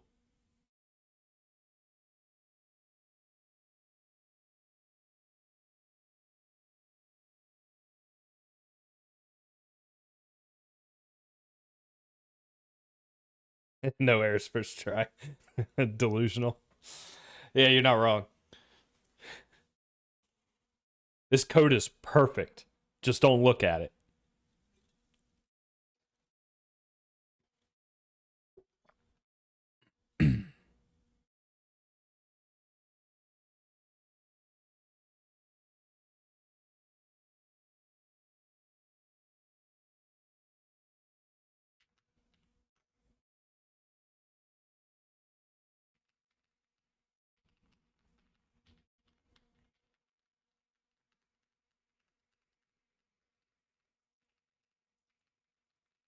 I need to add some more text rendering for mouse events and stuff and mouse position. Why say I need it and just do it?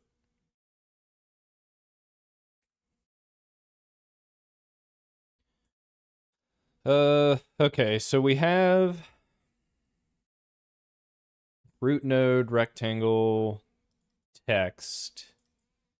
So I could, this is almost like a group. Let's call this a group. Group text. It's a group chat.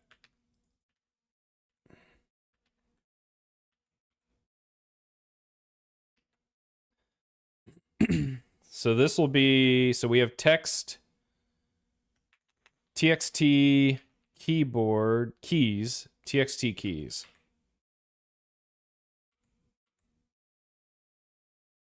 Yeah. So then I need auto txt mouse. Yeah, there we go. Auto complete for me.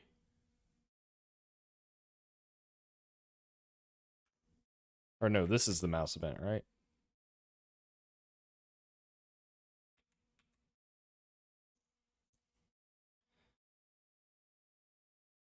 I do foresee an issue. This is a plain old node. I would almost need to put these as children of a layout type so that they are cleanly positioned. So for now, I think I just need to give this guy... Yeah, something like that. Let's see what that looks like. How's my experience with this so far? Do I think it's worth learning? I guess it depends. Depends who you are and why you're asking. It's worth learning for me because I made a career out of it. If we're talking C++ specifically. It's potentially worth learning for me some more, like the Raylib stuff and building like a game engine from scratch, because it gives you guys an opportunity to see how I go about tackling not understanding how like a new library works that I've never used before and how I integrate it into my projects. So it kind of gives you an idea, and I try to speak my thoughts aloud so that you understand what I'm thinking. So I think that's kind of worth it. If I'm actively just trying to make a game,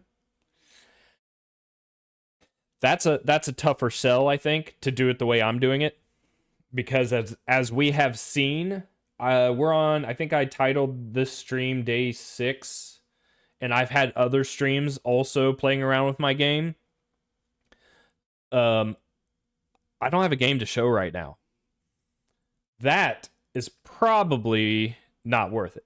But in the long run, for me, if I manage to make a game or two, then I will at least have all of this in place so that I can keep reusing it, and I will know it fully and understand it 100% and know what the limitations are and be able to fix anything I need to fix.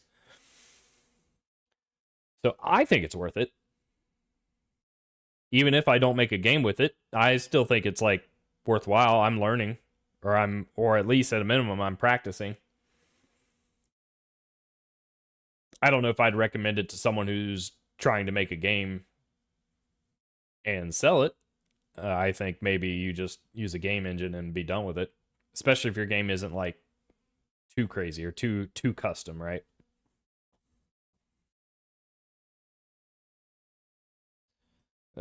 Let's see if this works. Okay. Kind of works. But it didn't. Mouse moved.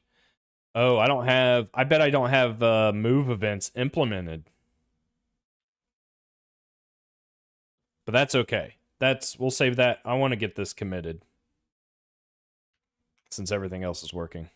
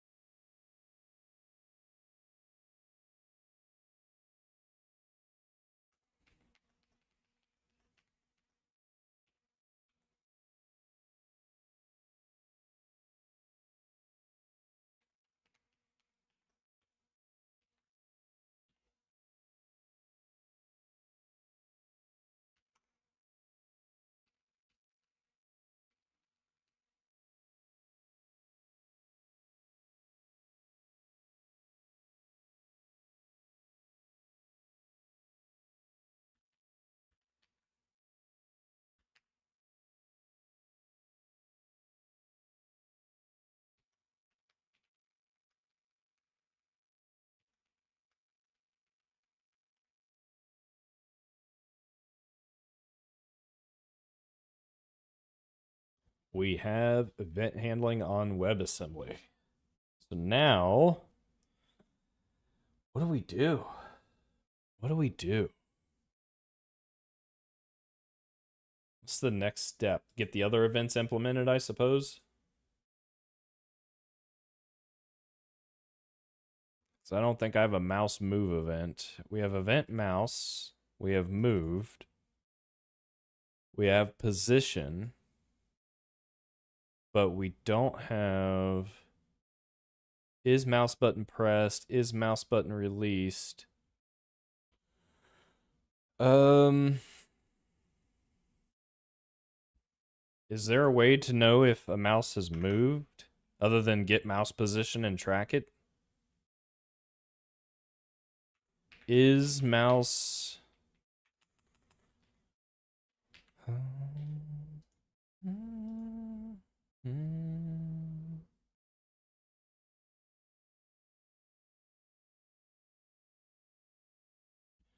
Steve. Oh.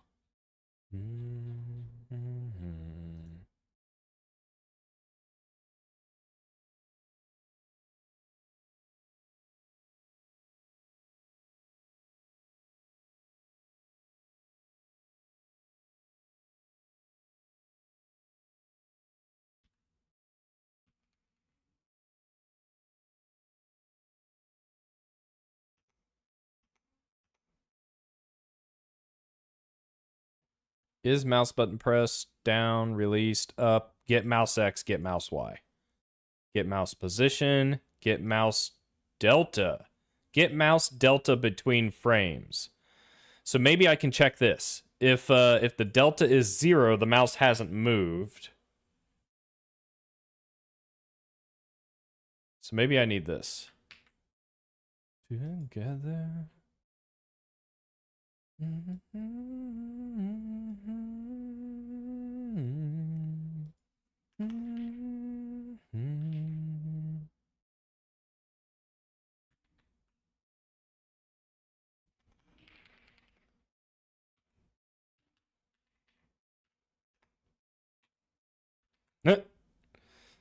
All right. So comparing floats is a little dangerous like this because you could have a float that is essentially 0, but it still not be equal to 0. I'm not going to worry about it right now, but at some point I'll probably need to implement a solution for doing float comparisons. Event move. Okay, if this works, we should see it appear in my application.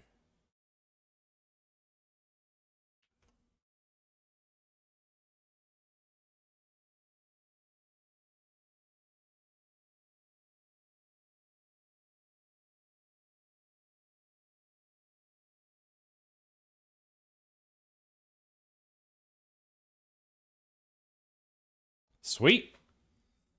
So I think I can also fix this 0 FPS thing.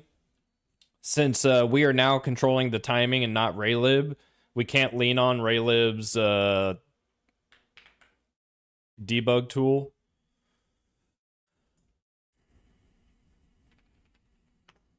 So I need to move draw FPS. And we need to implement our own. I could just implement a debug one, I suppose.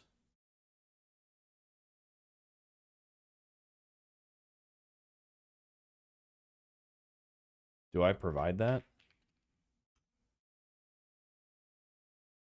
I do. All right, I could try and implement a simple one real quick. Let's see what that looks like. So we have text. We can implement a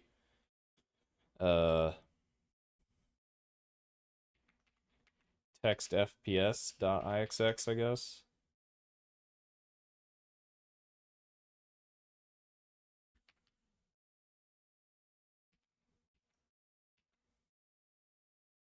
Now the question is, do I derive from text?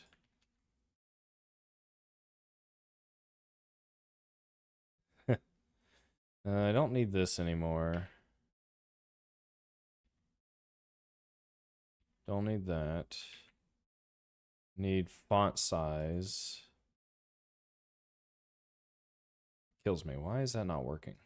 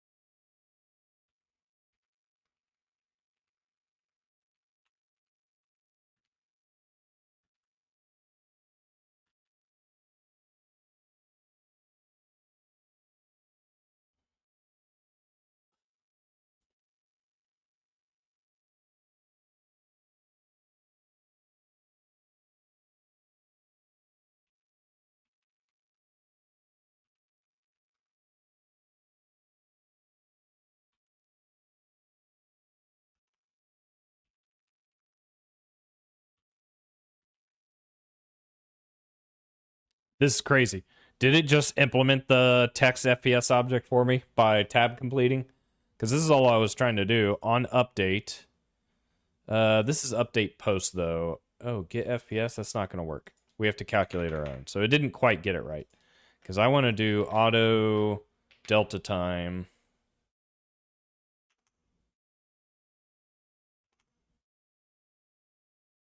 And this really just becomes 1.0f over delta time dot count, I think.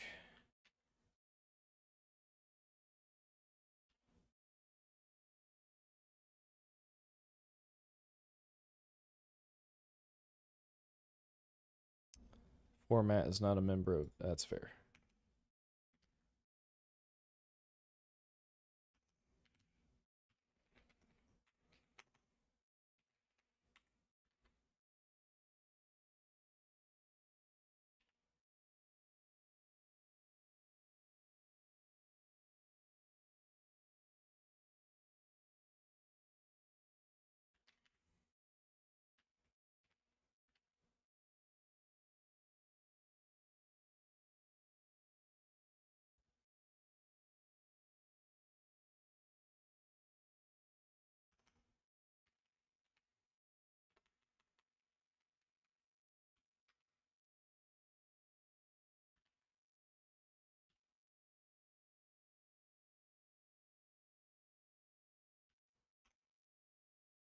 Boom. We have frame rate.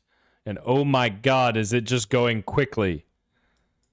It's going as fast as it can, so you can't even read what the frame rate is at. I should probably clean that up. What's the best way to do that? A rolling frame rate, maybe? A rolling average? Accumulate like 200 frames. Because if I get a rolling average, we'll see it kind of smooth out and be able to actually read the text. Because right now you can't even read it. Press any key.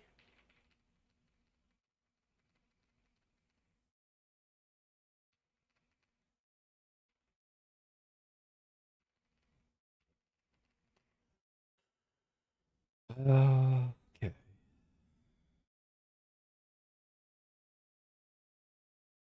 So the way to do that is to get a vector or a deck.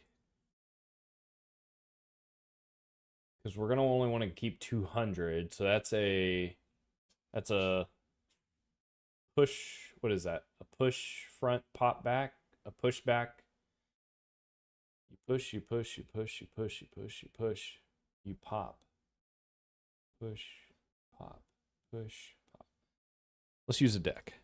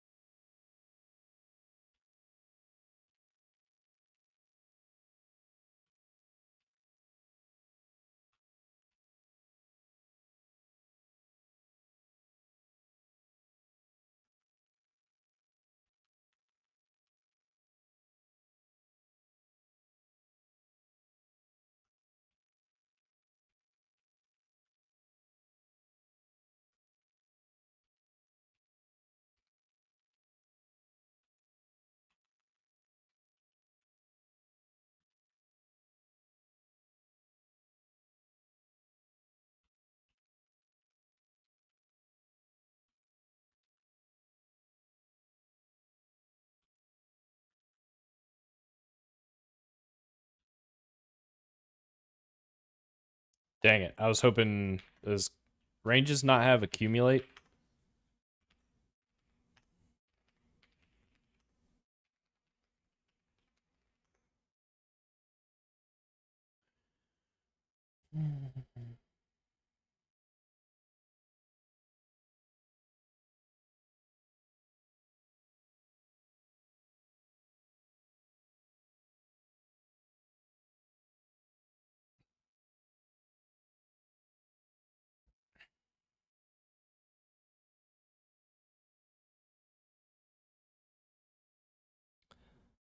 C++23 replacement and C++23 new fold algorithms were introduced as modern range-aware replacements for accumulate. The most direct equivalent is fold left. This is why we practice. This is why we explore. I didn't know this existed. And if I wasn't practicing today, right now, I never would have discovered fold left. Standard CPP fold left. Standard ranges fold left. Fold left. New runtime algorithm. Is there a CPP reference website? What are you doing, Trill?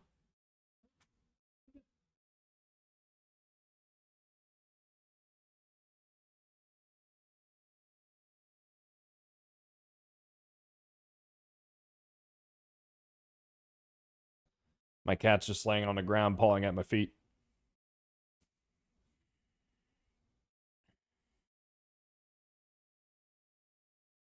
Left folds the elements of a given range as it returns the result of evaluation of the chain expression.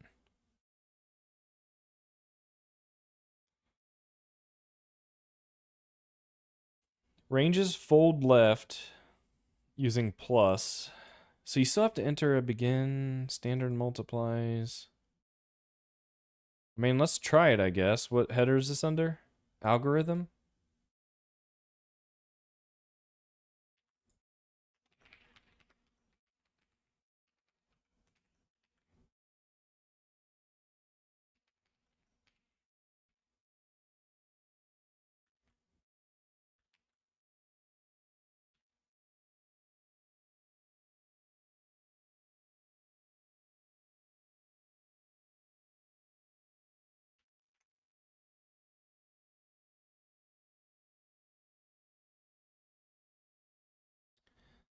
Part of the issue with this... Okay, it's doing a little better. It's smoothed out, so I'm definitely still getting like 12, 13,000 frames a second. It's doing decimal, and I don't need decimal.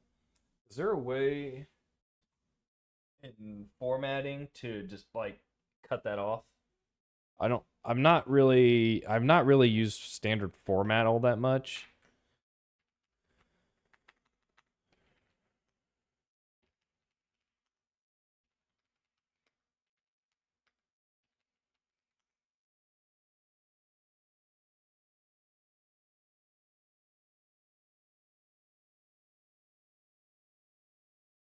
Format with fixed precision using standard format.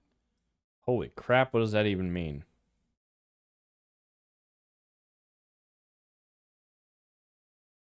I guess I'll try it.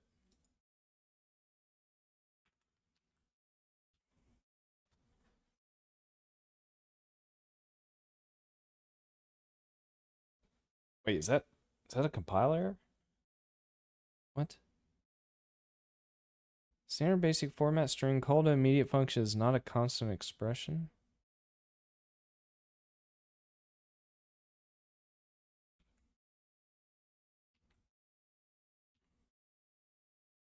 I don't think I knew standard format would have a compile error if you put in a wrong string. Okay, so that does 0.2, but I want 0. How do I do 0? Do I just do this? No. How about this?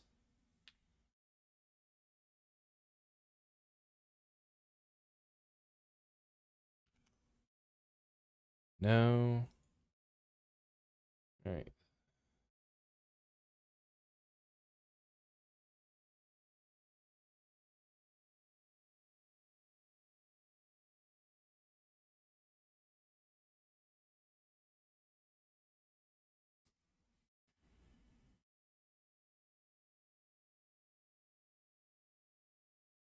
I mean, my other option is I could just cast it to an init.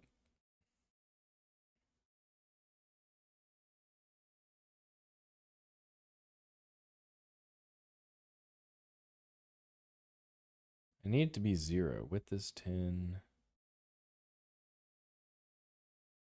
What even allows you to enter it as a second value? What?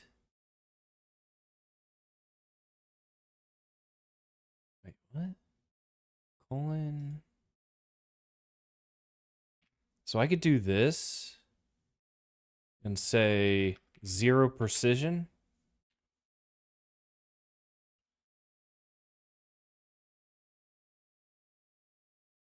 Is theme-make machinery worth it if you're only targeting one platform? Yeah.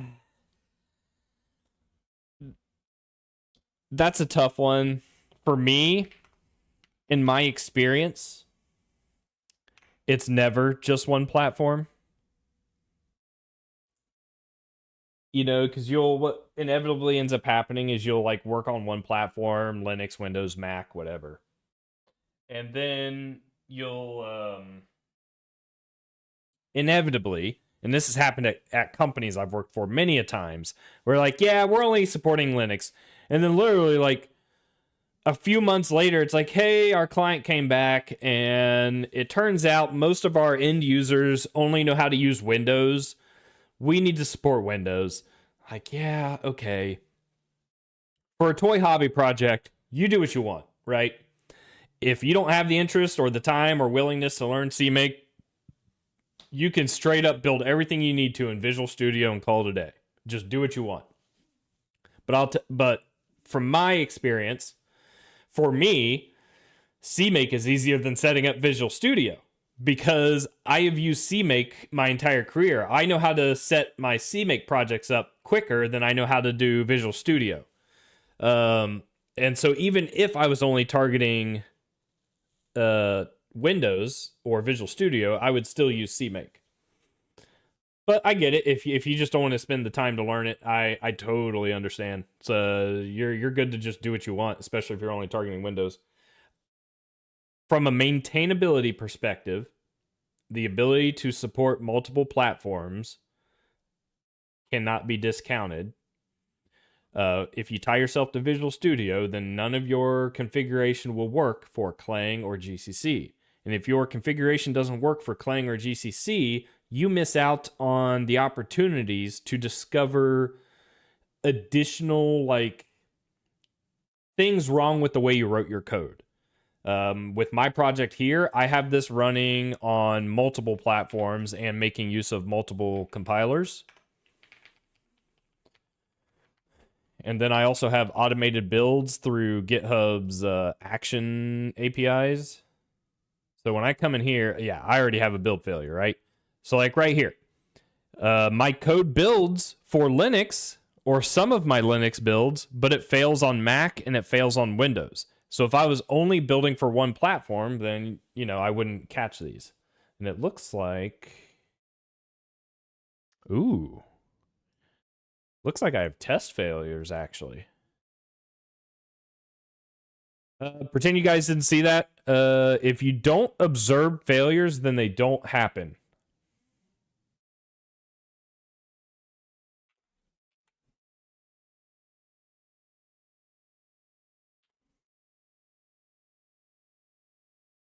I'm apparently doing this wrong. Oh, this is width. This is precision. So I need a dot. Dot 0.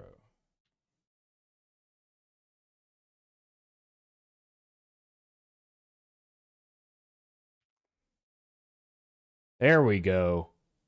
Now we got whole numbers again. All right, so this looks like how it used to. I mean, you guys probably can't really see that because chat's kind of hiding it, but you know. Just know it is rocking about 12, 13,000 frames a second over the course of 200 frames. Ooh, it dropped to 6,000. So there's something going on periodically that drops my engine to rendering only 6,000 frames a second. So for that, I apologize. Okay. So that's working though. So cool.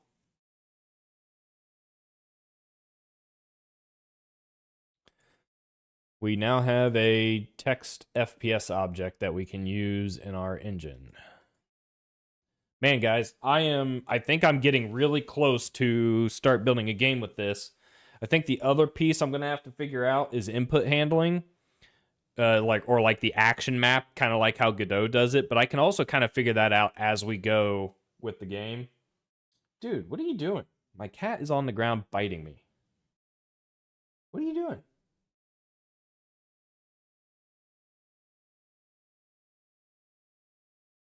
Hey, stop it. Little twerp. Um, and then I'll also need some like simple drawable components for sure. Vertices, circles. At least for the game I want to make, circles are going to be kind of a big deal. Lines. Eventually joysticks. I don't have joysticks implemented yet. I have keyboard, mouse implemented. Window resizing kind of implemented. I'm not really handling that right now. I don't really need it.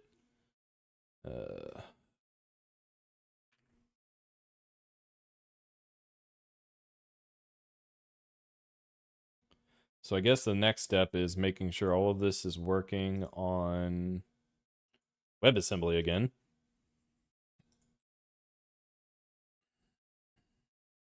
Default font size.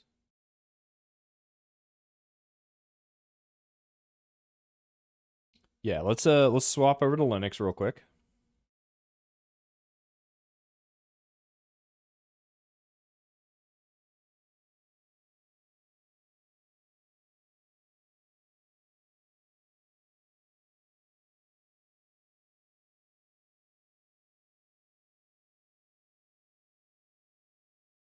Make sure it configures, builds, and runs.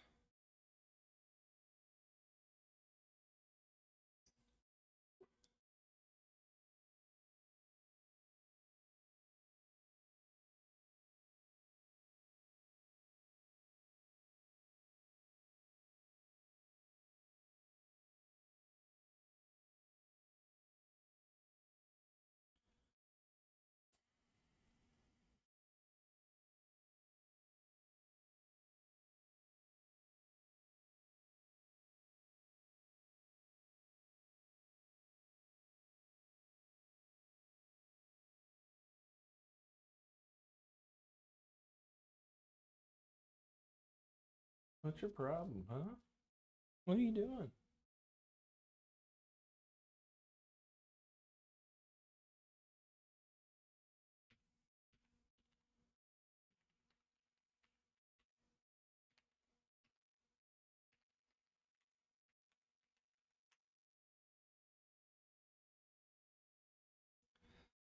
Okay, it is running on Linux.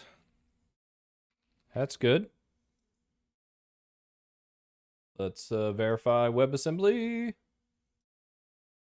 And then I'll need to fix those failing tests. Ooh. That's not good.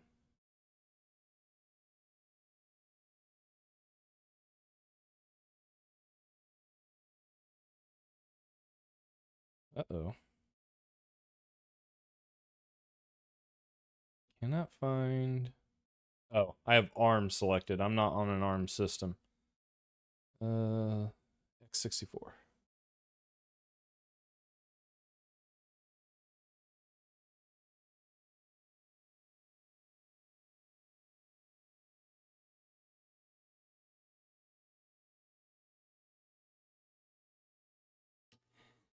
Hey, I am.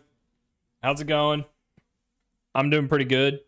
I finally got event handling working in WebAssembly.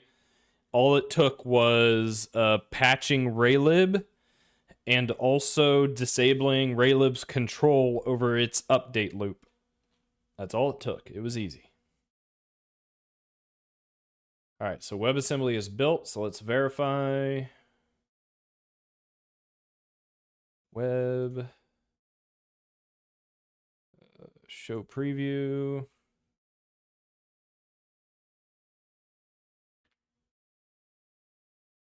Event handling is working. It's weird that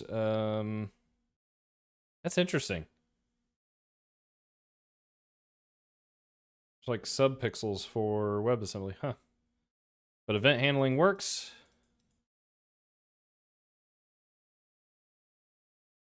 Just had to patch a bug in Raylib and also get manual control over the update loop. Sweet. So then the last piece of the puzzle was fixing some failing tests, I think, on Linux.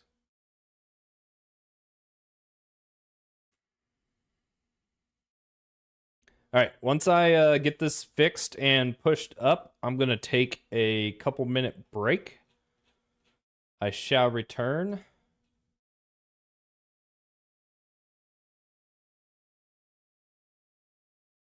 Because I do technically am scheduled to stream at 5:30, and I didn't want to leave anyone hanging who thought I was only doing 5:30.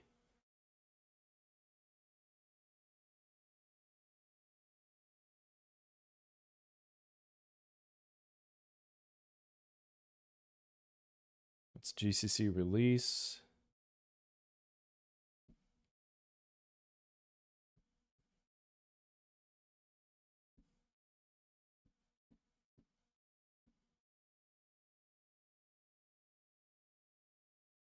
All right. I'll make sure that's running as well. And then I need to run the tests. Oh my god. My terminal's all dorked up. What's going on here? There we go. Okay.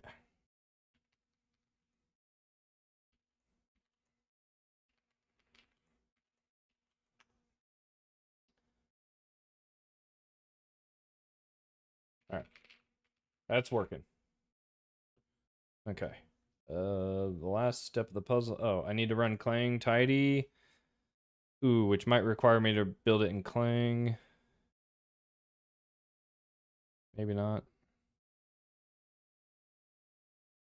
Nope, it needs me to build it in Clang. I can't run that yet. All right, so let me run the test real quick, see what's failing and passing.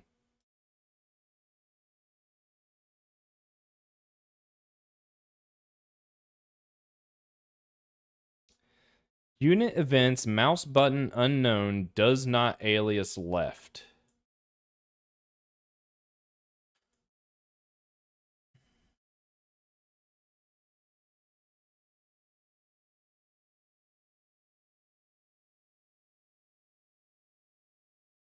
Oh, that's fair. Expect unknown to not equal left. Because I think that was something I accidentally undid. The problem is Raylib assigns 0 to mean left, 1 to mean right, 2 to mean middle. So I need unknown to be like standard numeric limits max. Standard numeric limits. Does that build? Was that the only thing that was failing?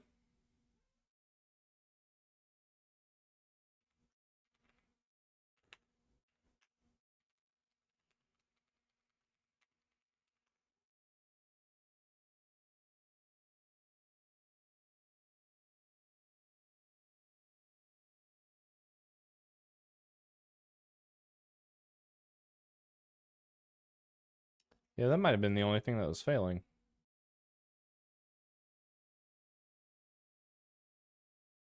Yeah. Okay, cool. So I think that'll fix that. Let's run the test again. It passes. Clang tidy. I need to make sure Clang is good. Clang debug.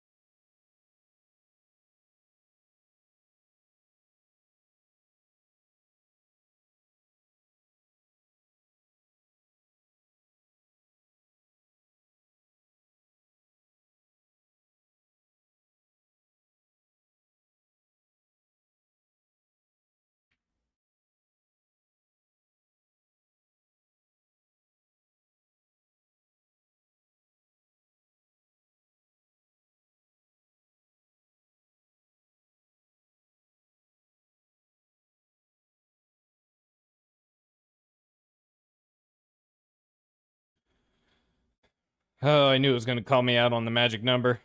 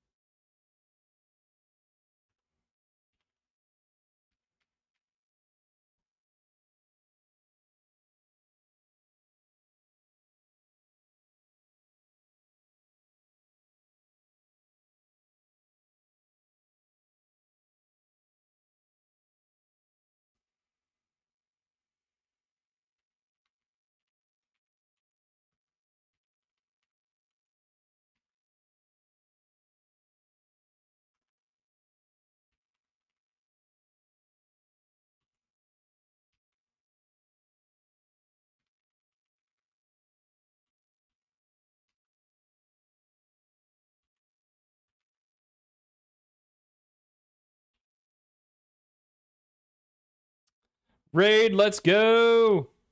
Thank you for the raid.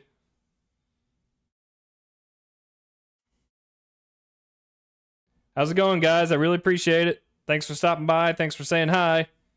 You kind of caught me in the middle of getting some a little bit of C++ up and running. Hopefully you guys know what programming is.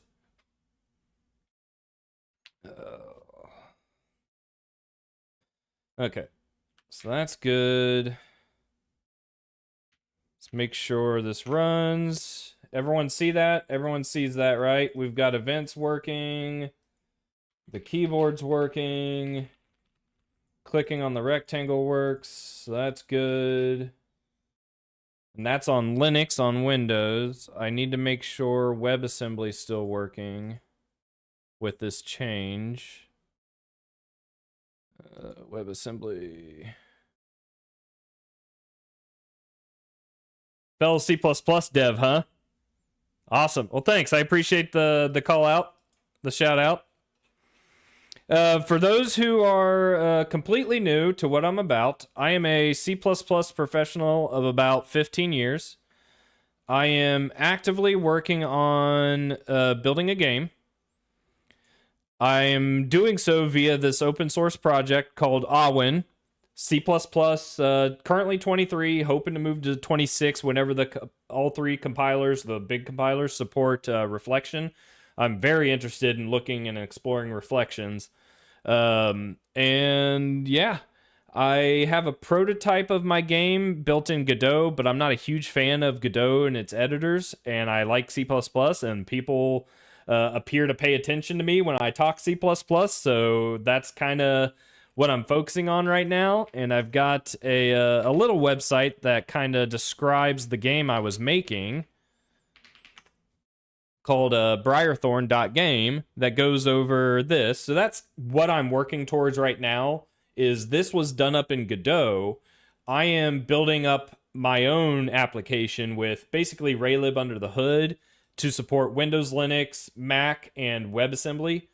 I am currently using dev containers to achieve that, so I work primarily on Windows. So that's where you are seeing this VS Code setup. Let's do that. And I am in the middle of making sure my Clang Tidy passes and is playing nice with everything else. Because if you've ever used Clang Tidy, it calls you out for the littlest things because it's a jerk. But it does so with good intention, so I put up with it.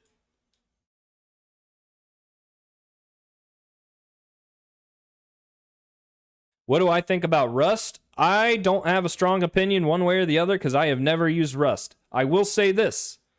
It's cross-platform. It handling everything for you for cross-platform development and dependency management and all that fun stuff is really appealing. As someone who has worked cross-platform applications in C++ his entire career, it's a pain. I won't deny it. It is a pain. You got to know what you're doing. And I'm sure even with Rust, there's probably still caveats to that, right? You probably still have to know what you're doing. But with C++ and all the different compilers that you have to get set up and their flags, like, it's a pain. So it does appeal to me, but I don't have an opinion on like if Rust is awesome or terrible. Maybe someday I will. Maybe once I get enough people clamoring for me to explore Rust, maybe I'll set aside a day or a week to do that. Cool. WebAssembly events are working. You won't believe the effort I went through to make this happen. Let's see. I've been streaming for 5 hours today, and I would say 4.5 of those hours were spent getting this working. I had to patch Raylib. I had to set a flag on Raylib to give me control of its update iterations, all so that I can do event handling in WebAssembly. All of that is working, so I need to... I think I'm ready to push things up, because I think Clang Tidy was passing. So I'm going to swap over to Windows now. Now I'm in Windows. And I'm going to push up my changes.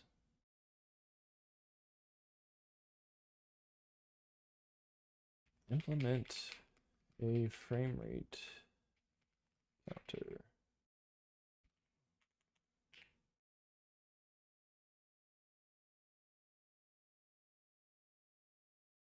Hey, Silence. I have been aware of Bevy for a minute. I've also been aware of Slint. So my background for cross-platform applications, I spent a lot of time in Qt Quick, QML as well. And for those who aren't aware, there is a new tool called Slint.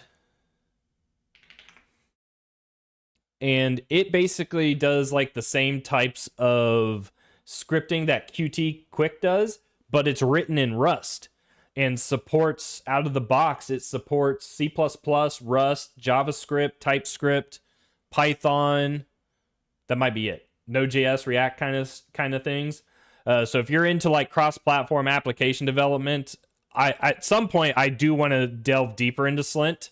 It is open source. I think I think you have to pay a license for embedded, but everything else is open source. It looks interesting as well.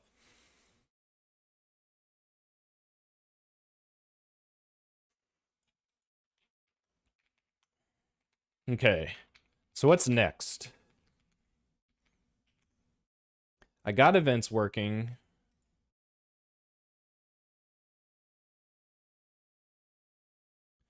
These are currently all the platforms and tests that I run. If you had to migrate and learn Rust, what steps would you take to learn Rust? Honestly, I would probably just do what I always do and start building up like a small toy game or application, you know, because I like to familiarize myself with how things link, how project configuration works. It's my understanding that Rust doesn't do inheritance. It does like it uses like tagged unions or something like that. So I would want to learn that. I would want to learn like best practices, how you typically go about solving object-oriented problems with Rust versus what I'm used to doing. And I would try and figure all that out through like making a simple game. Oh, hey, I want to come here. Come here. Trill. Come here. Come on. Come on.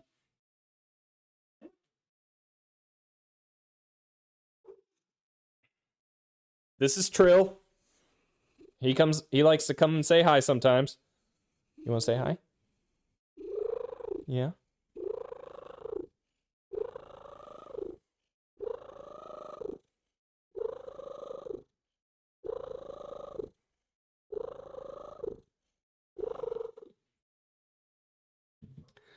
And other times he likes to be a twerp and just chew on my feet. Okay, everything's passing, so that's good.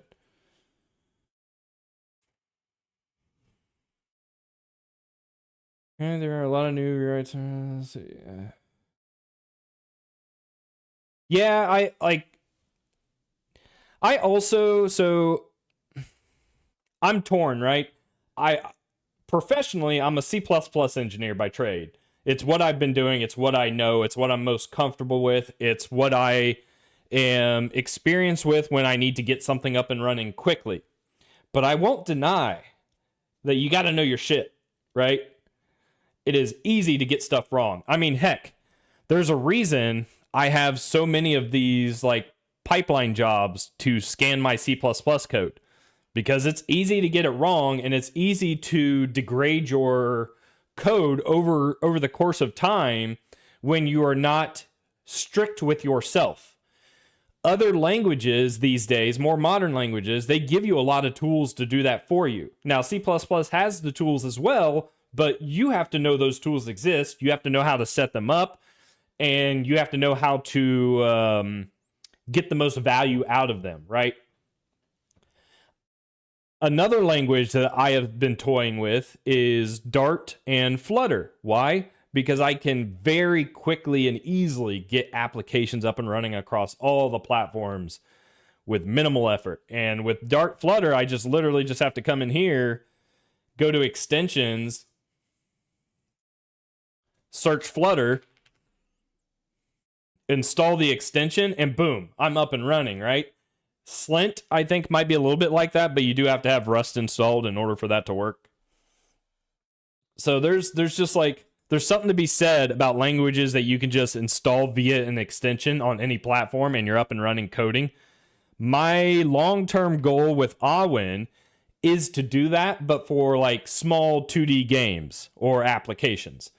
And I have someone else who periodically helps contribute. I had him on last Friday. His name is Jamal. He worked for me previously, and so he wanted to contribute to this project. So I am having him actively explore Lua as a potential solution for scripting up the UI and kind of providing us almost like a declarative interface versus imperative. So we'll see what comes of that. He's busy, so he won't be able to spend too much time on it, and I'm not like in dire need of it. But we'll see how that turns out. Dude, I've been with C++ for 15 years. Nothing's going to ruin C++ for me. I am entrenched. I don't know if there's any saving me.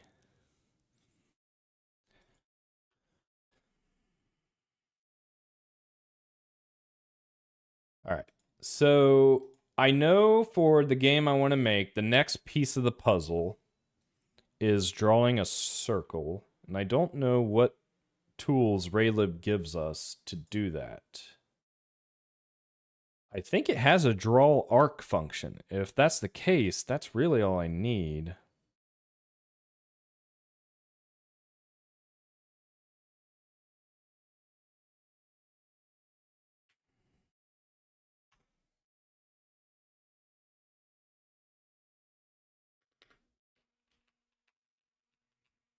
Okay, that looks good. I'm pretty sure.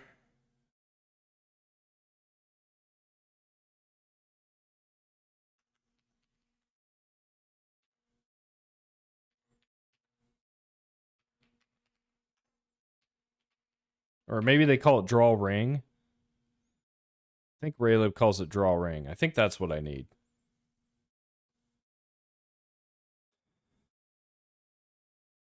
Thanks for the explanation. Such an ASMR to see people. Trying to remember what I use when building Space Invaders Zig. Zig. Zig's another one. I tried giving Zig a run a year or two ago, and I do think Zig is really cool. It is kind of verbose. It's a lot of, I don't know. It's hard to explain. Maybe I'm just not, I didn't get used to its syntax, but Zig was a little tough. What I really like about Zig is being able to use Zig as a cross-platform, cross-compiling toolchain for C++. That's cool. I haven't integrated it with this project, but I probably should at some point.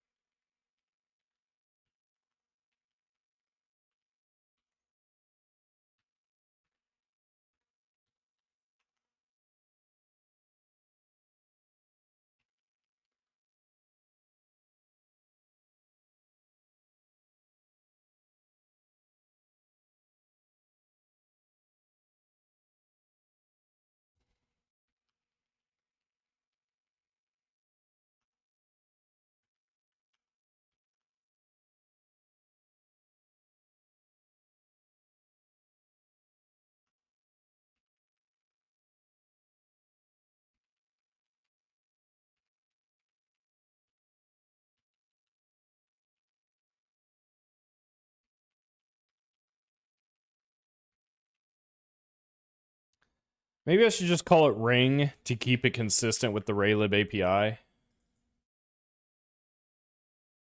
Even though I'm used to thinking of it like an arc. That way if someone like comes in here and like, oh, I know Raylib. Like, what the hell is arc? That might also...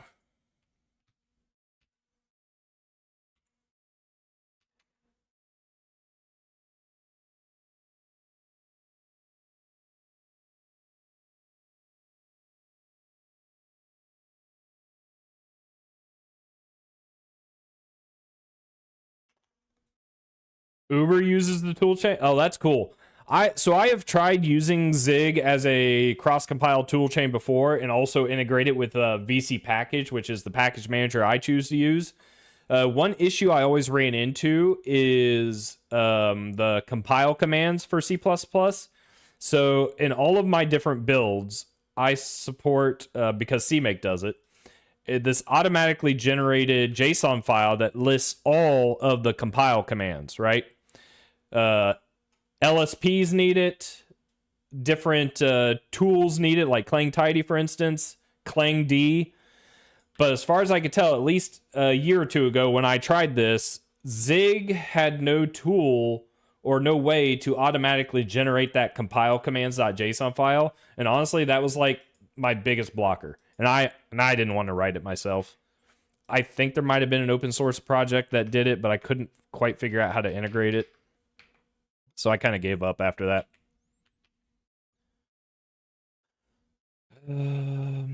This is not how I want you to auto-generate this. This isn't working.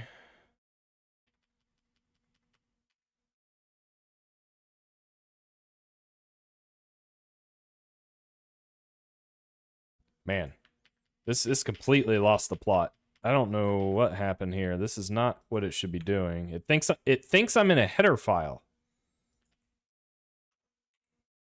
Is it because I'm on Windows? Did it forget? All right, hang on. The autocomplete is doing terrible things, and I think part of it is because for some reason my Windows LSP isn't picking everything up. I'm going to hop back over to Linux and see how this behaves.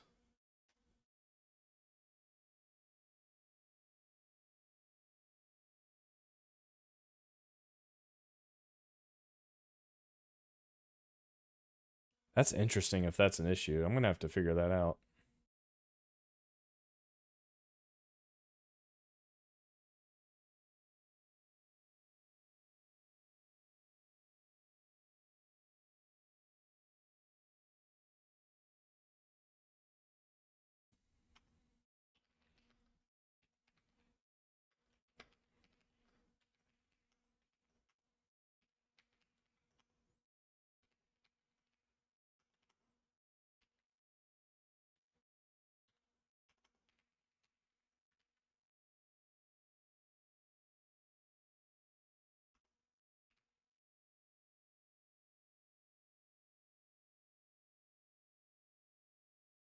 I forget what I called my functions. Is it render? Render.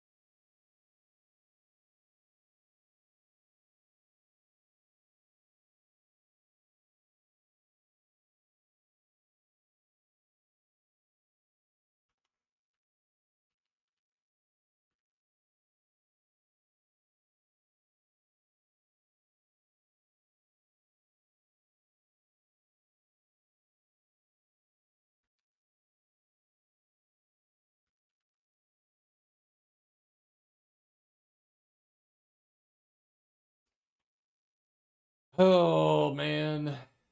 So a node has a position, but what's being drawn can also have a position. I almost wonder if I have to use that to dictate the origin of what's being drawn. If I just do 0, 0, I'll do 0, 0 for now.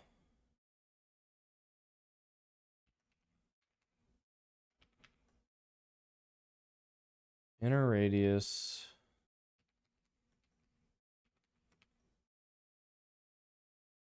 Outer radius.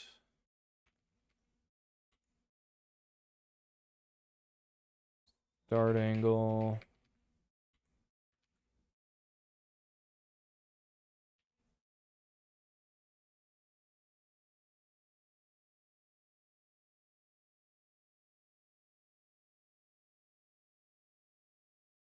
Oh, it doesn't know.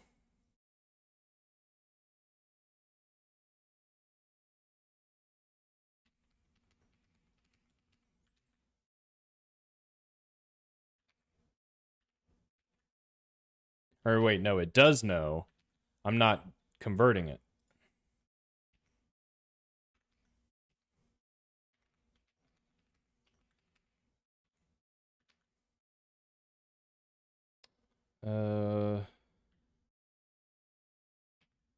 Where do I do that? To Raylib color, that's what I call it. Okay.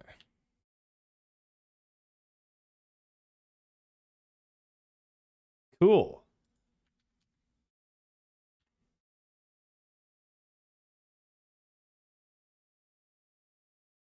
Okay, so that's ring. LMNO PQR.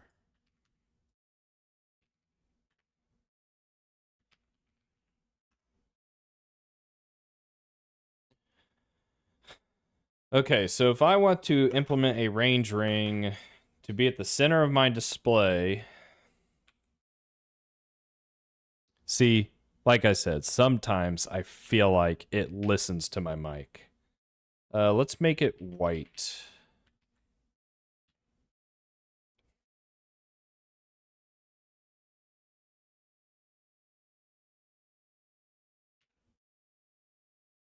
What did I just build for? Oh, that's WebAssembly. Whoops. Let's do Clang debug.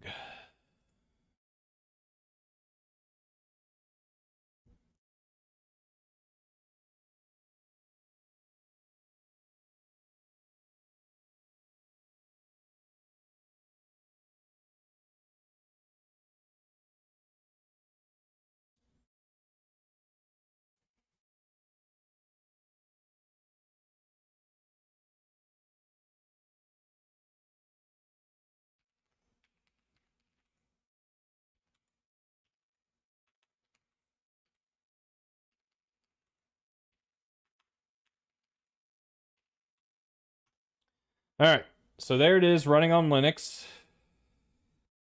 We do have a ring, so that's good. Because I will need that for my game. Inner radius, except here I would want it to be like only 4 pixels. So I need the radius to be height. I need the radius to be height divided by 2. And then I need the inner radius to be that minus however thick I want the line to be. So ring, get outer radius minus, let's do like 4. Start angle is 0, so let's do like 330 just to see where the start and end of this is. Segments for a circle. Let's do like 90.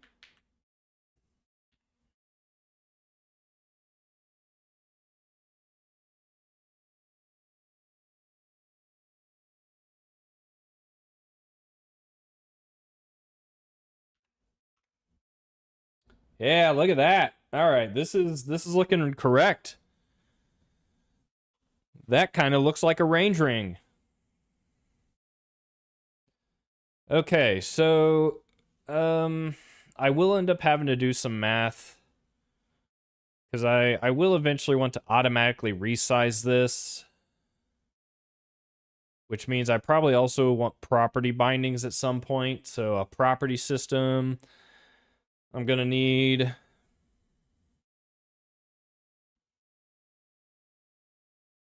Cool. All right.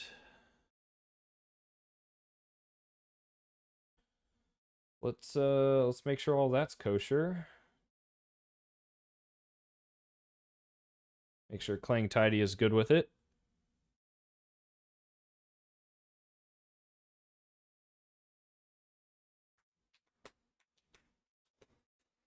I'm also gonna have to figure out how to use this with my game because I want my game to be in a separate repo that's private.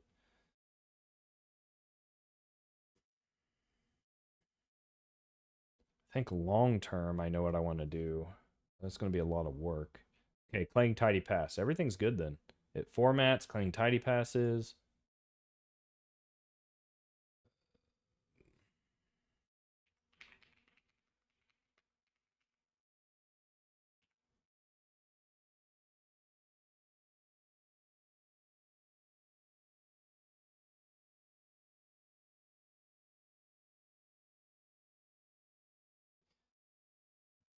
WSL disk IO is a little slow, so I'm swapping back over to Windows so I can actually like push up my changes. I don't know why Windows is failing to find my definitions now because it used to work. Oh, wait, now it's working. All right, I'm not going to question it. Whatever. All right, so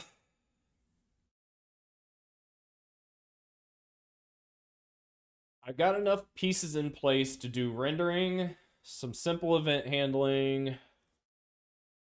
What else do I need? So if we like looked at my game real quick, let me swap over to desktop, I guess.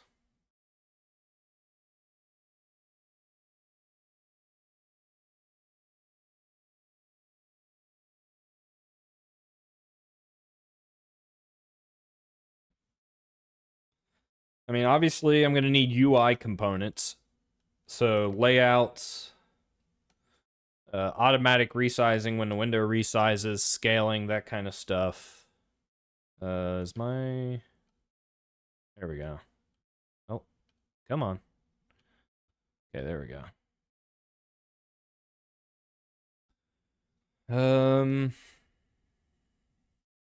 Event handling, which I have. I think an input action system. I got event handling. I've got the rings. We have text. Oh, I'm gonna need a rectangle with borders, which Raylib might support as well. Actually.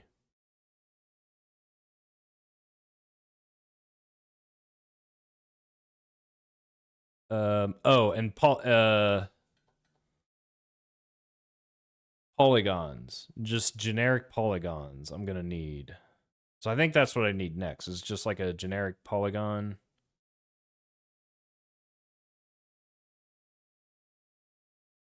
Yeah, okay. I think that's what I need next.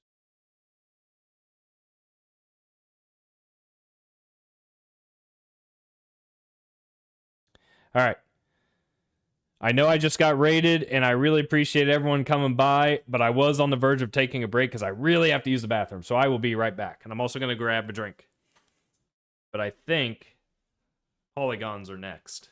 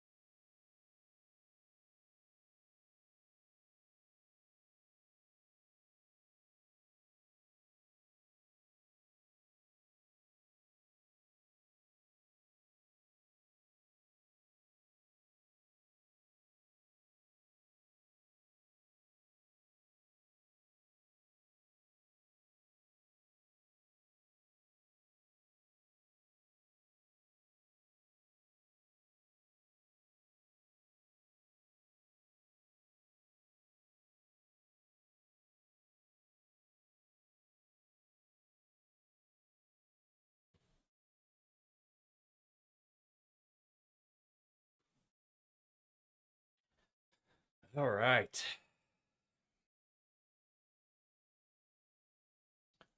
I am tired. I don't know about you guys.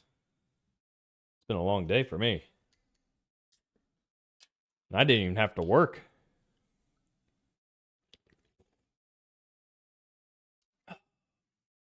So, one of the things I'm doing with my game is because I'm terrible with graphics, I thought I'd be smart and just build all my shapes via vertices. Well, I don't have a way to draw that right now. I need a way to draw like vertices. And I think applications typically like to call them like paths. I could call it just polygon. The hardest part of programming. What do I call this class? Well, what is let's stay consistent. What does Raylib call it? I think they just call it triangles, right? Um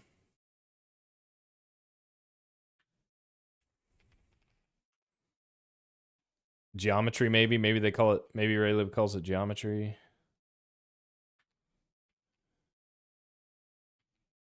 Draw grid. Draw plane, capsule, cylinder, spheres, cubes, triangles, points, lines. I kind of want it to be like draw lines, but that's just a start position, end position. Draw model, billboard. That sounds like 3D stuff. Yeah.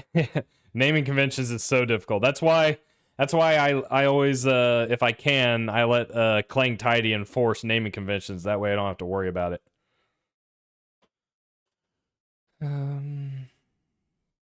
Okay.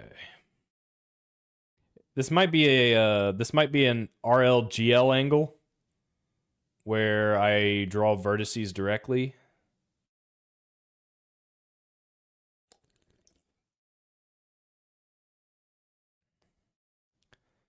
Draw.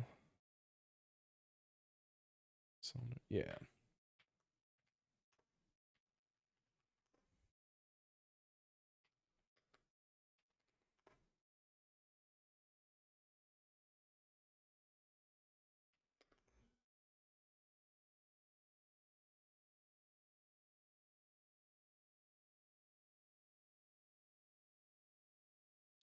The path seems more complicated. Maybe because I also want to be able to fill or unfill.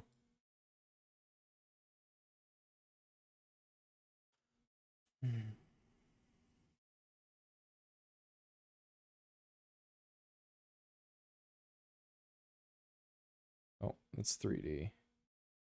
Draw text, draw code points.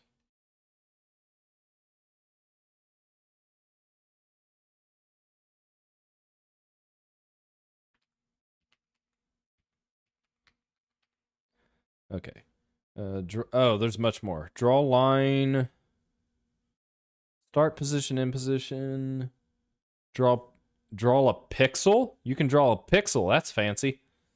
Draw a line strip. Ooh. Maybe this is what I want. That would be an unfilled. I also want filled. Draw poly. Draw polylines. Is this what I want? This is center, sides. Oh, no. This is like a... No, this isn't it.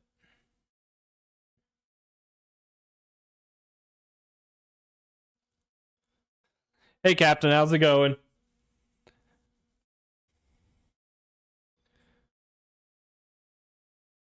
Draw ring lines. Draw ring. Draw line strip.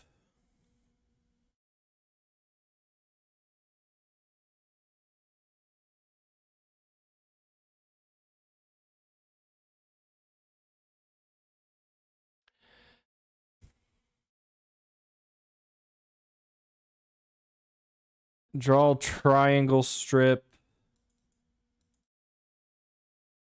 I mean, I guess I could.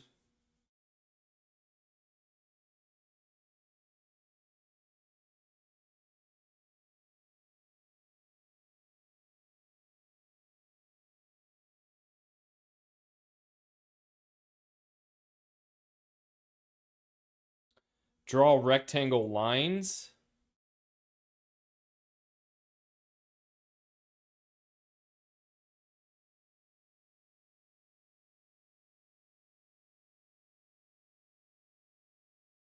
I want to be able to draw lines with thickness.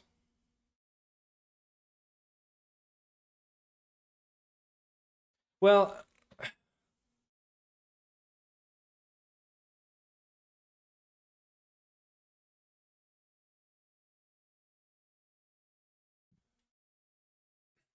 I'm thinking the answer might be triangle strip.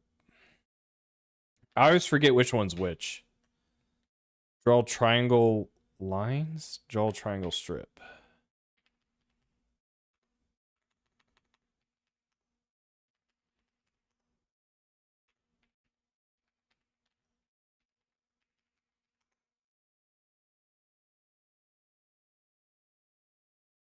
Yeah, I think this is what I want.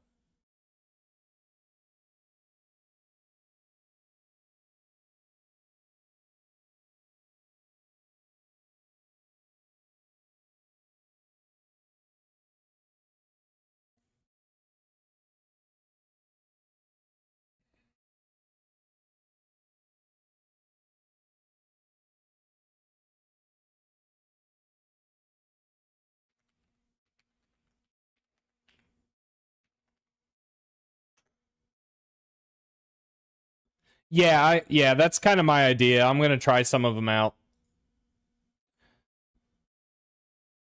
I was hoping there was I'm not seeing one that's like here's a list of lines and thickness. Draw them in like a single draw call. Like there's polylines, but these are all like based off of like a center. There's draw line, I guess, but there's no thickness for this. Unless Raylib has a way to set a thickness. Draw line Bezier. This has a thickness. It seems kind of expensive to do what I want.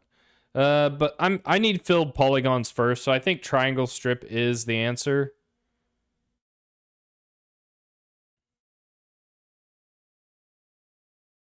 I think triangle strip is the answer.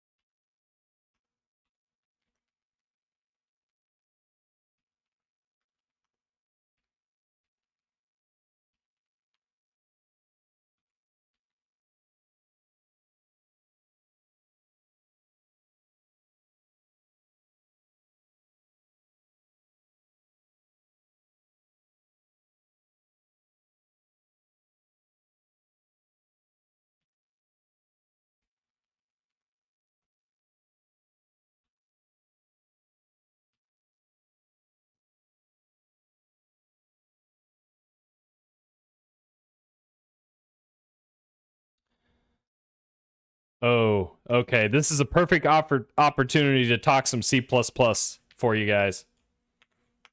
I love this conversation, especially with newer C++ developers. Let me make sure this works first.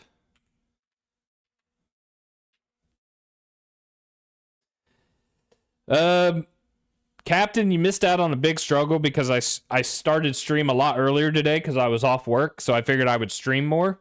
The big thing that we got done is event handling for WebAssembly. I don't know if you were present on any of the other ones where I was doing WebAssembly, but the browser implementation of my application, it wasn't receiving events. So it took some finagling, but we figured out, with the help of an LLM, figured out that the issue was twofold. One, with WebAssembly and the way Raylib automatically handles event processing for you, it does it in an order that doesn't play nice with Asyncify WebAssembly, so like multi-threaded WebAssembly. So I had to write essentially like a git patch file to put in a patch to fix that issue. The other portion of this, the patch file was to fix a different bug. The actual fix was Raylib allows you to get control of the individual update loop, but you had to compile it in. So I created a port file for VC package to compile those flags in to get full control of the Raylib update loop. So now I am the captain, and I am controlling how everything gets updated. With those changes, we now have events working in WebAssembly in a browser. So that was the big thing that I spent the first half of today doing. Now I'm just working on getting a couple more graphical components up and running so that I can start switching over to actually building a game and not just sitting here building an engine that won't see the light of day kind of thing. Because it's a struggle, right? If you just get trapped building a game engine, you'll never make a game. And I actually want to make a game, I hope.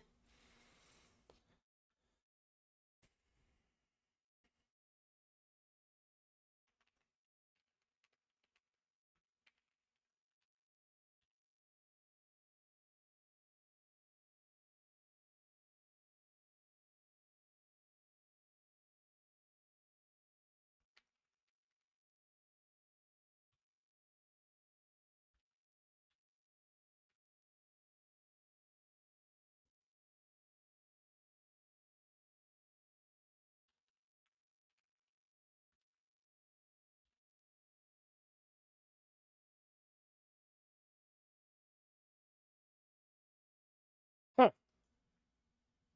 What?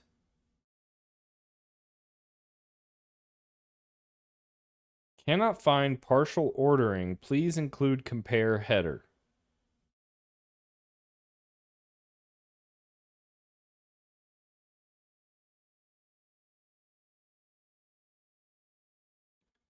Doing something wrong. Import. Awen color. Raylib.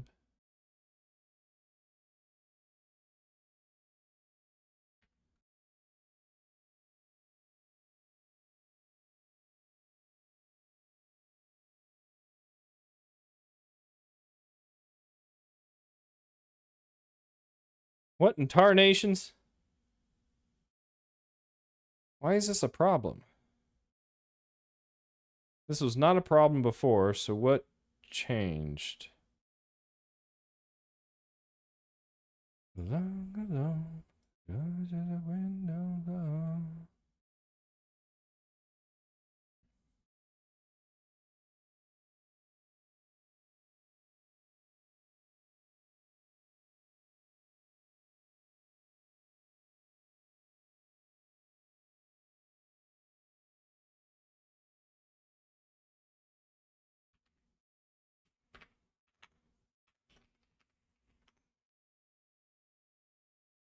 To Raylib color.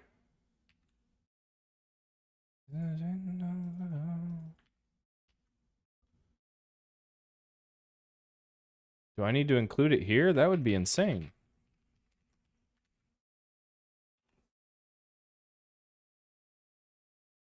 Cannot find partial ordering.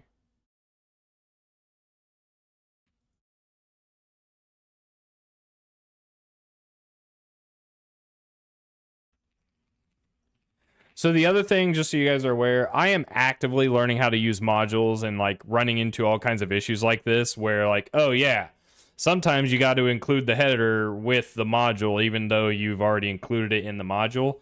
And I don't know if it's because that's how you're supposed to do it or if there are still like compiler bugs that don't support modules fully yet.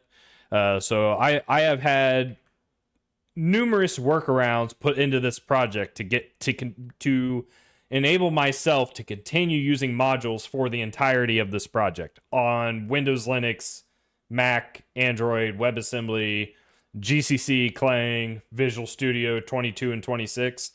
Lots of workarounds to make all of this happen. Okay, so that compiled. Let me make sure. No, let's talk about the thing I was going to talk about. So, C++. We are taught, at least I was taught in class years ago, standard vector. It's a data structure, right? It contains lots of data. You pass by const reference so that you can, store it for your class or whoever is owning the data, right? But we don't really do that anymore. Not with modern C++. This is not an ideal solution. It turns out passing a vector by const reference is not the way to do it. So if I make such a blanket statement, then what would be the way to do it? Well, you want the option to handle move semantics, right? So you could keep this here, and then in addition to this, you could also support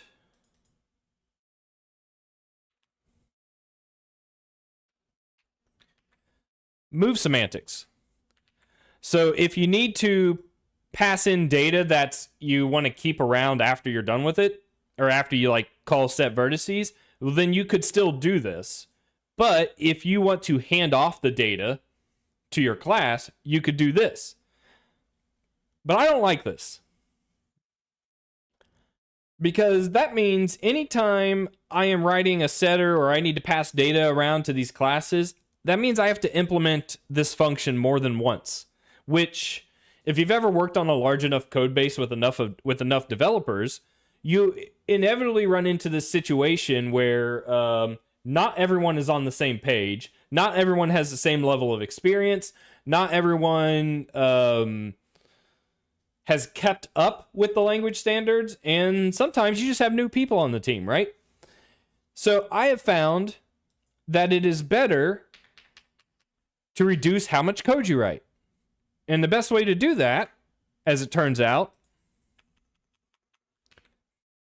is you pass your vector by value and move it.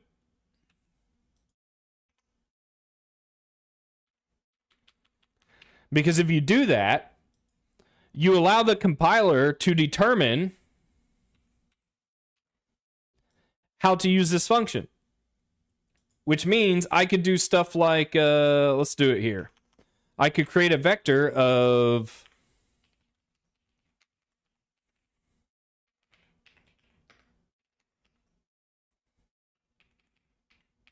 oh god. I could create a vector of 2 million vertices, right?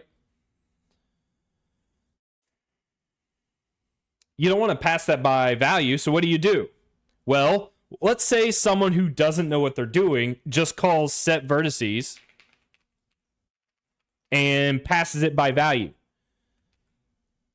It turns out, if you would have left this as a const reference, this copy that you accidentally did would still have been a single copy, right? When we were passing by const reference, we stored the data as a copy. We copied what we passed in by const reference.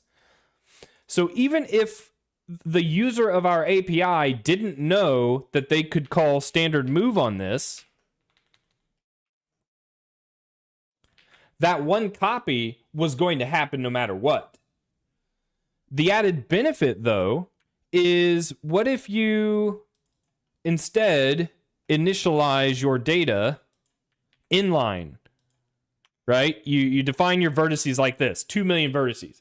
Well, now you get the benefit from copy elision. The ability to kind of essentially instantiate your object inline, and then it gets moved into your function.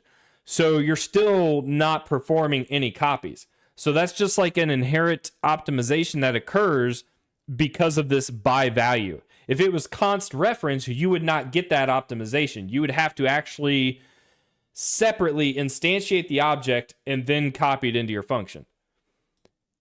You also get the benefit of moving it, right? So that way, I always say pass by value if you need to take ownership or store the data that's getting passed in. Now, there's still room for a const reference, obviously, especially when you're just needing to read the data. But if you're going to store the data, pass by value.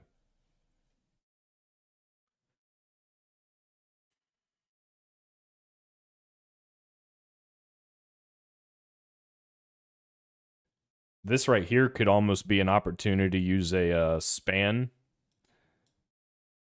but I'm not going to mess with that right now. All right, so let's make sure this actually does something.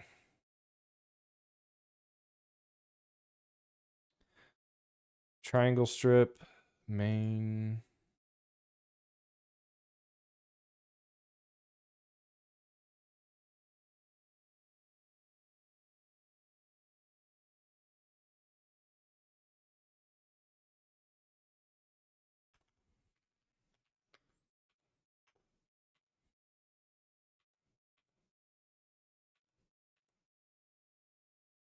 I don't know what it's trying to draw.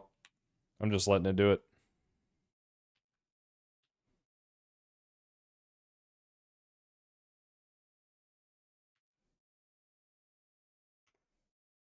Oh, did I not compile it? Whoops. I did compile it. It's not working though.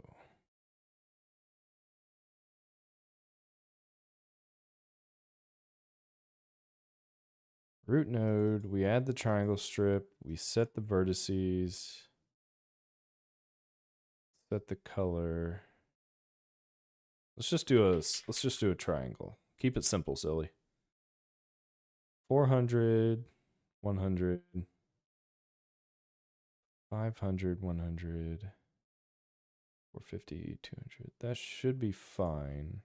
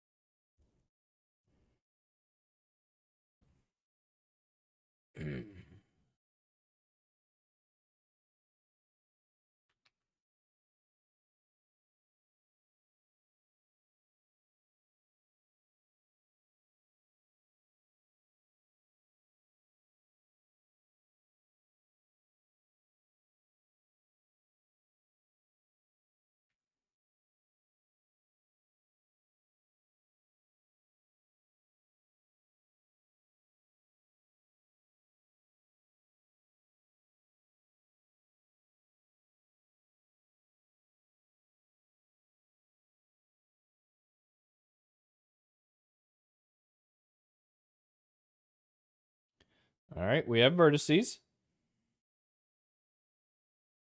but it not working.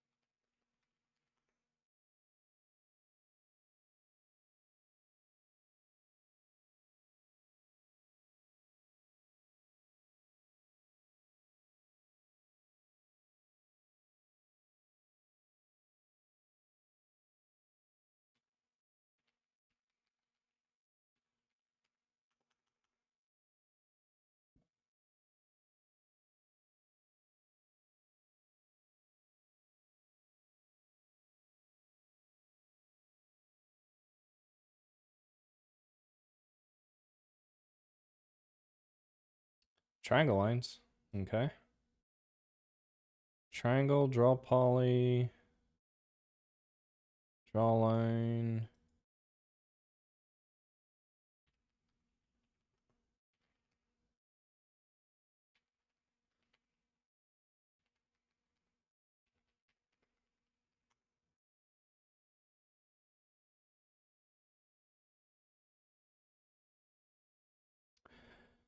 Does triangle strip need a minimum amount of triangles?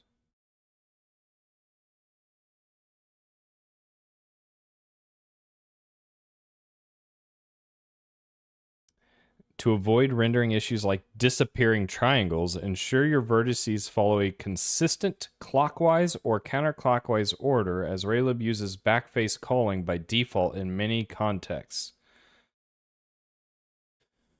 Let's make sure I'm doing that. So we want to go counterclockwise. So X is, Y is negative. Let's do, I'm okay with that. So let's, Y is 100, X is 400. No, X would be over here. Then we go, X is 500, Y is 100. Then we go, X is 450, Y is 200. So we go boom, boom, boom. That's not counterclockwise. That's clockwise. So we need to start on the left side, go right, and then go up. So this needs to be like, this needs to be 200, and this needs to be 100. Maybe? I don't know. I also don't know if triangle strip works with only 3 vertices. Boom. Sometimes. Not always, but sometimes. I know what I'm talking about.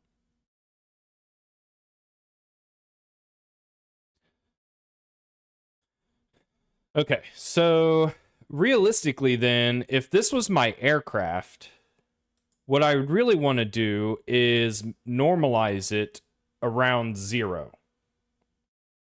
I know, right, Dark? This is probably one of the longest streams I've ever had. It helps when you don't have to work for the day. So what I really want to do here is set this to negative 0.5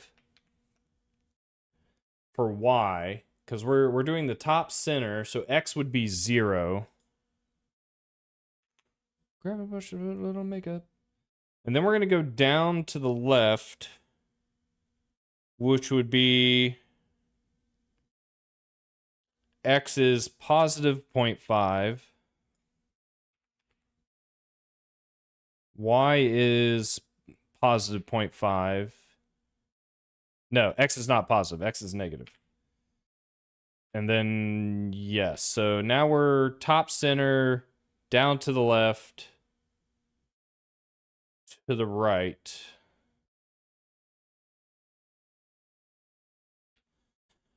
And if this works, we probably won't see anything because it's going to be like a dot.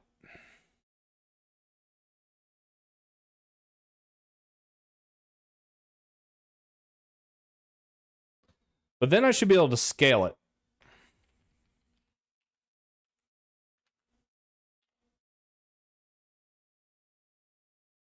Self-righteous suicide. I try, but angels deserve to. So if I scale it to like 64 by 64, if I go for like 64-bit gameplay, and then I can set its position to the center of the screen.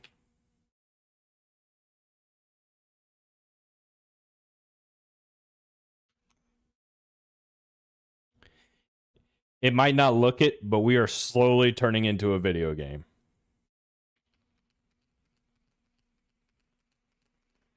All in C++. I wonder how big my executable is.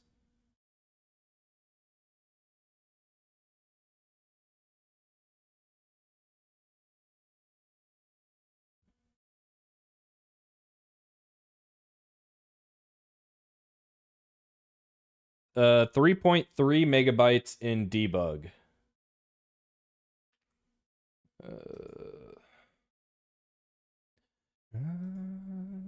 Stand my self-righteous suicide. See what it is in release. Angels deserve to die. My self-righteous suicide. Even angels deserve to die. 760 kilobytes in release for my game. I think using Godot, it was like 50 to 100 megabytes. Something like that. That could be wrong. I don't actually. I guess I could look it up. I don't want to throw around false information here. 98 megabytes in Godot. Obviously, there's a lot more going on in Godot, but we'll get there. Okay, so triangle strip is working. Let's get that committed. Make sure it passes my local tests here. I think the next thing is camera work. Raylib has a built-in camera. So essentially, I'm going to create a camera node, and then anything under the camera will effectively be the game world, and then everything outside the camera will be like the UI.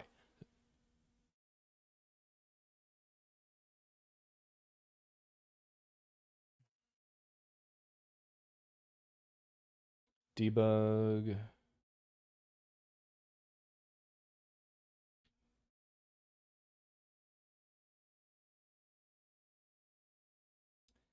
I love System of a Down. I grew up I mean, I grew up in the 90s and early 2000s, and like I went to school late 90s, early 2000s. That's when they were like peak, right? Hang out in high school, play hacky sack, and listen to System of a Down, or play Halo.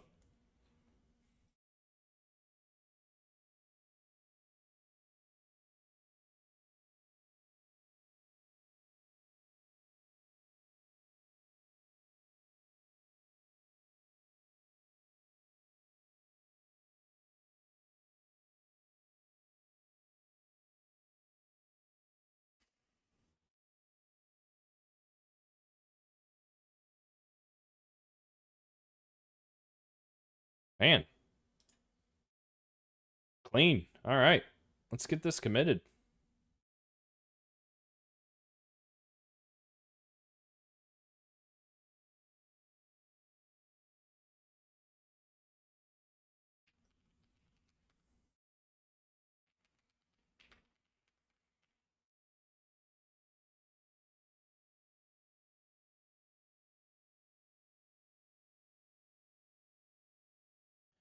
This next one I'm gonna have to play around with a little bit because I'm not 100% sure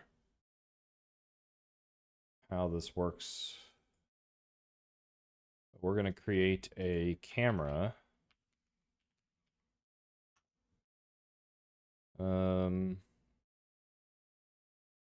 Which is probably gonna be what, pre and post render.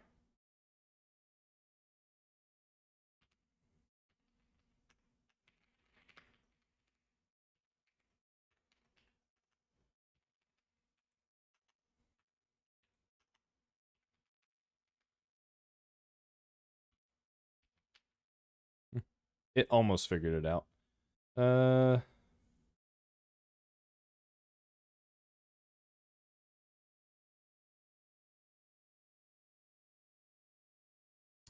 don't think this is how I want to do this.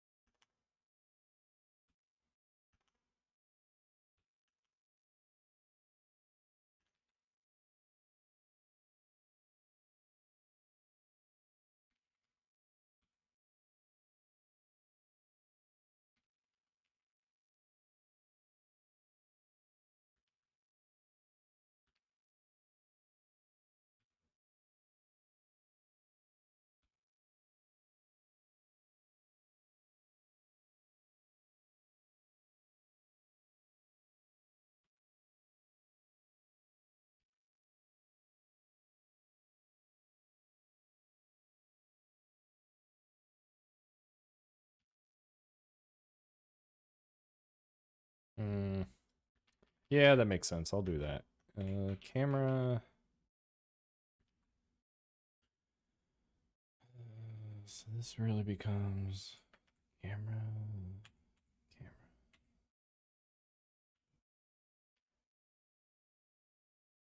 Let's get rid of this. Let's do this. That. That makes sense. Except this should be on render pre. Nope, that's not what I said. I said pre. We want to begin the mode. And then on render post, we end the mode. I think is what we do here. That should be pretty straightforward. Not trying to make this overly complicated.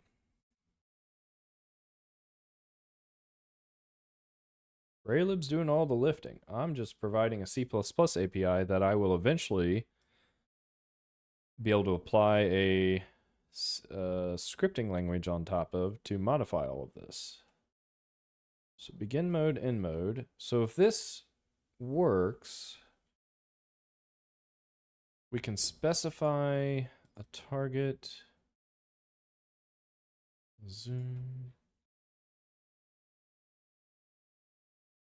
Because I'm basically going to want the camera to be focused on my triangle.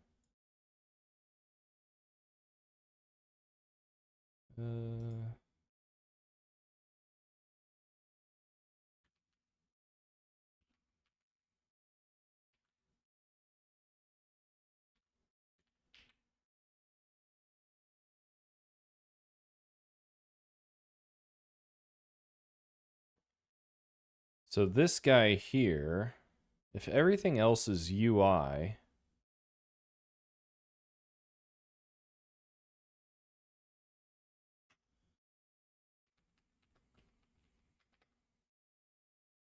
we add a camera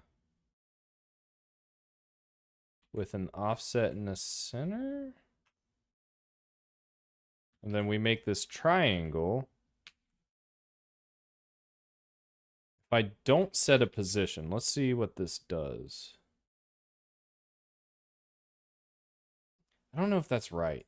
Isn't this like an offset off of what it's targeting? I'm not going to set anything. Let's see what happens.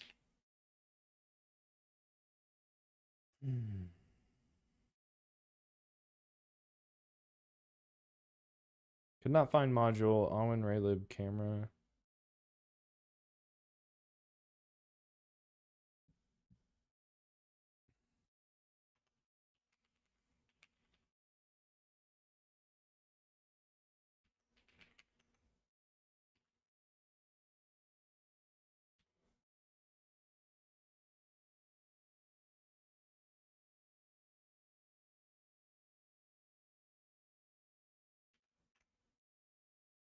Okay. We're still in the center, even though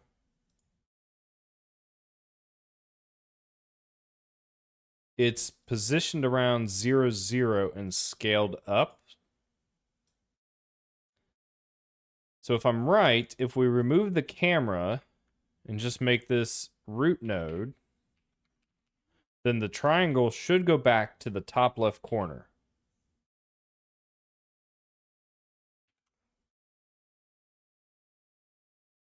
Maybe I'm not right.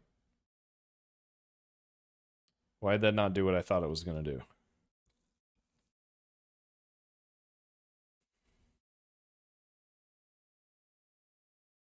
Hey, Trill, what are you doing?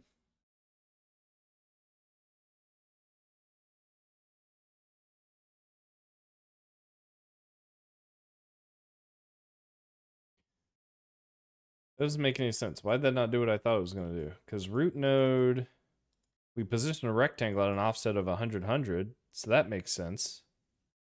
I'm going to simplify this. Let's comment out everything.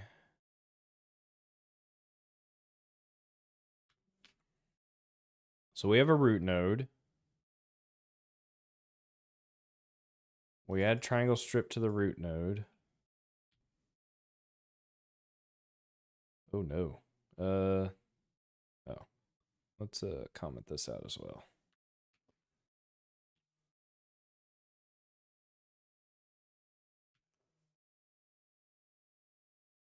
That's why. I'm running the wrong thing. What am I building? Oh, I forgot I switched to release. Dang it, guys. That's a rookie mistake.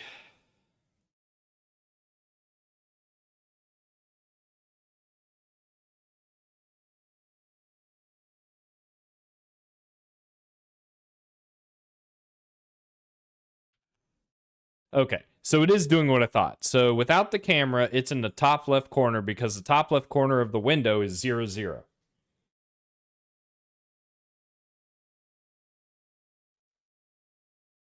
If we add the camera back in, by default, the camera is targeting 0, 0. So any children of the camera will be drawn relative to 0, 0 being at the center of the display.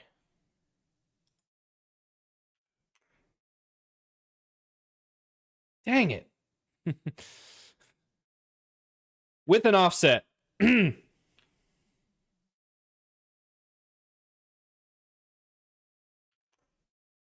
it. What am I not understanding? Camera has an offset, a target,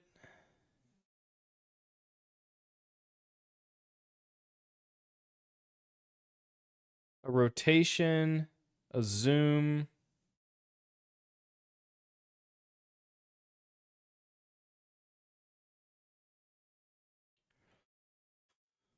What am I doing wrong?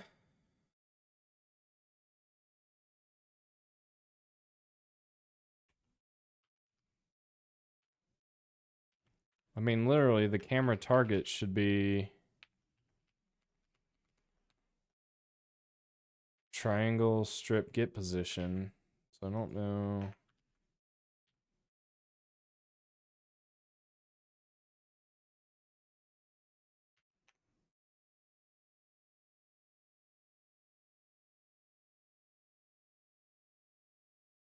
Maybe this was never working because I was running the wrong thing. So now I need to figure out if these functions are being called.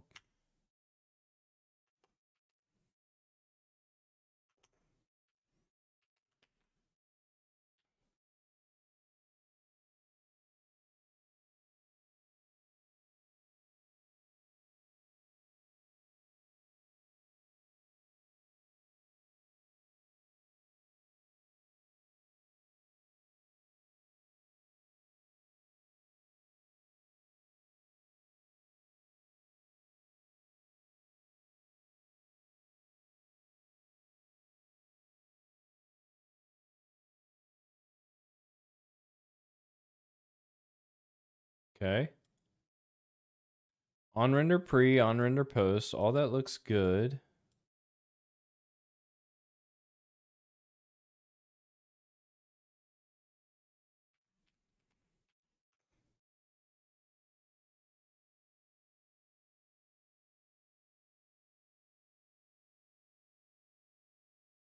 Call render pre, render. Render. Oh, whoops. I'm swapping. Whoops, whoops, whoops, whoops. Why in the world am I doing that? All of this needs to be under the drawing calls.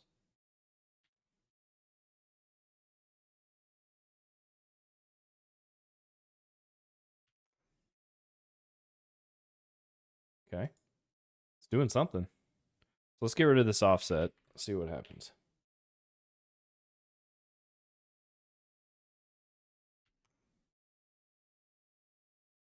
Dang it.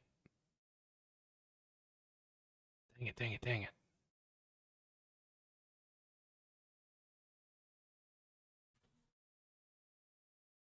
Oh, come on. How does this work?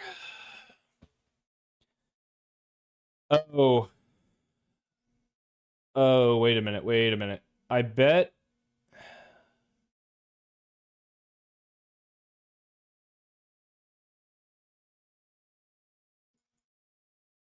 I don't want a camera transform to be applied. Root node.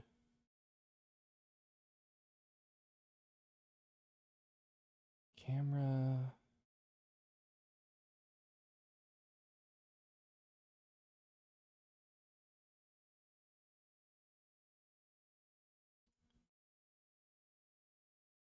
Oh, how does this work?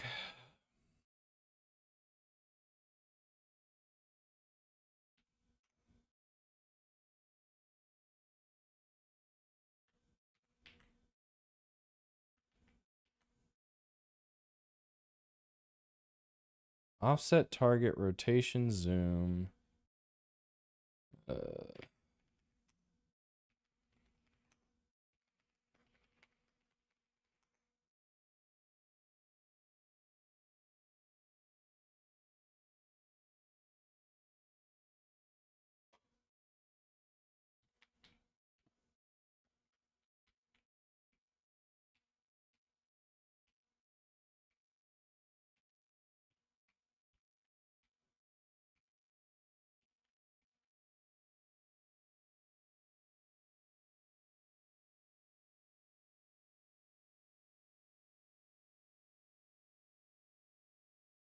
You set the target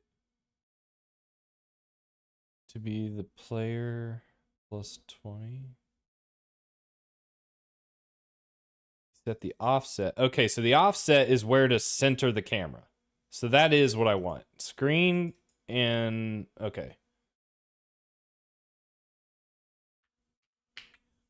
So that should be camera height. And they were doing position plus. Wait.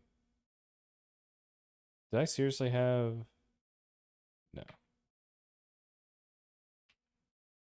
The triangle doesn't have a position. They were doing like this plus 20. Does Raylib support adding to its vector like this? I didn't think so.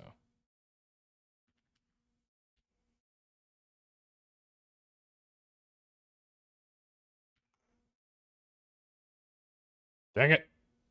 It's all black. So annoying. Does this stuff still render by chance? I didn't screw something else up, did I?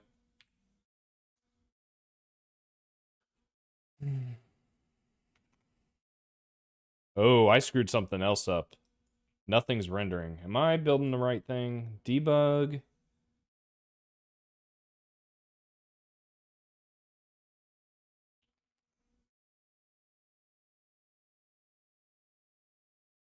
Build. Install debug. All that looks good.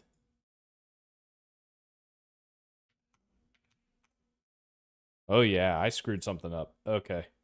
So it didn't like doing a render pre and a render post.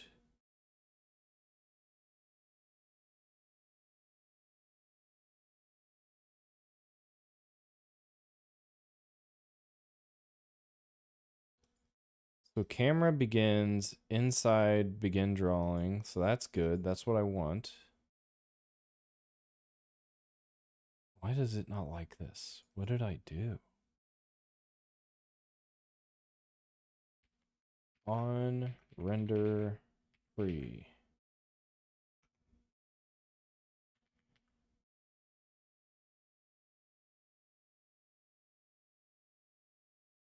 Not doing anything.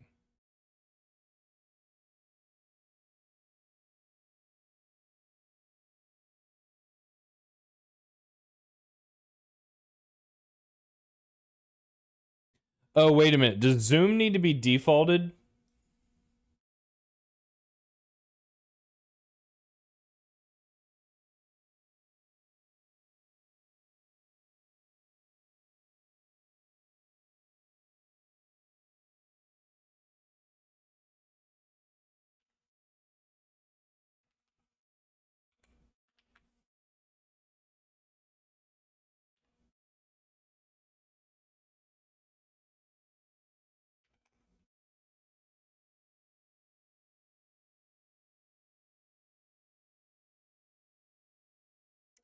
I mean, everything got moved with the camera, which shouldn't happen.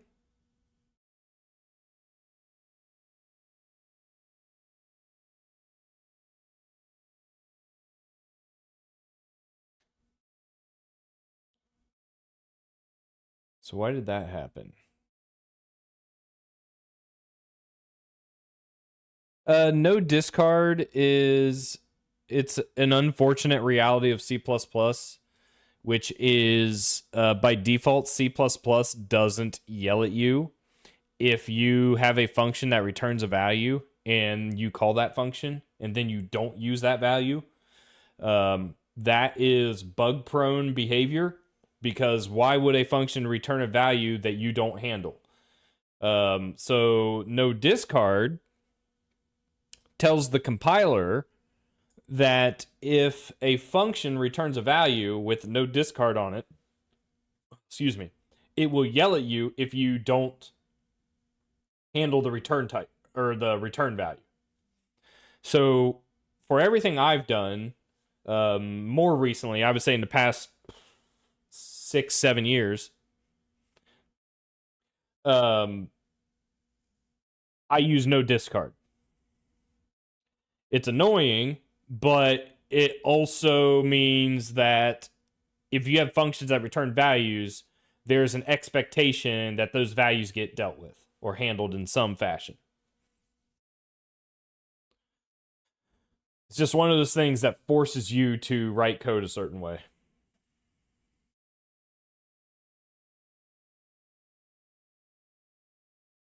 I think I might have an inkling of what's happening here. Now I got to find a better solution for this. So in window,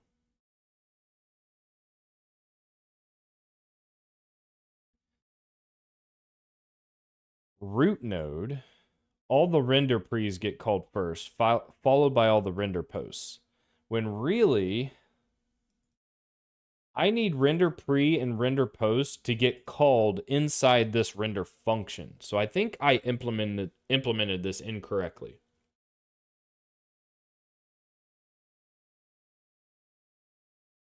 So if I go to node, I think the issue is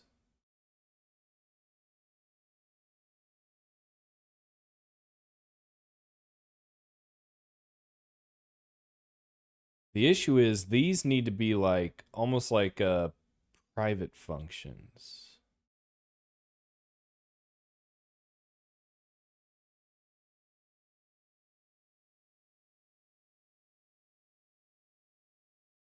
It's almost like this is render pre and this is render post.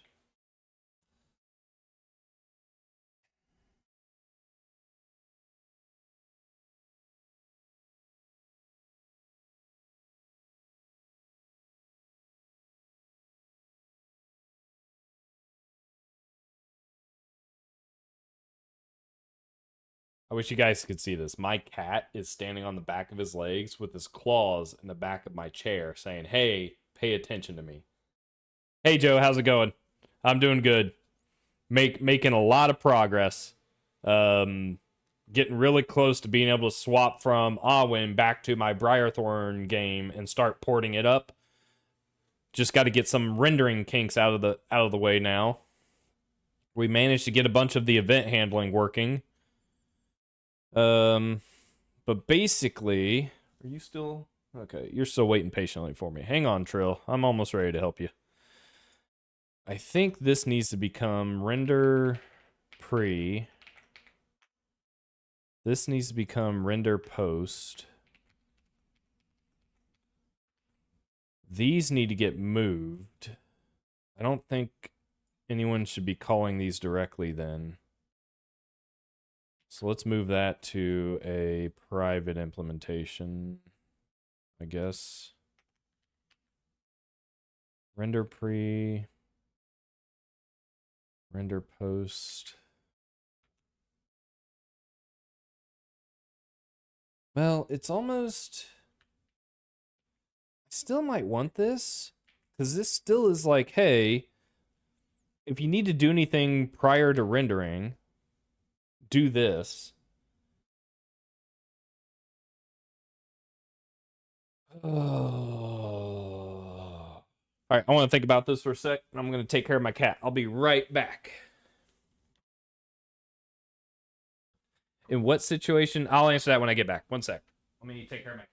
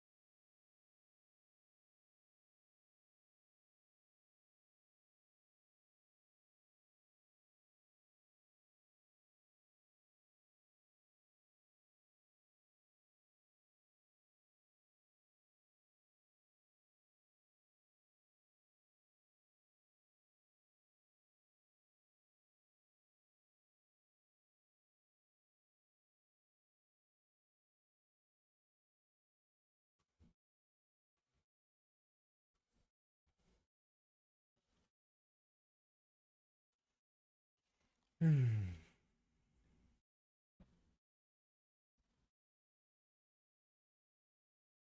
what situation would the no discard work? It's honestly like I think the big culprit is functions that return some type of error code. It forces you to handle that error code because it'll be a compile error versus code that returns errors and then you don't handle it. It's an inconvenience for sure, but it also forces you to handle the error that you normally would have just skipped over because you're trying to get other work done.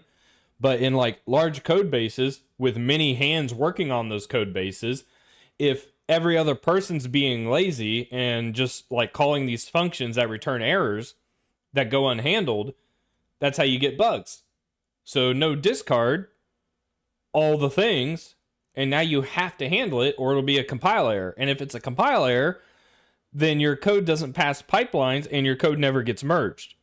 So it's a strong mechanism for maintaining a solid code base.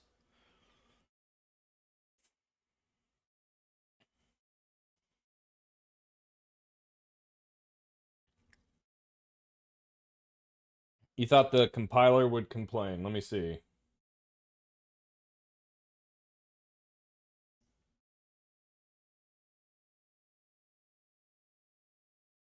Yeah, so right. And you might be able to get the compiler to complain for with certain flags turned on, but you give it that no discard at the end, and now the compiler will be forced to listen because you explicitly said this function should have its return handled.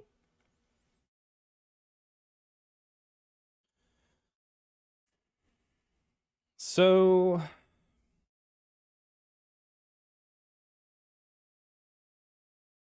I don't know what to do here. I actually think I am getting rid of these functions. Render pre, I think these go away.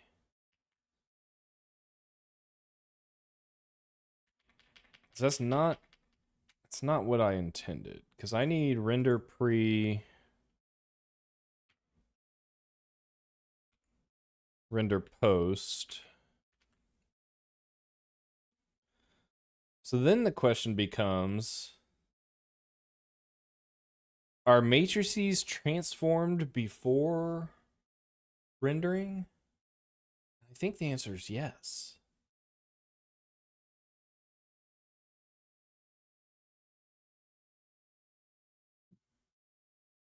So now I'm thinking,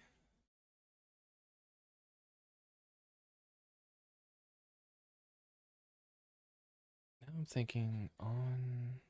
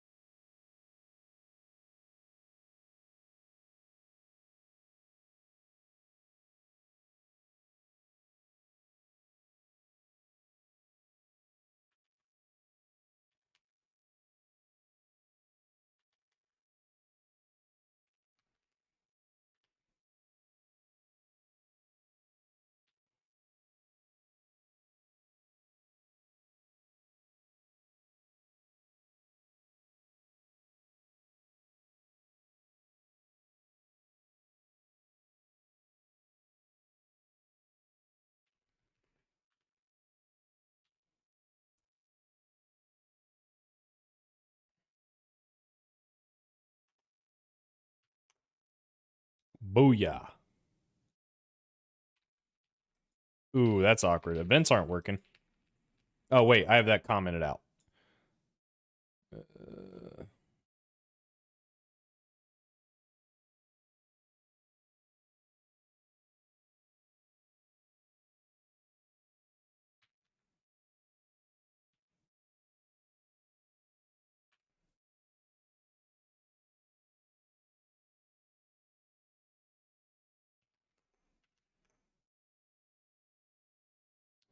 There we go. So now the camera is focused on the triangle. We have events working. All this is playing nice. Everything is rendering nice. I'm still rocking about 12,000 frames a second. I was at 14,000. So, but that's fine. You'll get that. Eventually some processing does have to happen. Ooh. When I move the mouse, I definitely drop to about 6,000 frames a second. Like I said, some processing has to happen.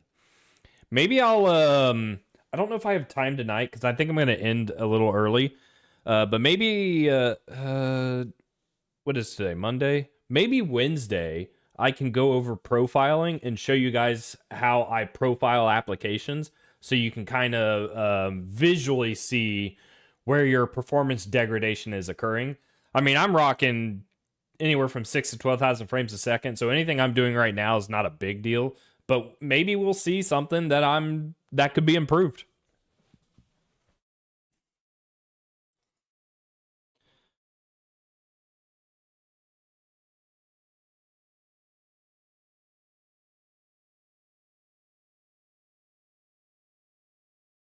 Oh, yeah.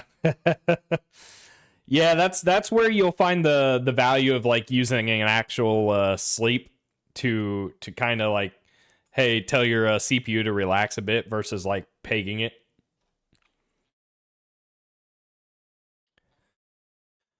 Okay. So I think camera's working, which is huge because that means I can now define a world space for the game. So effectively, any children that get added to the camera is going to be in the game world, and then anything added outside the camera will be the UI world. So once I start building my game, I could honestly do something like this becomes UI equals, you know, a node, but then world equals root node add camera. And then we add it in the correct order, right? Because you want UI on top of the world. So this is basically what handles rendering our game world. And then this is what will handle rendering our render world. Our game world is relative to whoever's like in the center for this game. And then the UI positioning is relative to the top left corner for UI. So that works out. This is awesome. This is starting to feel like a real engine. Okay, so let's make sure all this is kosher, compiles, formatted, all that fun stuff. And I might want to end it there. I don't know if there's too much more I had planned right now. Clang, tidy. Let's see. Let's hop over to Linux. We'll also make sure WebAssembly's still doing good. Hey, Jan, how's it going?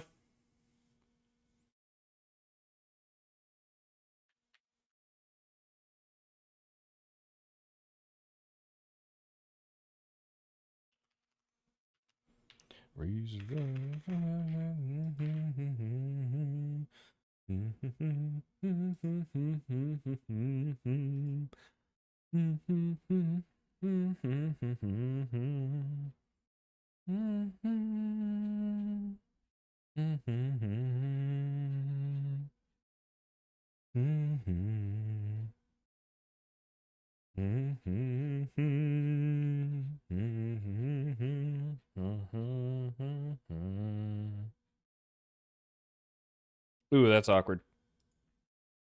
Nope, that makes sense. Don't capture this if you're not going to use it. Am I right? Oh, did it again. But where? Ah, right here.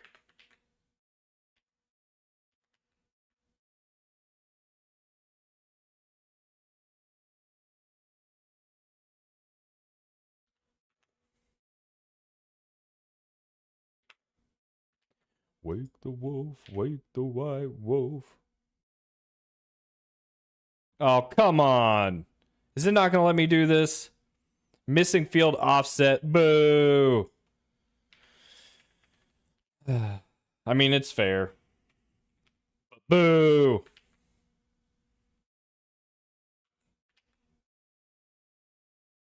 Wake the wolf, wake the white wolf.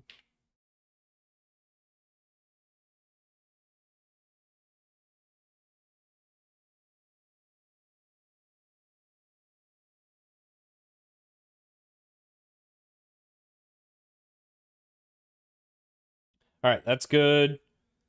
Formatting is good. Let's see how Clang Tidy looks. I don't think, other than maybe some magic numbers, I don't think I did anything wrong. Wake the white wolf, wake the white wolf. I am programming the world. But honestly, I am doing some modern C++, relatively modern C++, to build up the initial components I need to make my game that I am porting over from Godot. What is it not like?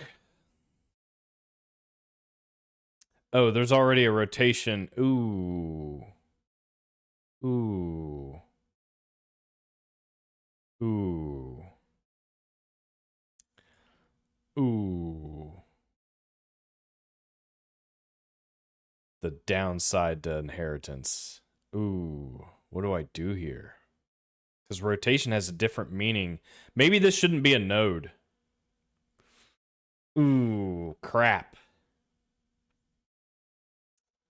Crap.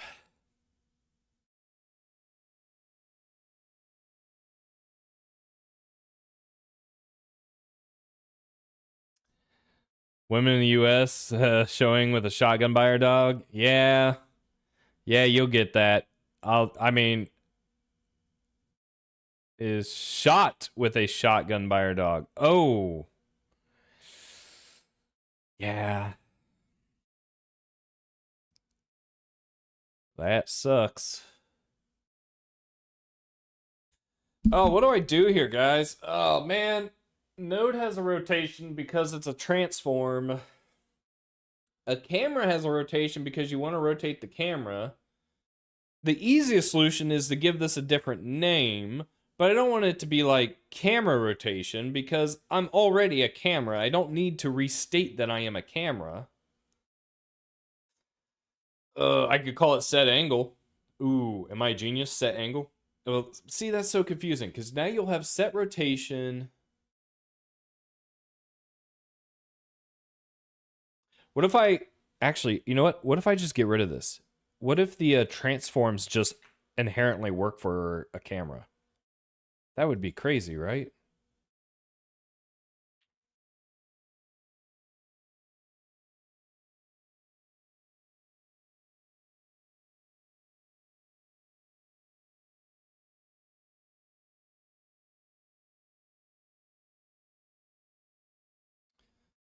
So this is Clang debug. Let's run it to get a baseline here.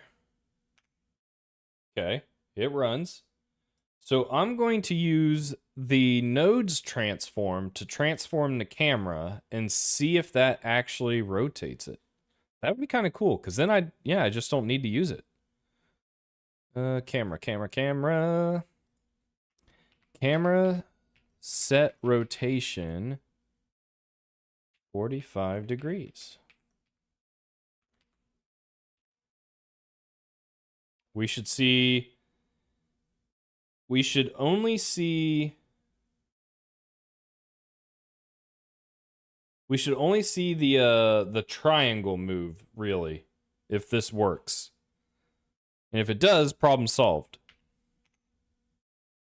Yeah.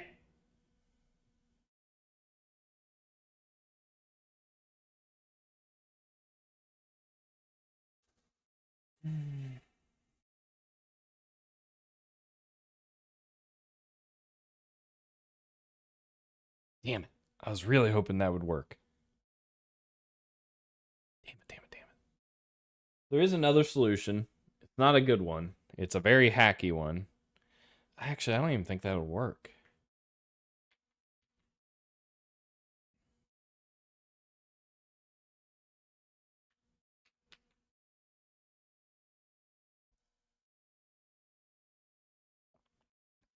Because the problem is I don't really want to transform my camera.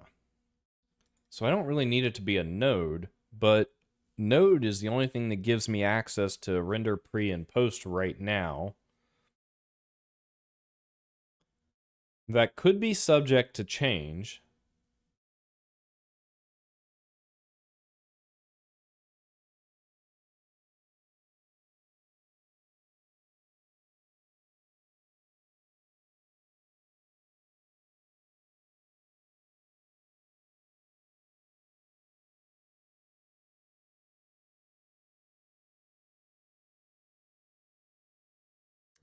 I'm going to have to think about this one.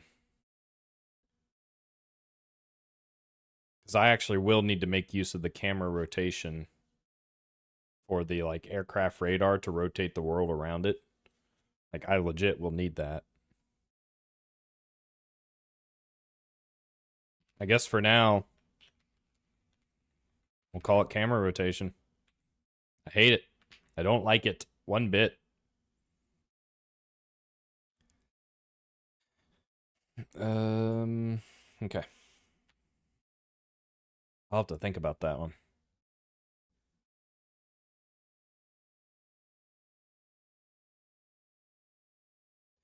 I think the actual answer will be a base node for handling the rendering API and a transform node for positioning things. I think. That way I can use a camera node without needing to worry about giving it an API for transforming it when that's not what it's intended for. Do I just do that right now? I think I could do that really quick. Maybe I just do that really quick. I think I can do that really quick. Famous last words, am I right? I'm going to go ahead and stage these changes in case what I do causes a lot of havoc. Let's create a transform.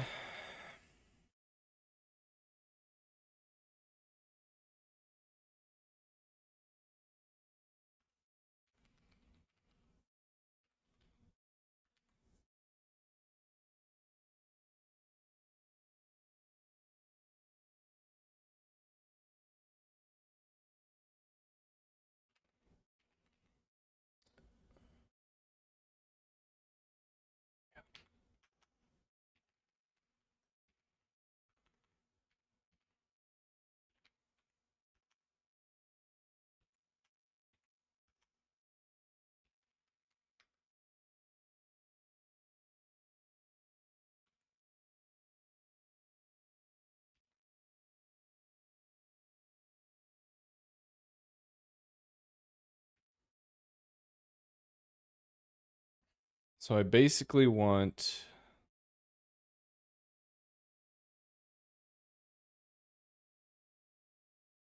map to node, map to world.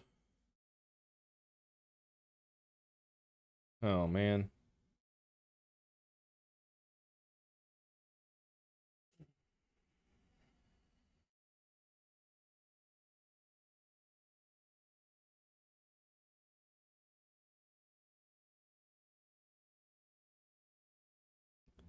Transform handles, position, rotation, scale.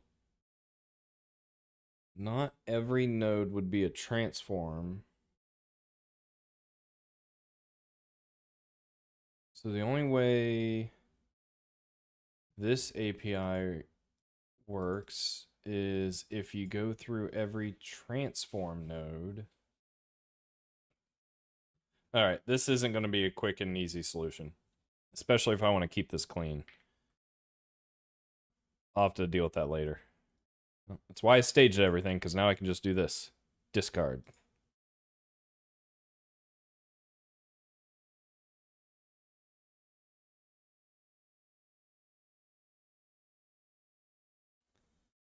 Yeah, I agree with that. I do think LLMs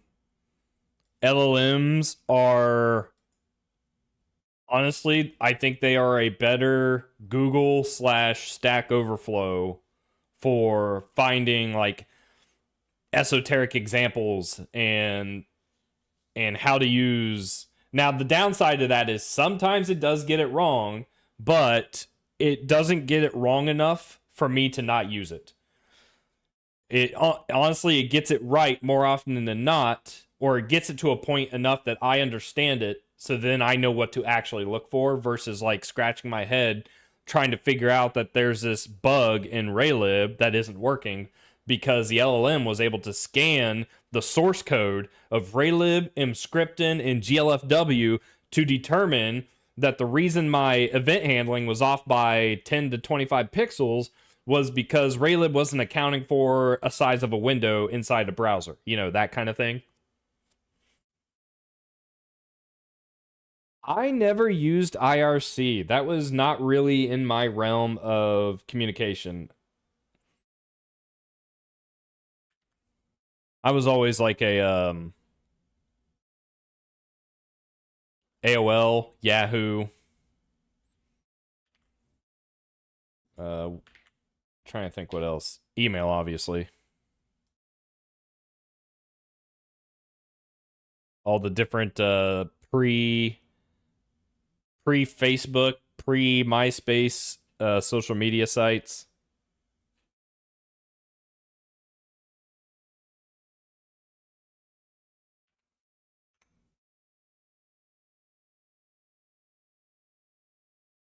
I guess I could start giving this some color to make it look more like my website as well at some point. Okay. So I think all of this is good. We've got camera offset, camera. That looks good. Node. I do have to figure out if I want to split out transforms. Honestly, the real solution is to probably use an internal entity component system to handle transforms. That's going to be a lot more work. I've done that before in the past. It would be technically more performant in the long run, but it would be negligible compared to what I'm using this for now. Implement.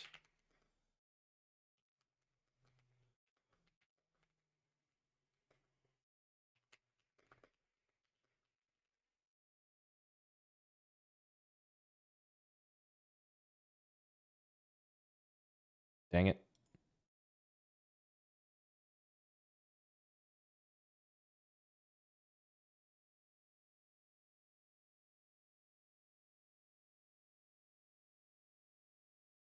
All right, we're going to push that up. And I think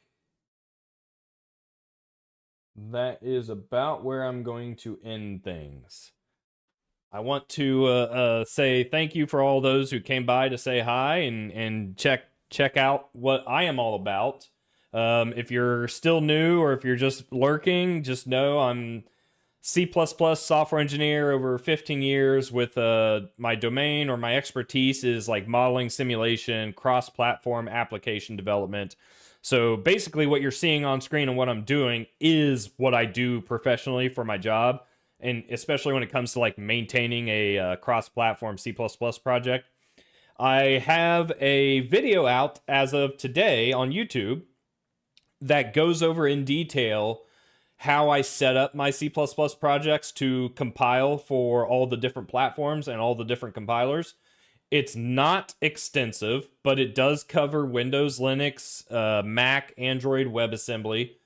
And I also have a blog post with all of that information in text format. It's in the description of that video if you care to check that out.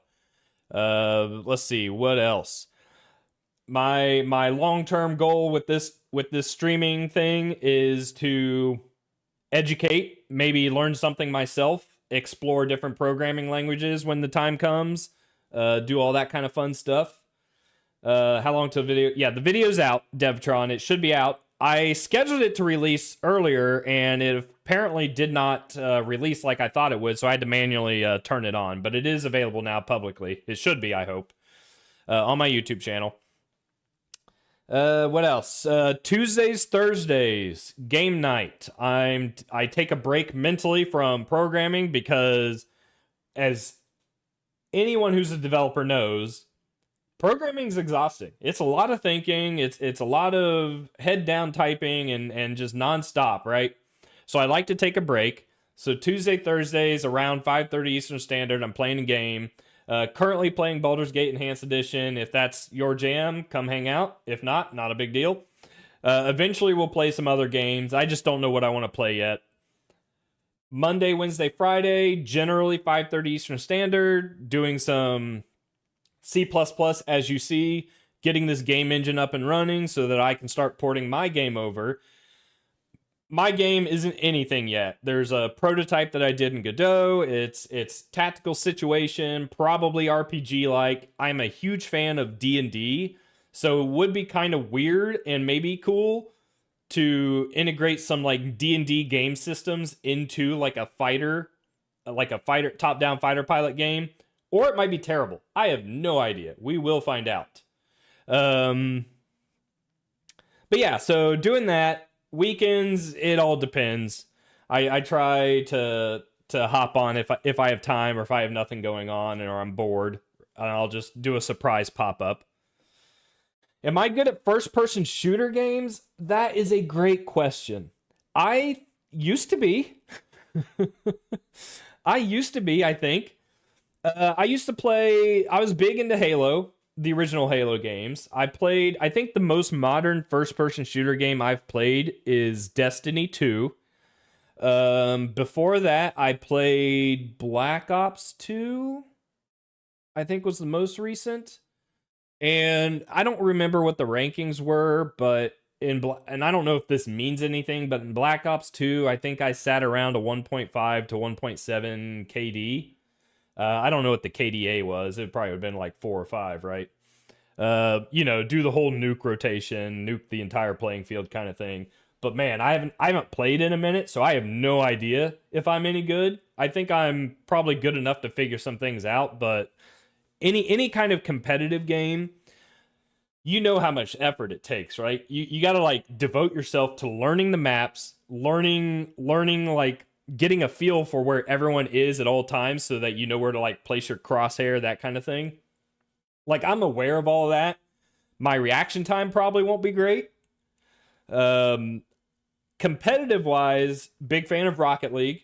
I play Rocket League, or I've been playing Rocket League since like, oh no, 2017, somewhere around there, 2018. I have a few hours in Rocket League. I do okay in World of Warcraft. I have played vanilla hardcore World of Warcraft. I have not made it to 60. I've made it to 42, but I don't play it that much. I hop into retail every now and then to play with some friends. Big fan of like survival crafting games. I play those with my friends all the time. But yeah, that's kind of where things are. Some of my favorite games ever is RPG games. So Baldur's Gate, obviously, I'm playing that right now. What else? Baldur's Gate 3 is probably one of my top games ever. Skyrim is up there. Though these days Skyrim kind of feels out of date for me, so I don't really play it much. Indie games? Some indie games. I don't have any off the top of my head. Usually an indie game I'm probably grabbing to play with friends, so any of the like smaller run around and play. I'm trying to think. Is it Schedule 1? I don't know if that's considered an indie game. I know that got big for a minute. Played that for a little bit. Technically, Stardew Valley was an indie game. I did play that. So if indie games make my radar, but to be fair, if I'm sitting here playing or developing a game, it might be worth research to play some other indie games and see like how people come up with gameplay elements and what makes a game fun. I think that's worth exploring for sure. What else?